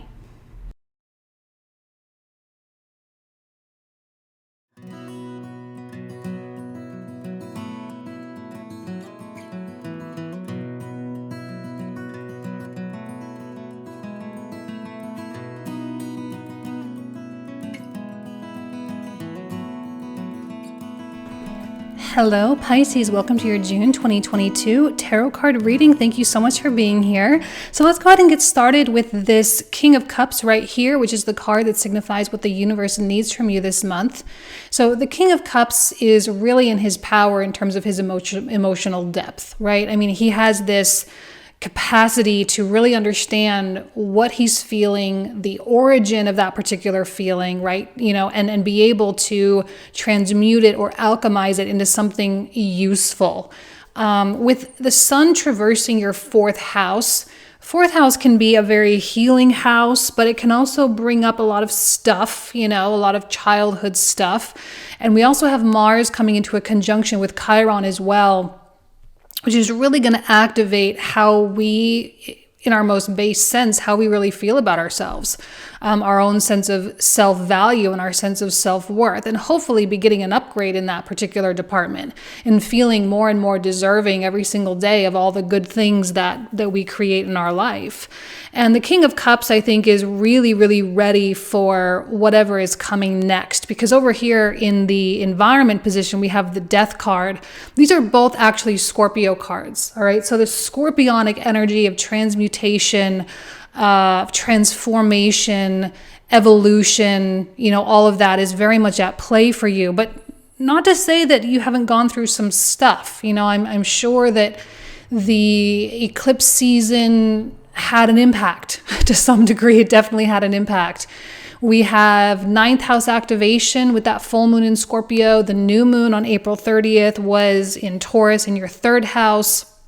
And this really changes perspectives on things, and it kind of forces you to live in faith and to really realize that faith is really all there is. And if there's anything else, if you're trying to justify, rationalize, strategize, figure out, intellectualize really anything, those eclipses, I'm sure, kind of stripped all that stuff down and said, look, you don't have to do this. All you have to do is just have faith in where this is going.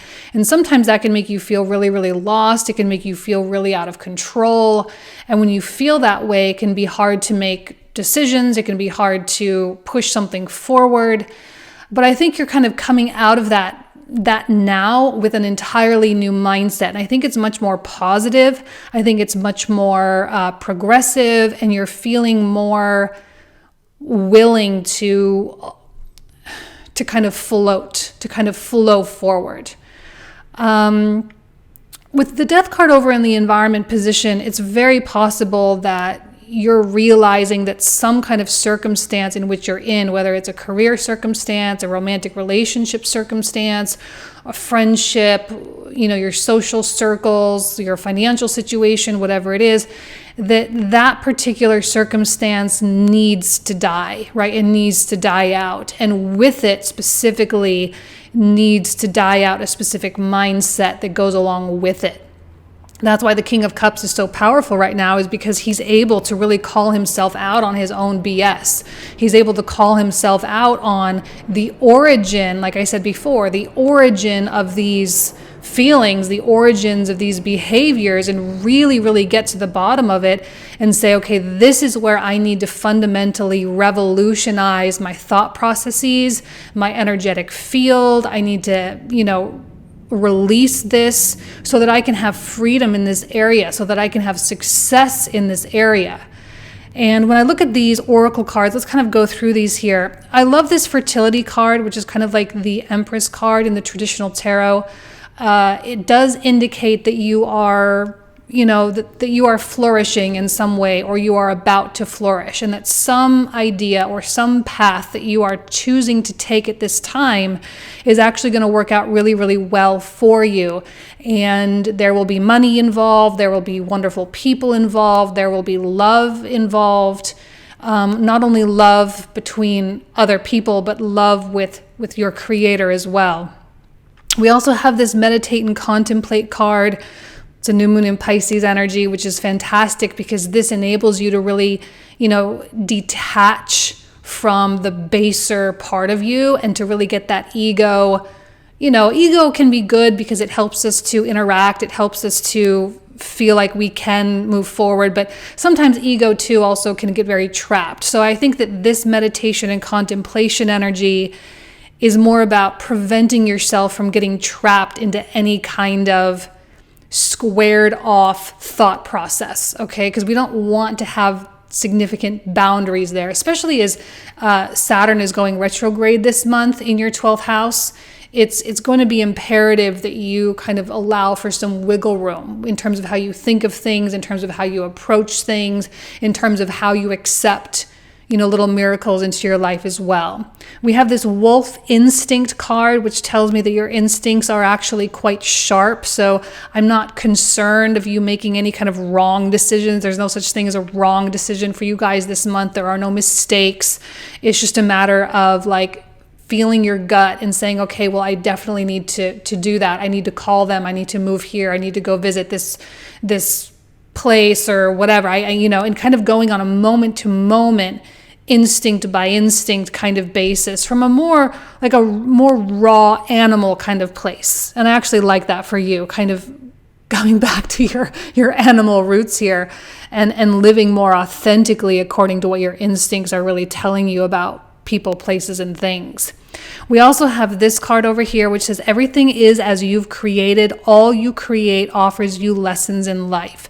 It's important to remember that we are creators, right? And sometimes when we go through difficult situations, when we go through hazy moments in life, that, in a way, we manifested it because we were asking for clarity. We manifested it because we were asking for something better.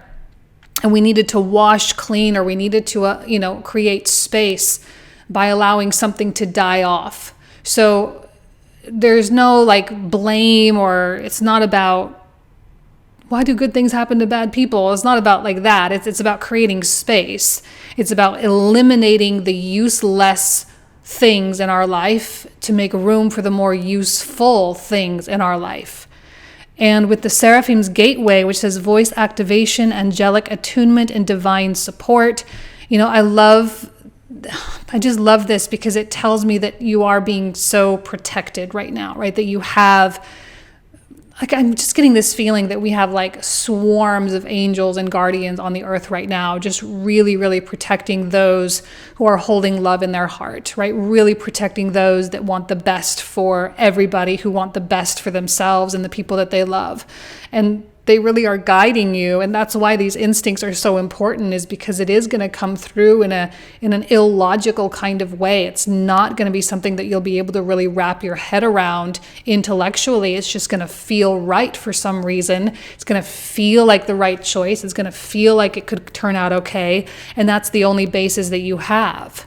All right. But I think that's the most useful piece of evidence that you're going to have too. Now, because you are in a position here where you do have to be so attuned to your body, I love that we get this card because it says clean energy food. When you fuel your body with healthful organic diet, you increase your energy levels and ability to focus. This automatically leads to more efficiency, better ideas, and a higher vibration, which attracts golden opportunities and beneficial relationships. So it's really, really important for you to adopt that notion that your body is this truly sacred temple.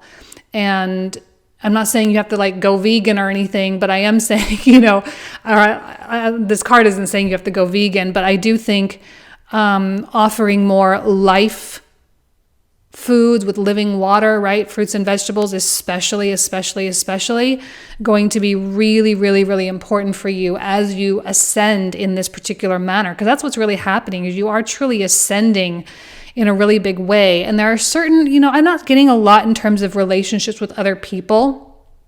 I just think that this is more Pisces I'm kind of getting this image of like everyone else sort of going fuzzy. And, like in the movies where things go fuzzy and then voices become muffled and it kind of goes into the background. And then there's like some kind of a theme song that starts to play. And then this character has like this tunnel vision. I'm kind of getting this like tunnel vision for you where everything else just sort of fuzzes out. And the message really is, I'm looking at this Ace of Cups right here, actually. It's like, ready or not, like here it comes. Ready or not, here is your opportunity to have all of the satisfaction and fulfillment that you could possibly imagine. I feel like you are truly blessed by these spiritual, angelic beings here, that they are absolutely like planting things in your heart, guiding you, leading you, grabbing you by the hand and pulling you forward. Because I do feel that there is a lot of faith in your heart right now. Faith that everything's going to work out okay. Faith that you'll be provided for. Faith that you'll have the resources that you need. And it's just like, I don't know, there doesn't seem to be a lot of questioning or a lot of concern about really anything. You're kind of embracing the mysteriousness of your situation right now and just saying, all right, screw it. I guess I don't really have a choice, so let's just go for it, We have this Princess of Arrows, which is like a page of swords, if you will. And I love, love, love this card because there's all these butterflies at the bottom. I don't know if you can really see it. It's probably not the best deck for for YouTube, but there's all these butterflies at the bottom there. And what I love about it is just all the different variety, right? And I feel like there's just this slab of choices in front of you, and it really doesn't matter which choice you choose. Like I said, there are no wrong choices. It's just, there are just only options. Whether it's a new career change, whether it's a new way to bring in some income or to earn more money, or whether it's a new group of friends you could start hanging out with, or, new creations, new ideas, new whatever. Like, I don't know. It's all in front of you, and you have this feast. And you get to play with all of this. And I think approaching June with a very playful, childlike attitude would be your best bet. And just allow yourself to really experiment. That's kind of a theme word for the month, sort of emerging now, is like to experiment, to play, to, don't take anything too seriously. It's more about aligning yourself with the things that feel really good. And sometimes you have to try things. It's like you have all this food in front of you, and some food you don't even know if you like because you've never had it before. So you got to try it to determine if you like it or not, right? So don't be discouraged if you try something and it doesn't work out. Just go on to the next thing, and that's it. It doesn't have to be, seen as any kind of a failure to any degree, because it's not. You tried it, you experimented, wasn't for you. Okay, great. So you move on. And with the Princess of Cups in the reversal, I don't know that there's any one person or any one message that's really going to stand out in front of the other. It really just has to come from your internal yearning and desire places, okay? Princess of Cups reversed, I am kind of getting the feeling of lost people with that one. Not like necessarily a specific person, but maybe it's multiple people, or maybe it's just kind of a group, that you've sort of been in. I don't know, but I'm feeling that there's just a lot of lost people that are very polarized. They very much think that like this is good and this is bad, or this is right, or this is better for your future and that's worse for your future, whatever that is. They seem to be very polarized, and they seem to have a little bit of I don't know why I'm getting this like quality of an edge. They have an edge with things, and there can be a lot of judgment there. And these are people who you really, really should not be accepting opinions or advice, and definitely don't accept their judgments that they cast upon you in any way, shape, or form. You got to focus on this Ace of Cups, right? Because you're coming out of this death energy, and maybe a part of this death energy is really releasing all this toxicity. It's really, because as you are being guided in this way, you are coming into deeper levels of wholeness within yourself. And the more and more complete you become, the less and less separate from source you perceive yourself to be. And when you perceive yourself as being truly one with source energy, or God, or your divine, or your higher self, when you truly perceive yourself as one, then you can only perceive oneness with everybody else and every other plant and animal and the whole globe and whatever, right? You can only perceive that wholeness.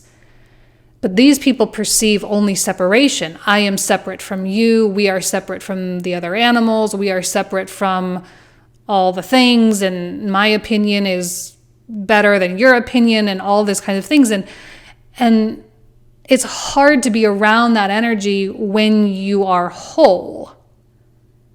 And so there's kind of this, I don't know, it's just like two vibrations that just really are not vibing together.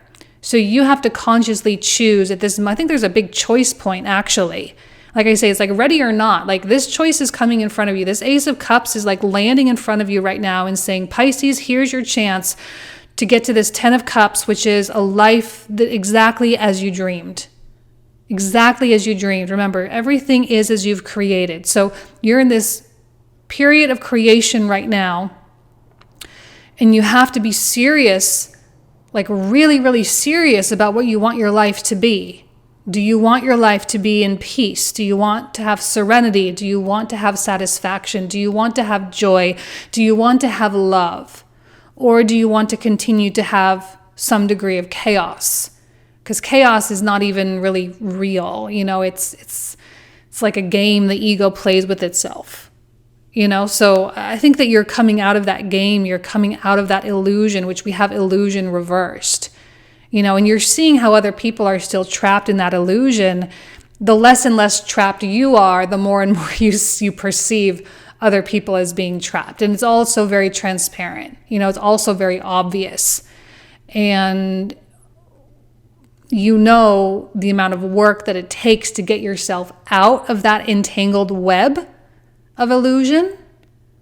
And that you can't do it. There's nothing you can do or say. There's no amount of motivation. There's no anything that you can really do to wake people up. You have to just be the embodiment of source energy. Be the embodiment of peace and love. That's how you break the illusion here. Now, the Three of Coins reversed came out as well.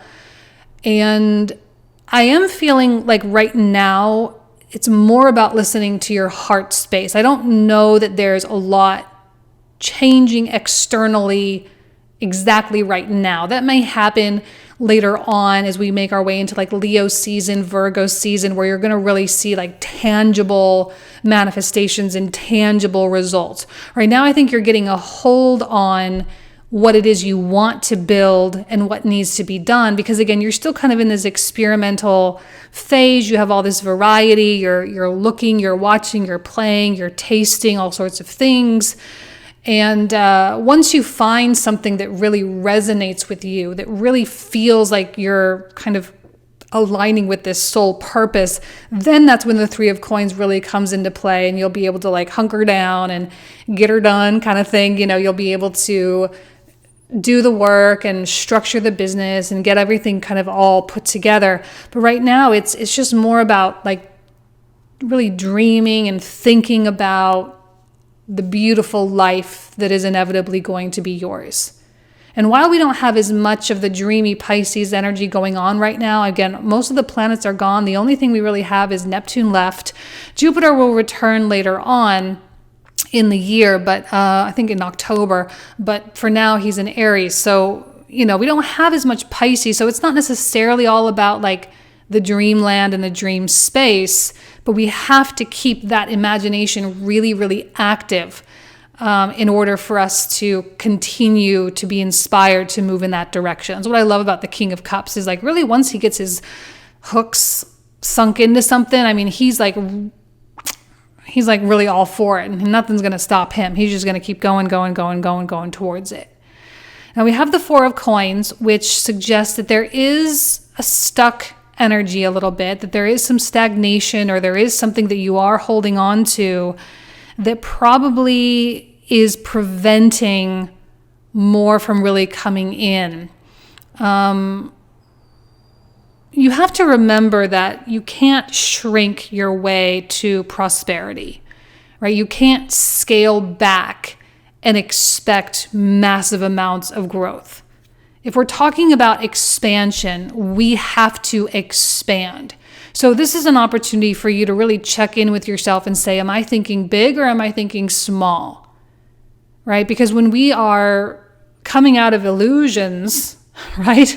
A lot of illusions are very fear-based, you know, but when we're coming out of those illusions, we start to really understand and grasp the nature of our own unlimitedness. And when we grasp that nature of our unlimitedness, we are more likely to let ourselves loose, let ourselves be more free to say what we want to say, and to be what we want to be, and to go do what we want to go do, and to just not really restrict in any way. We get to play, you know, in the major leagues instead of, you know, t-ball. You know, we're not trying to play small here. And the Four of Coins, there is, you know, we have to check in with ourselves, and we have to say, where am I playing small? And I think with Saturn going retrograde, it's that perfect portal, that perfect opening when the planet of restriction is going backwards and saying, all right, let's revisit our own box. Let's revisit, because we don't want to have a box and we don't want to be operating from that. So let's make sure that we revolutionize the structure upon which we are building in this moment. Okay? We have strength, which does indicate that you are going to need to, persevere in some way. You're going to have to exhibit strength with your faith. But again, remember, faith is really all that there is. I think that when you're your truest, most authentic self, the state of faithful is just inevitable. That's just what happens. And yet, sometimes when you are kind of realizing that you're moving away from certain things, it can feel like you're not anchored, you're not grounded, you're not safe, and that requires courage. The fact is, you are very safe. You have the Seraphim's Gateway, like you're clearly moving through some kind of a portal of some kind, an energetic upgrade kind of thing, you know. And it takes courage to know that your old life is not really going to be your life anymore. It's just not. And when I look at this Hermit reversed, this is contemplation in reversed, I feel that I don't know that there's a huge need, and we have meditate and contemplation over here, but I don't know that there's a huge need for you to really just like be alone. I don't know that you have to really change anything about your life at this point in time. Like, I don't see you retracting or going inside or anything like that. I mean, maybe with the sun in the fourth house, yeah, for a little while, but I see you maybe more on the emerging part of this, especially with death in the environment. You're more emerging from this weird phase of your life, this weird few months that just kind of got kind of a little bit strange and kind of brought out a lot of unknowns and things like that. And so you're coming out of it. You definitely have clarity right now, but it's not necessarily clarity of mind. Like I say, it's more clarity of heart. And it just is a matter of, are you going to trust that or not? Because like I say, ready or not, Ace of Cups, here it comes. Ready or not, this portal is opening. Ready or not, these opportunities are showing up for you. Like, you created it, you put it out there, you asked for it, and now here it's coming. And you're going to have to like be ready. You're going to have to be able to jump through this portal and say, okay, yes, I'm going to embrace this. I'm going to accept the fact that my life is changing. I'm going to accept the fact that I'm going to have better things in my life. And that's that. That's just where we are. Okay. So, I mean, it's great. It really is great for you. So let's go ahead and pull out the clarifiers. For those of you who are new to my channel, whoops, hold on. The cards I'm about to pull out are the cards we will cover in the comprehensive reading. The link for that will be found in the description box in the comment thread down below. We usually talk for another 25 to 30 minutes about these cards. So if you want to join, you are more than welcome. So let's take a look at this King of Cups. What else does Pisces need to know about this King of Cups energy? Let's see. Well, we've got the Magician. Yes. 10 of Coins. Yes. Love that for you guys.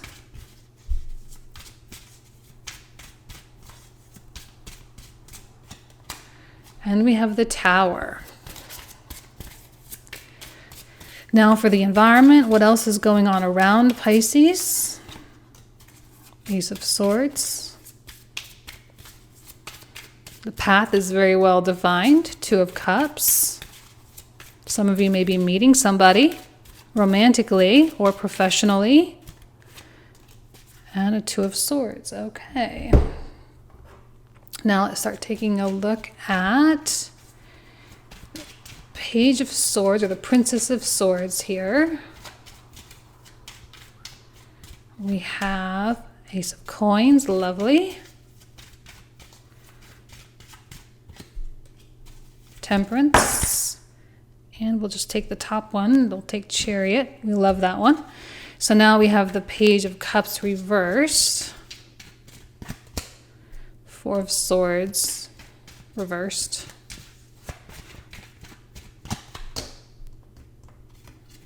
Six of Coins reversed. 3 of Coins. Now for this lovely Ace of Cups. Queen of Wands. Wheel of Fool. There you go. We love that. Wheel of Fortune and 8 of Cups reversed. We have 3 of Coins reversed. So we've got 3 of Cups and 9 of Coins. Definitely feeling qualities of affluence coming through. Some of you may be majorly upgrading your financial situation with Jupiter and Mars in the 2nd house. Really coming into contact with how you receive money, especially. We've got the Empress. We've got the Hermit. And then we'll take just the 5. I've got too many here. Hold on. Okay. And then we'll take for the Illusion card, or the Moon reversed, Queen of Coins, 7 of Coins, 4 of Coins. Oh, beautiful. 4 of Coins reversed, which I love, kind of since we have the 4 of Coins right here. Tells me you are going to be figuring out how to unravel yourself from that sort of normal approach of things, the shrinking approach. Ten of Wands reversed. Nine of Wands. There's a Page of Cups, but it's upright this time. Justice.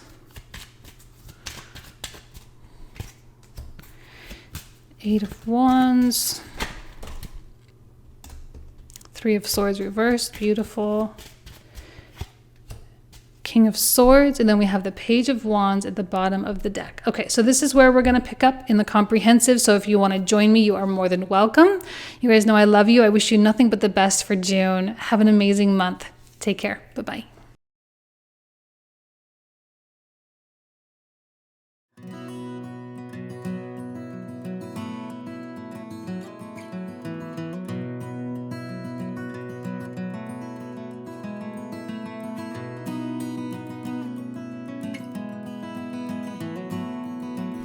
Hello Aries, welcome to your June 2022 tarot card reading. Thank you so much for being here.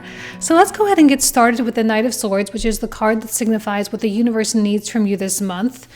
Now, the Knight of Swords we love for Gemini season because this is the Gemini card. So there is this quality of movement, right? And I think that movement is something that we've all been really wanting and craving in some area of our life. Knight of Swords can indicate, just kind of a lot of activity in your life. And I think it will feel good. Like it will feel like you're kind of coming back to yourself in a more passionate way, right? We've got Mars in your sign. We've got Jupiter in your sign. We've got the Sun in the third house. We've got Venus in her rulership as well. So Mars in rulership, Venus in rulership. So I feel like generally speaking, you're just going to be more energized in general. In the environment, we have the star, which is an indication of, first of all, there's a lot of hope and optimism that comes through. There's a lot of miracles sort of taking place in your life, a lot of open doors, a lot of feeling aligned with soul purpose. There may be some social engagement as well, all right, especially with that third house activity there, that desire to open yourself up and to be around more people and to engage in new and interesting ways, to expand your mind, to learn something new. And I think that people, places, and things, right, your external environment will be very supportive of all of those things. The star can often indicate that the energy is aligning and it's like finally, okay, things are feeling connected, things are moving forward. We have this oracle card down here which says synergy, right? So things are sort of vibrating in coherency here. Things are making sense. Now, with that said, I want to go through these oracle cards first, and then we'll talk about what's going on in the 9-card block. So I already talked about synergy, so that's great. We've got these coherent frequencies, things lining up. I even like that the word green is used. Green indicates to me like a lot of abundance. And we have this be, feel, receive abundance card. So when we have the word abundance around us, or energies of abundance and prosperity along with the star, it indicates that the alignment is happening in that direction, right? So the alignment is happening with abundance for you. So it could be financial abundance, or it could just be an overwhelming sense of gratitude and overwhelming appreciation for your life. Jupiter offers really good things, and he offers good feelings as long as that's what we're attuned to. As we have Mars coming through Aries, we have to remember that he is coming in contact with Chiron at 15 degrees. And that Chiron energy can be one of healing. And I think that Chiron energy definitely comes out in the 9-card block. But aside from that, there's still the Jupiterian hope and optimism at play. We also have this soul star activation card, which says fulfilling soul contracts and remembering who you are.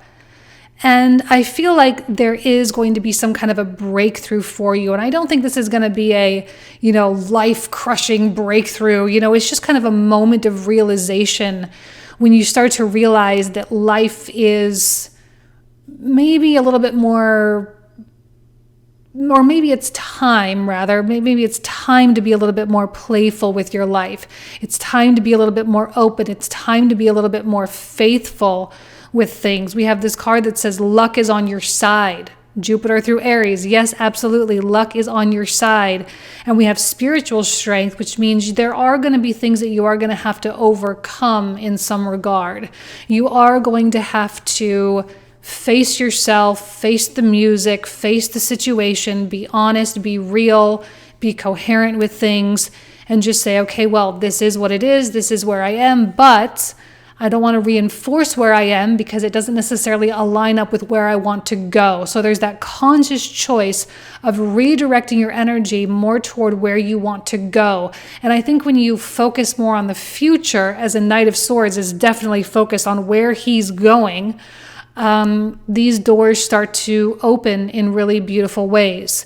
Now, another card that is that came out here, I don't know that it's necessarily going to go with the story per se, but I'm going to read it out anyway because it did come out for you.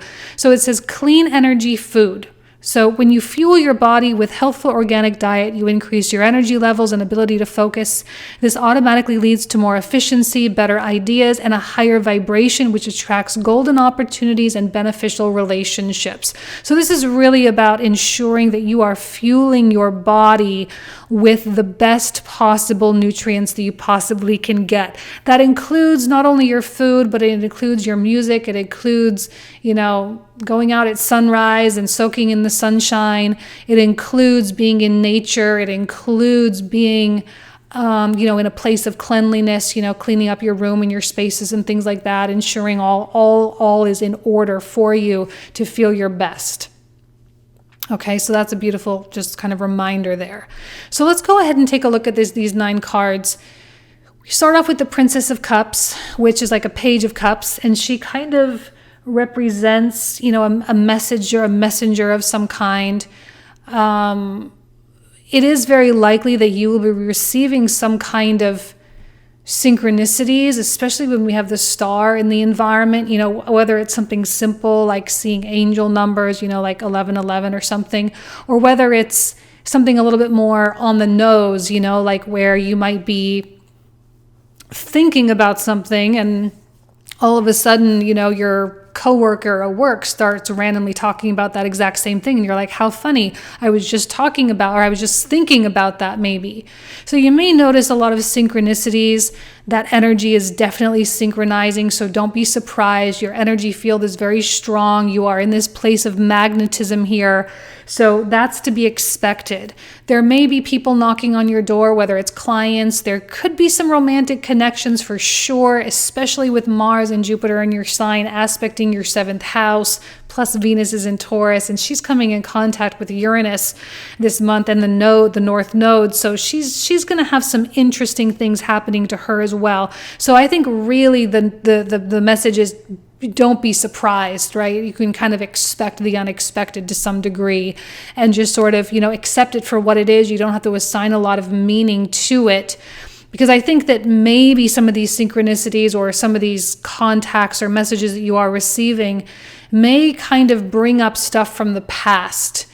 3 of Arrows or 3 of Swords in the reversal. I feel like perhaps some of the zodiac signs are getting what I'm calling like do-overs or second chances.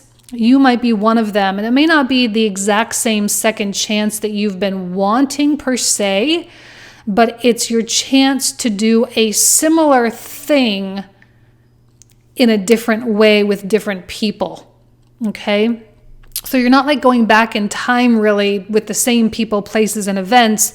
You are moving forward in time, but it's kind of like reminiscent of something you've been through before. So this time you get to confront yourself. And I feel like that's the biggest thing with Mars coming in contact with Chiron in your zodiac sign, is this confrontation with the part of you that ignored your gut at some point in the past, right? The fear that caused you to ignore your shame, that caused you to ignore your guilt, that caused you to ignore your lack of like feeling deserving, that caused you to ignore something. This is your chance to not ignore it, to not ignore your gut feelings and your gut instincts, and to really like feel that alignment and act accordingly in its time. Because when I look over here, and I know I'm skipping the Hierophant right here, but when I skip here to the Emperor card, right, we even have,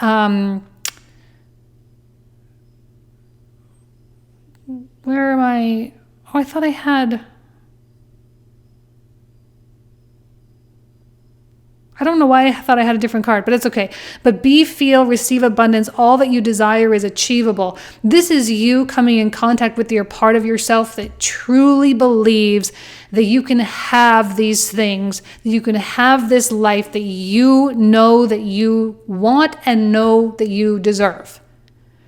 All right. So whether it's like improving your financial situation by switching careers or working harder or dedicating more time or investing your money more efficiently or whatever it is, or if it's some area of your life, this is you saying, you know what, I'm going to go after it. I'm going to do it. I'm going to make it happen. I'm going to grab the bull by the horns, and we are just going to freaking attack this. And I'm not going to look back, and I'm not going to cower down, and I'm not going to run away. I'm going to keep this going, that this is going to be something persistent in my life because it's something that I truly care about. I have always cared about it, but for whatever reason, I didn't allow myself to have it because of X, Y, and Z reasons. And the reasoning of the past no longer holds up.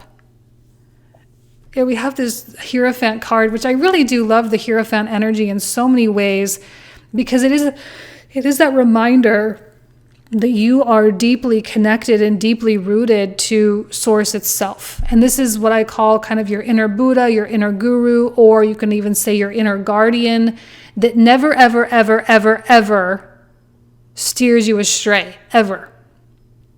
And your ego can pull you off course.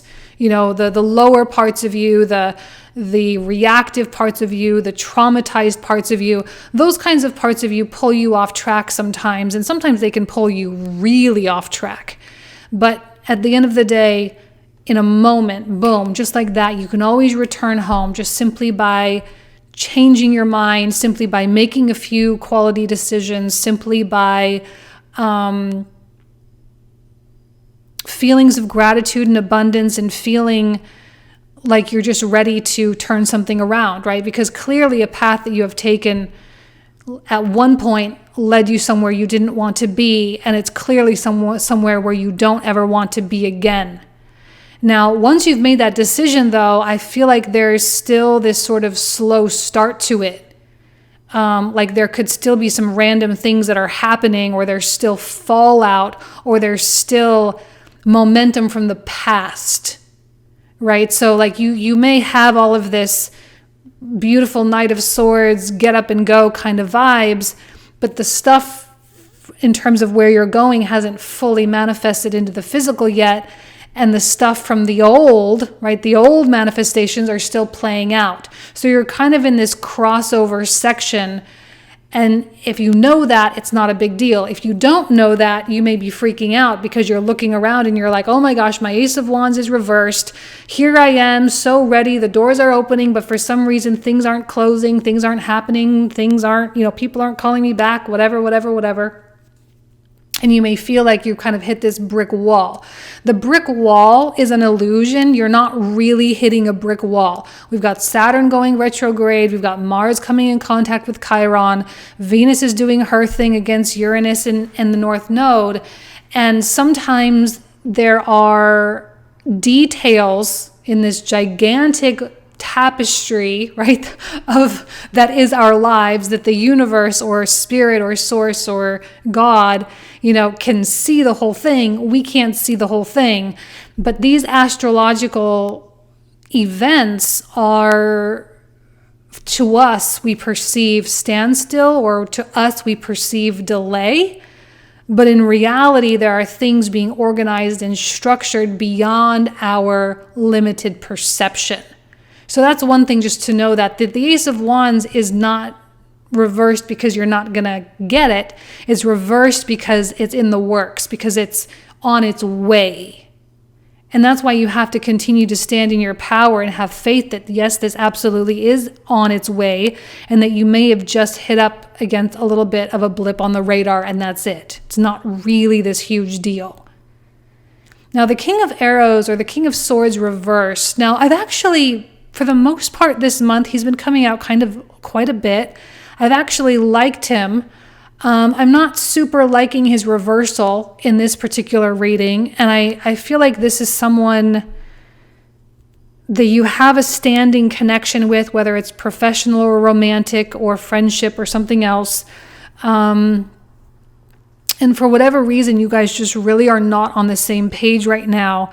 And I feel like the King of Swords is someone who goes cold. Like someone goes cold on you, or they turn your back on you, they ghost you, they give you mixed signals. You know, one minute they're hot, the next minute they're cold. And there's an impenetrability about them. I don't know if this is someone that you're trying to make something work with, or if this is someone that you're,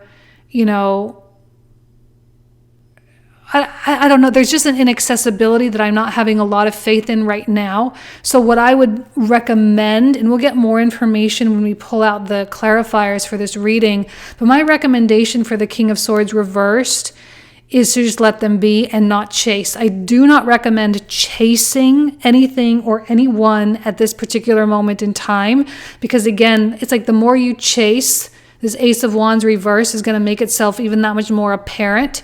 And you may, now if you're more conscious, you won't. But if for those of you who aren't super paying attention, you may bang your head against the wall trying to get the Ace of Wands when it's just not quite ready yet.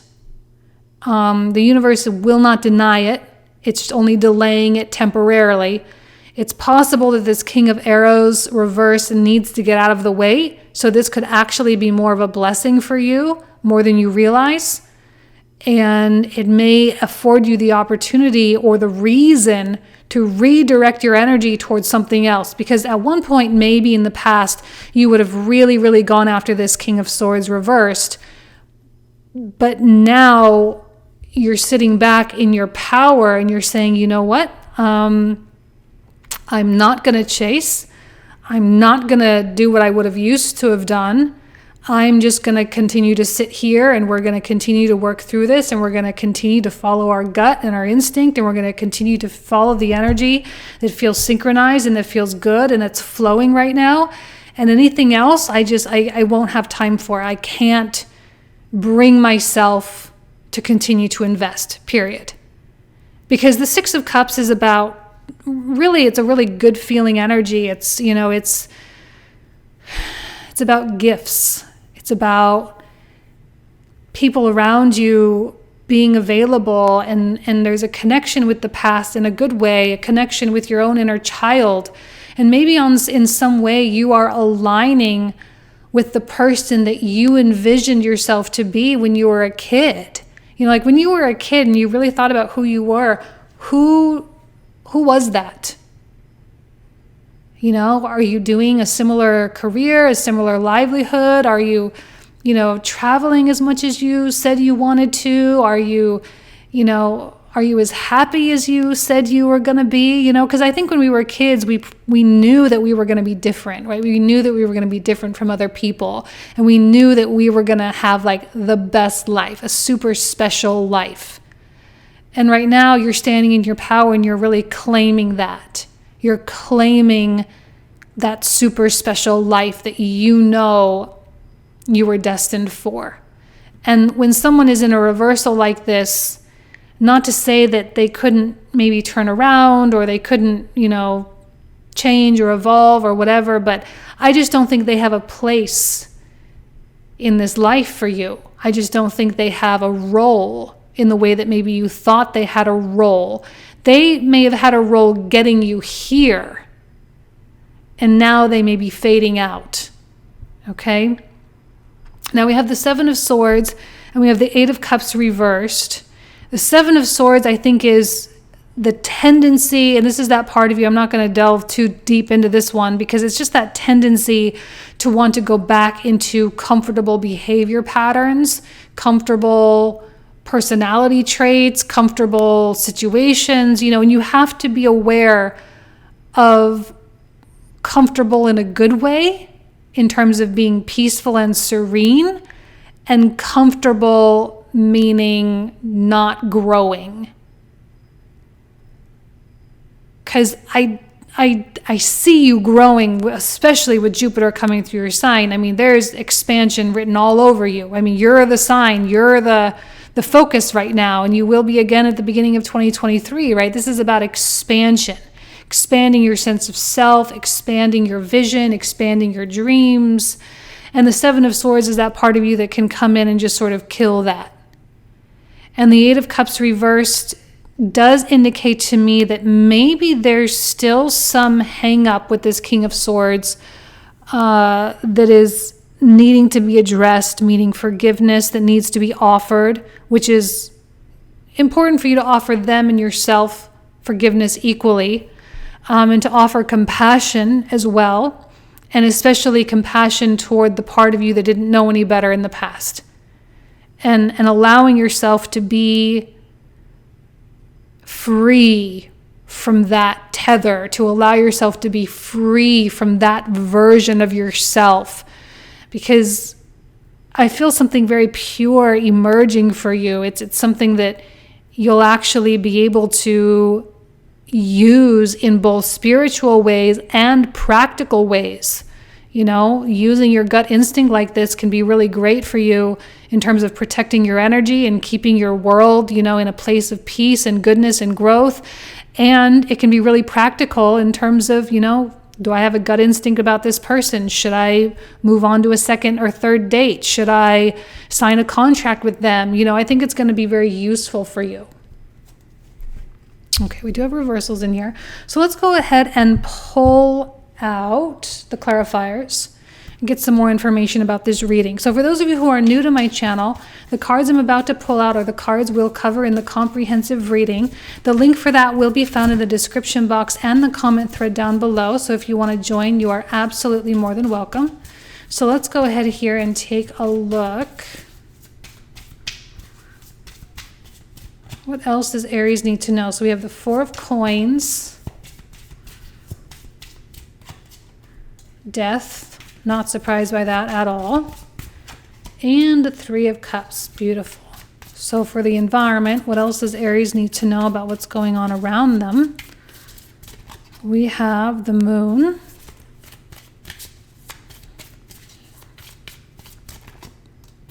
the High Priestess. Getting some secret energy.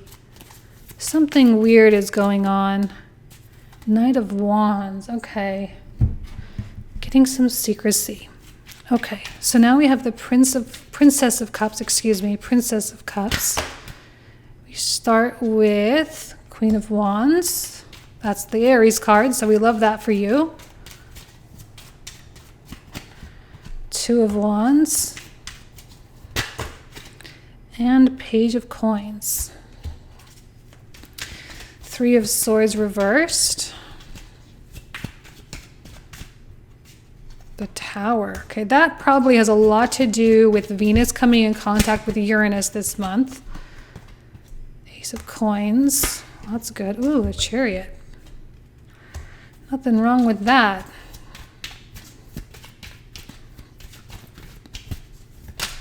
It's like breaking up with someone and then the next day you get a promotion kind of thing. It's like one thing goes out, another thing comes in. We've got the Page of Swords there. A lot of page energies. It's going to be important for you to really pay attention to, like, in between the lines, right? To read between the lines. Another Three of Cups. Another Death card. Interesting.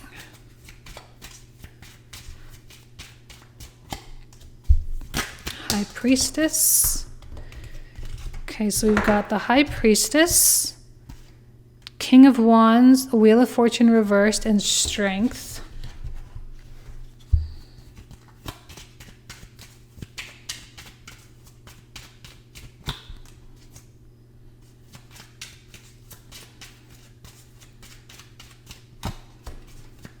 Got Seven of Cups. We got the Knight of Cups. You're really going to have to be willing to turn things away, I think. Justice. The Moon. Okay, well, this King of Swords is definitely connected with the environment over here with the Moon here.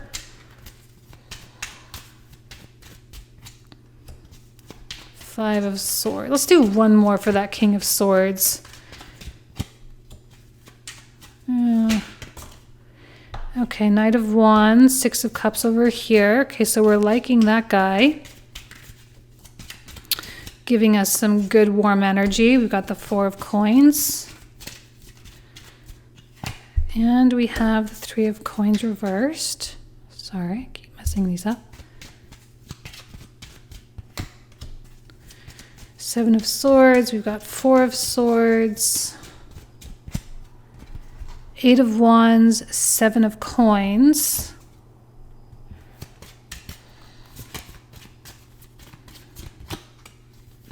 Nine of Coins.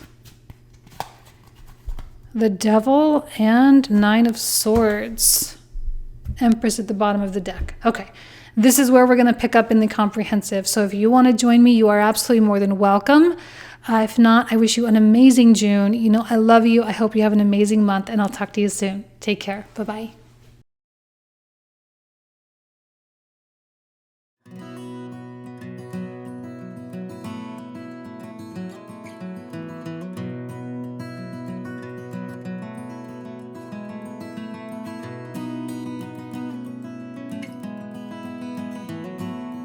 Hello, Taurus. Welcome to your reading for June 2022. Thank you so much for being here. So let's go ahead and get started with the Queen of Coins, which is the card that signifies what the universe needs from you. So what I'm sensing with her is, for me, she's always like my most faithful, right? She's the epitome of someone who has a great deal of faith, and she operates in her faith every single day. And while she's no stranger to getting in the dirt and getting her hands dirty and doing the work and all of that and really showing up for herself and for other people, you know, she also knows that there's something much greater at play. And so her greatest sense of responsibility that she bears on her shoulders is ensuring that she is like operating at a tip-top frequency, right? That she is healthy and in a state of peace and serenity, and she's feeling clear, and she's feeling healthy, and she's feeling good. Okay, all those things are super, super important. Over here in the environment, we have the Devil, which, you know, in some ways, I'm kind of liking the Devil this month. I'm not quite sure why. To me, he's coming out representing a great deal of achievement or attainment, right? Actually sort of receiving the rewards for things.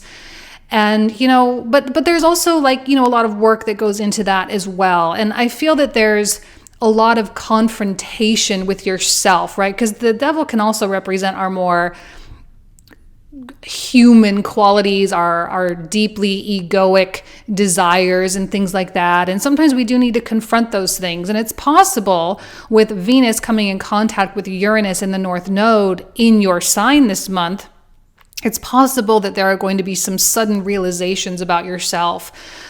There's going to be some pretty significant perspective changes, and it's going to require you to make adjustments internally. And we know that Taurus is, you know, known for being a little bit more on the stubborn side. Sorry, not to perpetuate a stereotype, but, you know, that's part of the quality of being a fixed earth sign. And so when Taurus makes these kinds of changes, the shifts are pretty substantial, and the effects of these shifts are pretty substantial as well.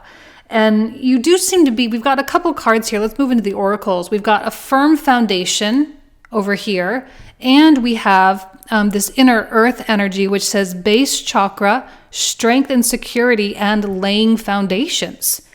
And I feel like there is this whole new something that you're building, maybe not physically, but at least energetically or at least mentally, right? You're building something new. You are seeking to improve your lifestyle in some way, shape, or form, and therefore heading in new directions. But in order for that breakthrough to really happen, in order for that movement to truly occur, you are going to have to change a little bit. You're going to have to evolve. And this end of a tough cycle approaches with the devil. I think that's a really good sign that says that you're now in this place of really being able to get out of your own way in some capacity. Now, we do have Jupiter and Mars coming through your 12th house right now, which is a pretty, it's a pretty interesting energy to deal with, to have Jupiter in the 12th especially. We do have the sacrifice card, which is like the hanged man in the traditional tarot. And I do feel like there is going to be this weird period of being suspended while your consciousness gets a little bit of an upgrade. And some of you may come into those upgrades a little bit more subtly, more soft, more receiving. And others of you are going to have some pretty harsh moments of realization. And sometimes realization can be tough. And we know that once you realize something, you can never really go back, right? It's like once you see something, once you've heard something, you can't not see it. You can't not hear it. You can't not know it, right? It just, the light turned on and there it is. Now it's bright and that's all it is.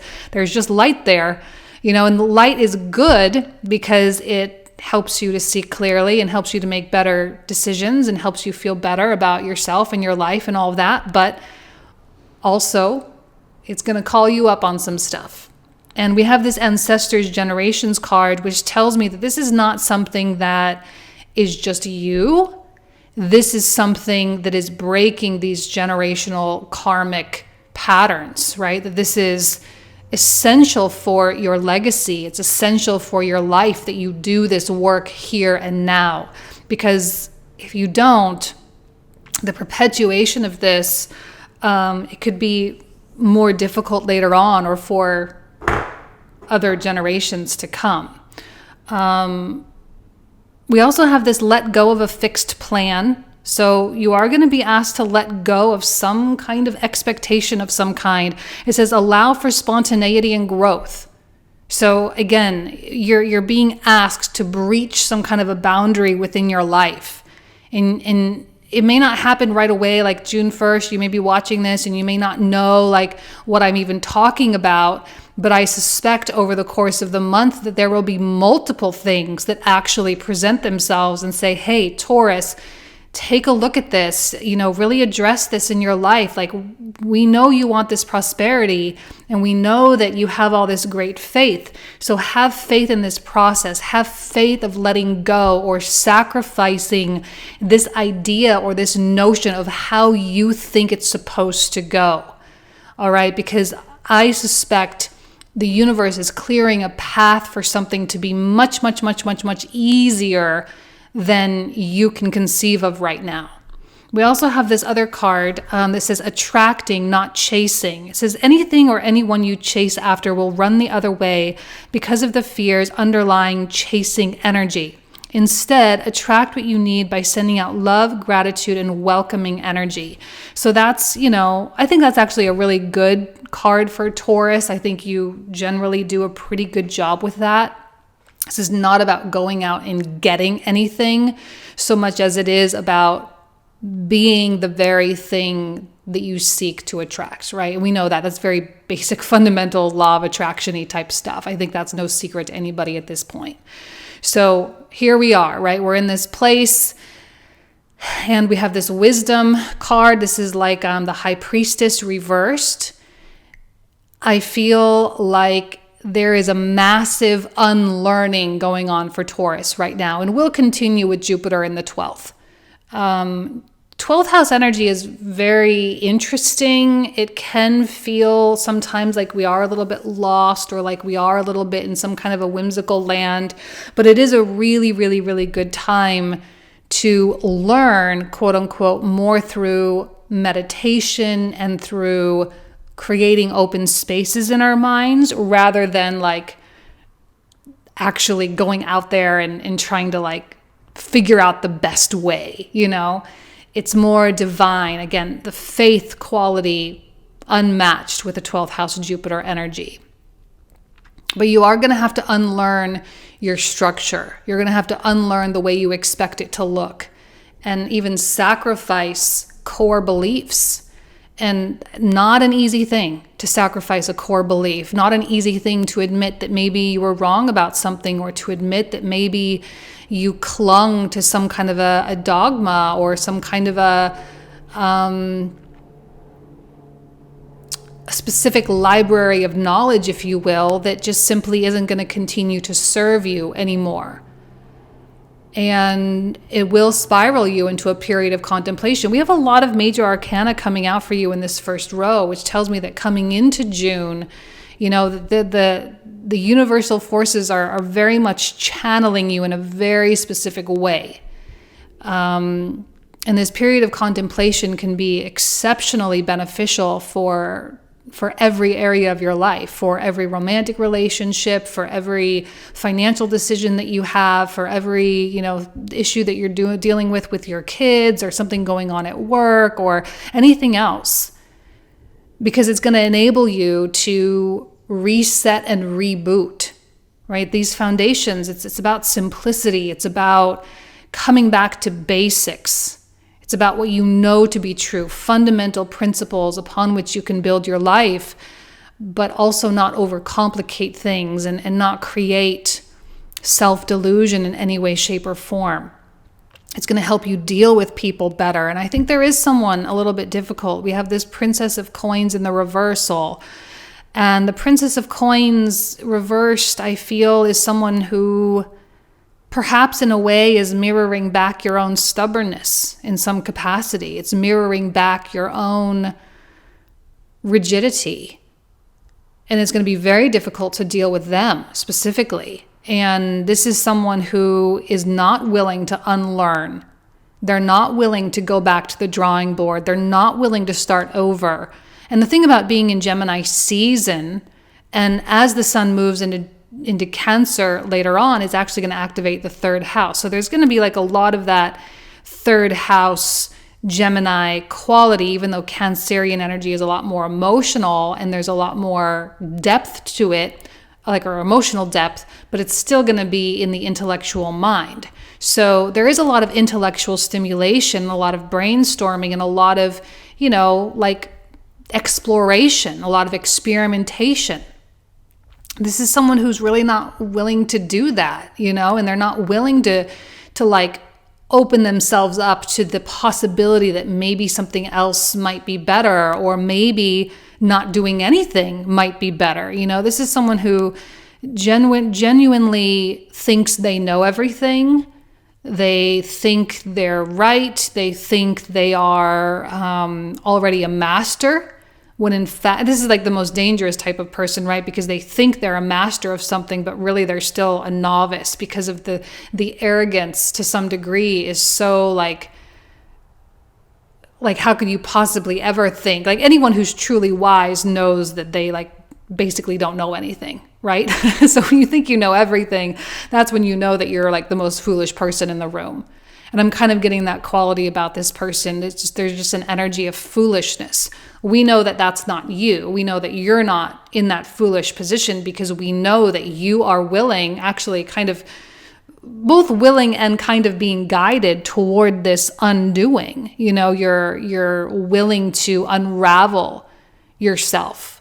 And you're also willing to call yourself out on things that don't work. This person not willing, and they would fight to the death, to defend some kind of belief that they have. And it can be really, really, really challenging dealing with someone like that. And there is a naivete that you kind of have to just acknowledge. And in a lot of ways, it's kind of you just have to let them just be that. You have to let them, and in a way, you kind of even have to love them for it, because they themselves are so trapped in their own cubed off little mindset that they have going on. It's like they're definitely in this box, and they have no idea that the box exists. So the only thing you can really offer is compassion. That's it. That's the only thing you can do. this person may spiral you into even greater depths of sacrifice and contemplation, right? Even greater levels, because you say, wow, I don't want to be that person. Like I don't want to be the person that can't see their own delusion. I don't want to be the person that can't see their own hindrances. Like I want clarity. I want authenticity. I want reality. And reality is so much more connected with source than, anything in this physical world. So, I think that you are gaining incredibly high levels of clarity throughout this process, as long as you are willing. Now, there are definitely going to be some Taurus individuals who are going to go head to head with this Princess of Coins, which is ridiculous because it's like the levels just are not even the same. But a queen who perceives themselves at the Princess of Coins reversed level is someone who's clearly not standing in their power. And when you have a disempowered Taurian, it can be just a whole bunch of roadblocks and obstacles the whole way. So, some of you may be cross-watching and you're like, Jane, my Taurus is not doing this at all. And it's like, well, okay, well then that's their choice. Then they're choosing to get sort of trapped in the illusion of their physical reality, and they're choosing to not elevate. They're choosing to not improve by doing the self-reflection thing. And then basically they're the Princess of Coins in this reading, and you are the Queen of Coins here. Okay, so, just be careful when you cross-watch this. Not every Taurus is going to be on this track, okay? And we have the Three of Cups, though, which is a card of abundance and success. And I know that there are really high-quality people in your life, aside from, and I'm not saying this person is not a good person, it's just that they're not a match for you energetically right now. But there are people who are Three of Cups. And I feel like there is a lot of abundance in your life, and there's definitely a lot for you to be very grateful for.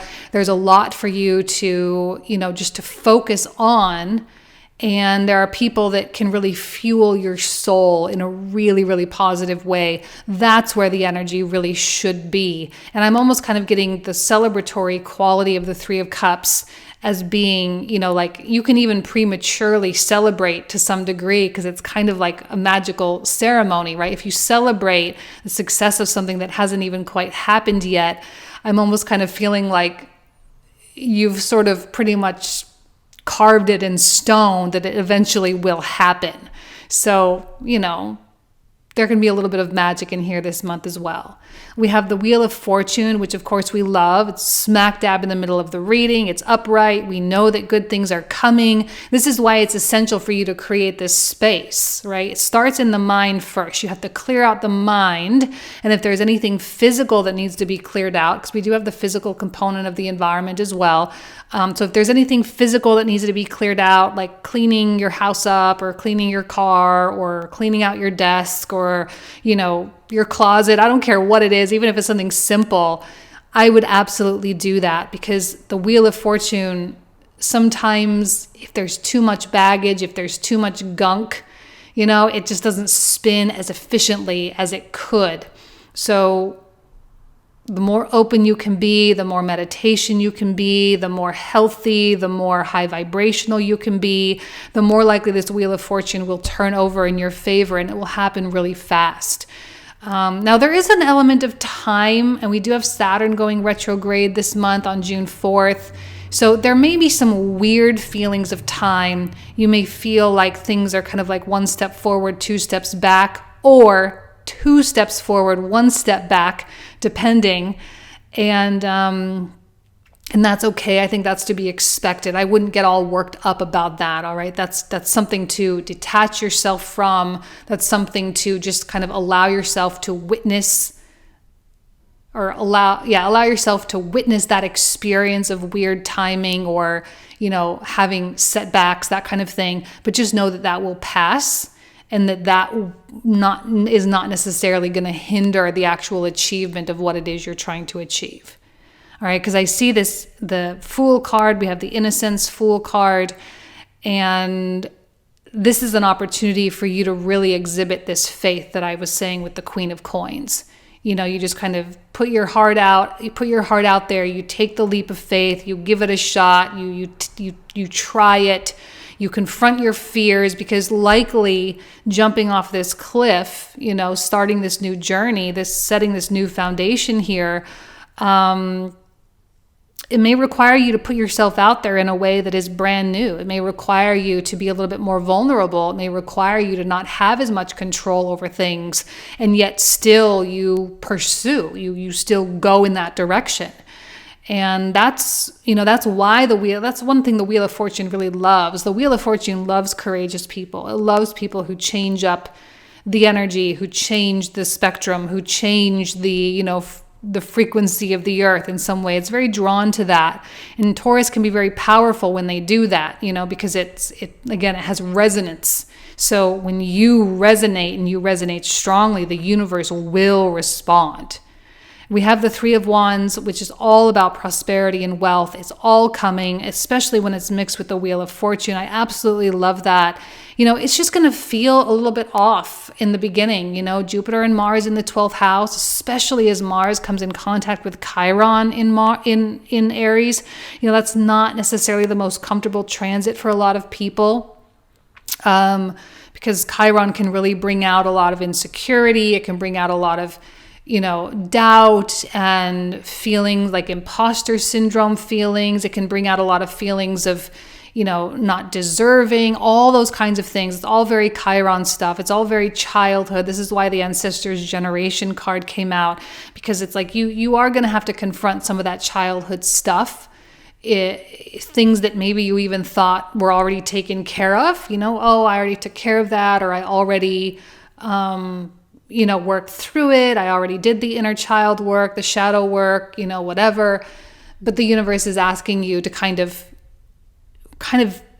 not go through it again, but you're going to have to feel that in order to overcome it. It needs you to overcome it. But that Wheel of Fortune, the Three of Wands, it's definitely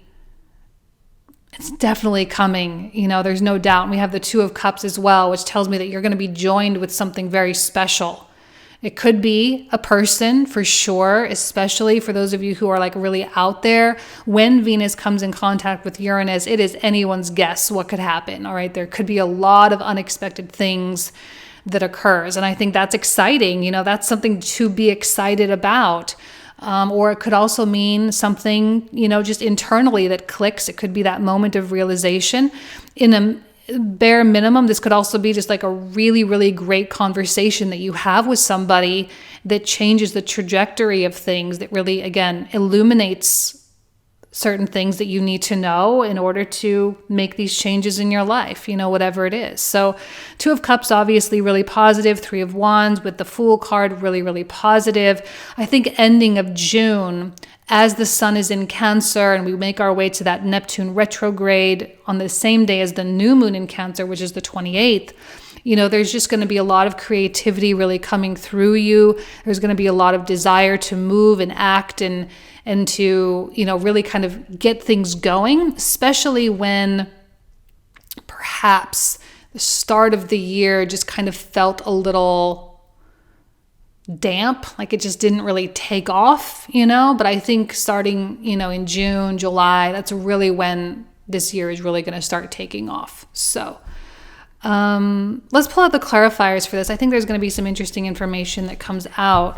Let's go ahead and take a look at the Queen of Coins. Now, for those of you who are new to my channel, the cards I'm about to pull out are the cards we will cover in the comprehensive reading. So if you want to join me for that, you are absolutely more than welcome. The link for that will be in the description box in the comment thread down below. We normally talk for another 25 to 30 minutes about these cards. So let's see. Let's start with the Queen of Coins. What more do we need to know about the Queen of Coins here? Let's see. We have the Seven of Wands, the Ace of Coins. Love that.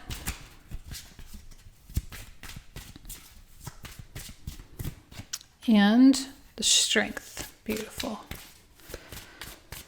The Devil in the environment. What else does Taurus need to know about what's going on in the environment? We have the Seven of Cups. High Priestess.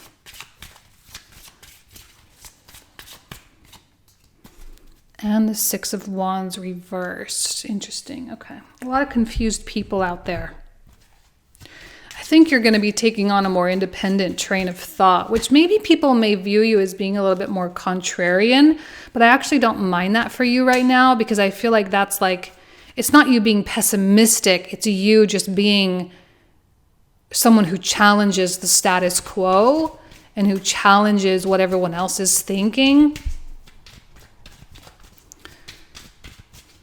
in order to really carve your own path. All right, so we have the Hermit, we have another Two of Cups, beautiful, we love that. And we have Temperance.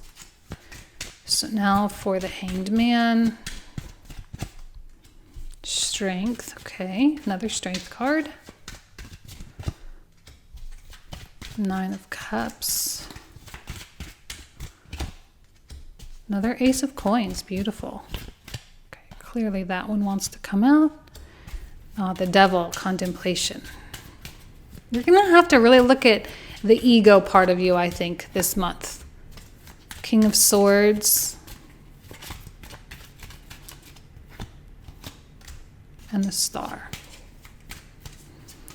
All right, so the Three of Cups. I'm getting a lot of reinforcement cards, which is really great, especially the positive ones. Another Six of Wands reversed. It's interesting. Chariot. I'm going to pull out one more. Okay, Six of Swords.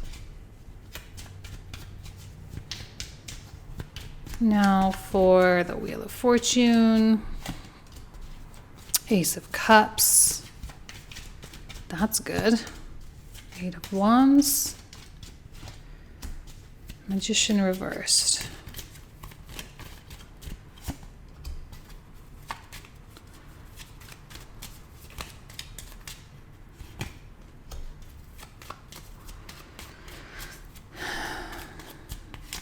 Yeah, I just don't think that person really believes that they can be happy. King of Cups, Nine of Wands, Page of Coins, Two of Swords.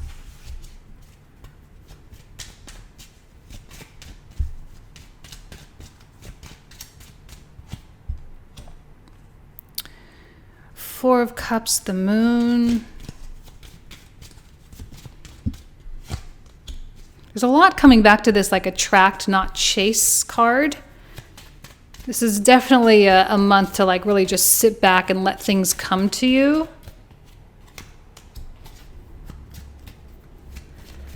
Got the Nine of Coins, beautiful Four of Wands and Justice. And then we have the Empress reversed at the bottom of the deck. Okay, so this is where we're going to pick up in the comprehensive. So if you want to join me, you are more than welcome.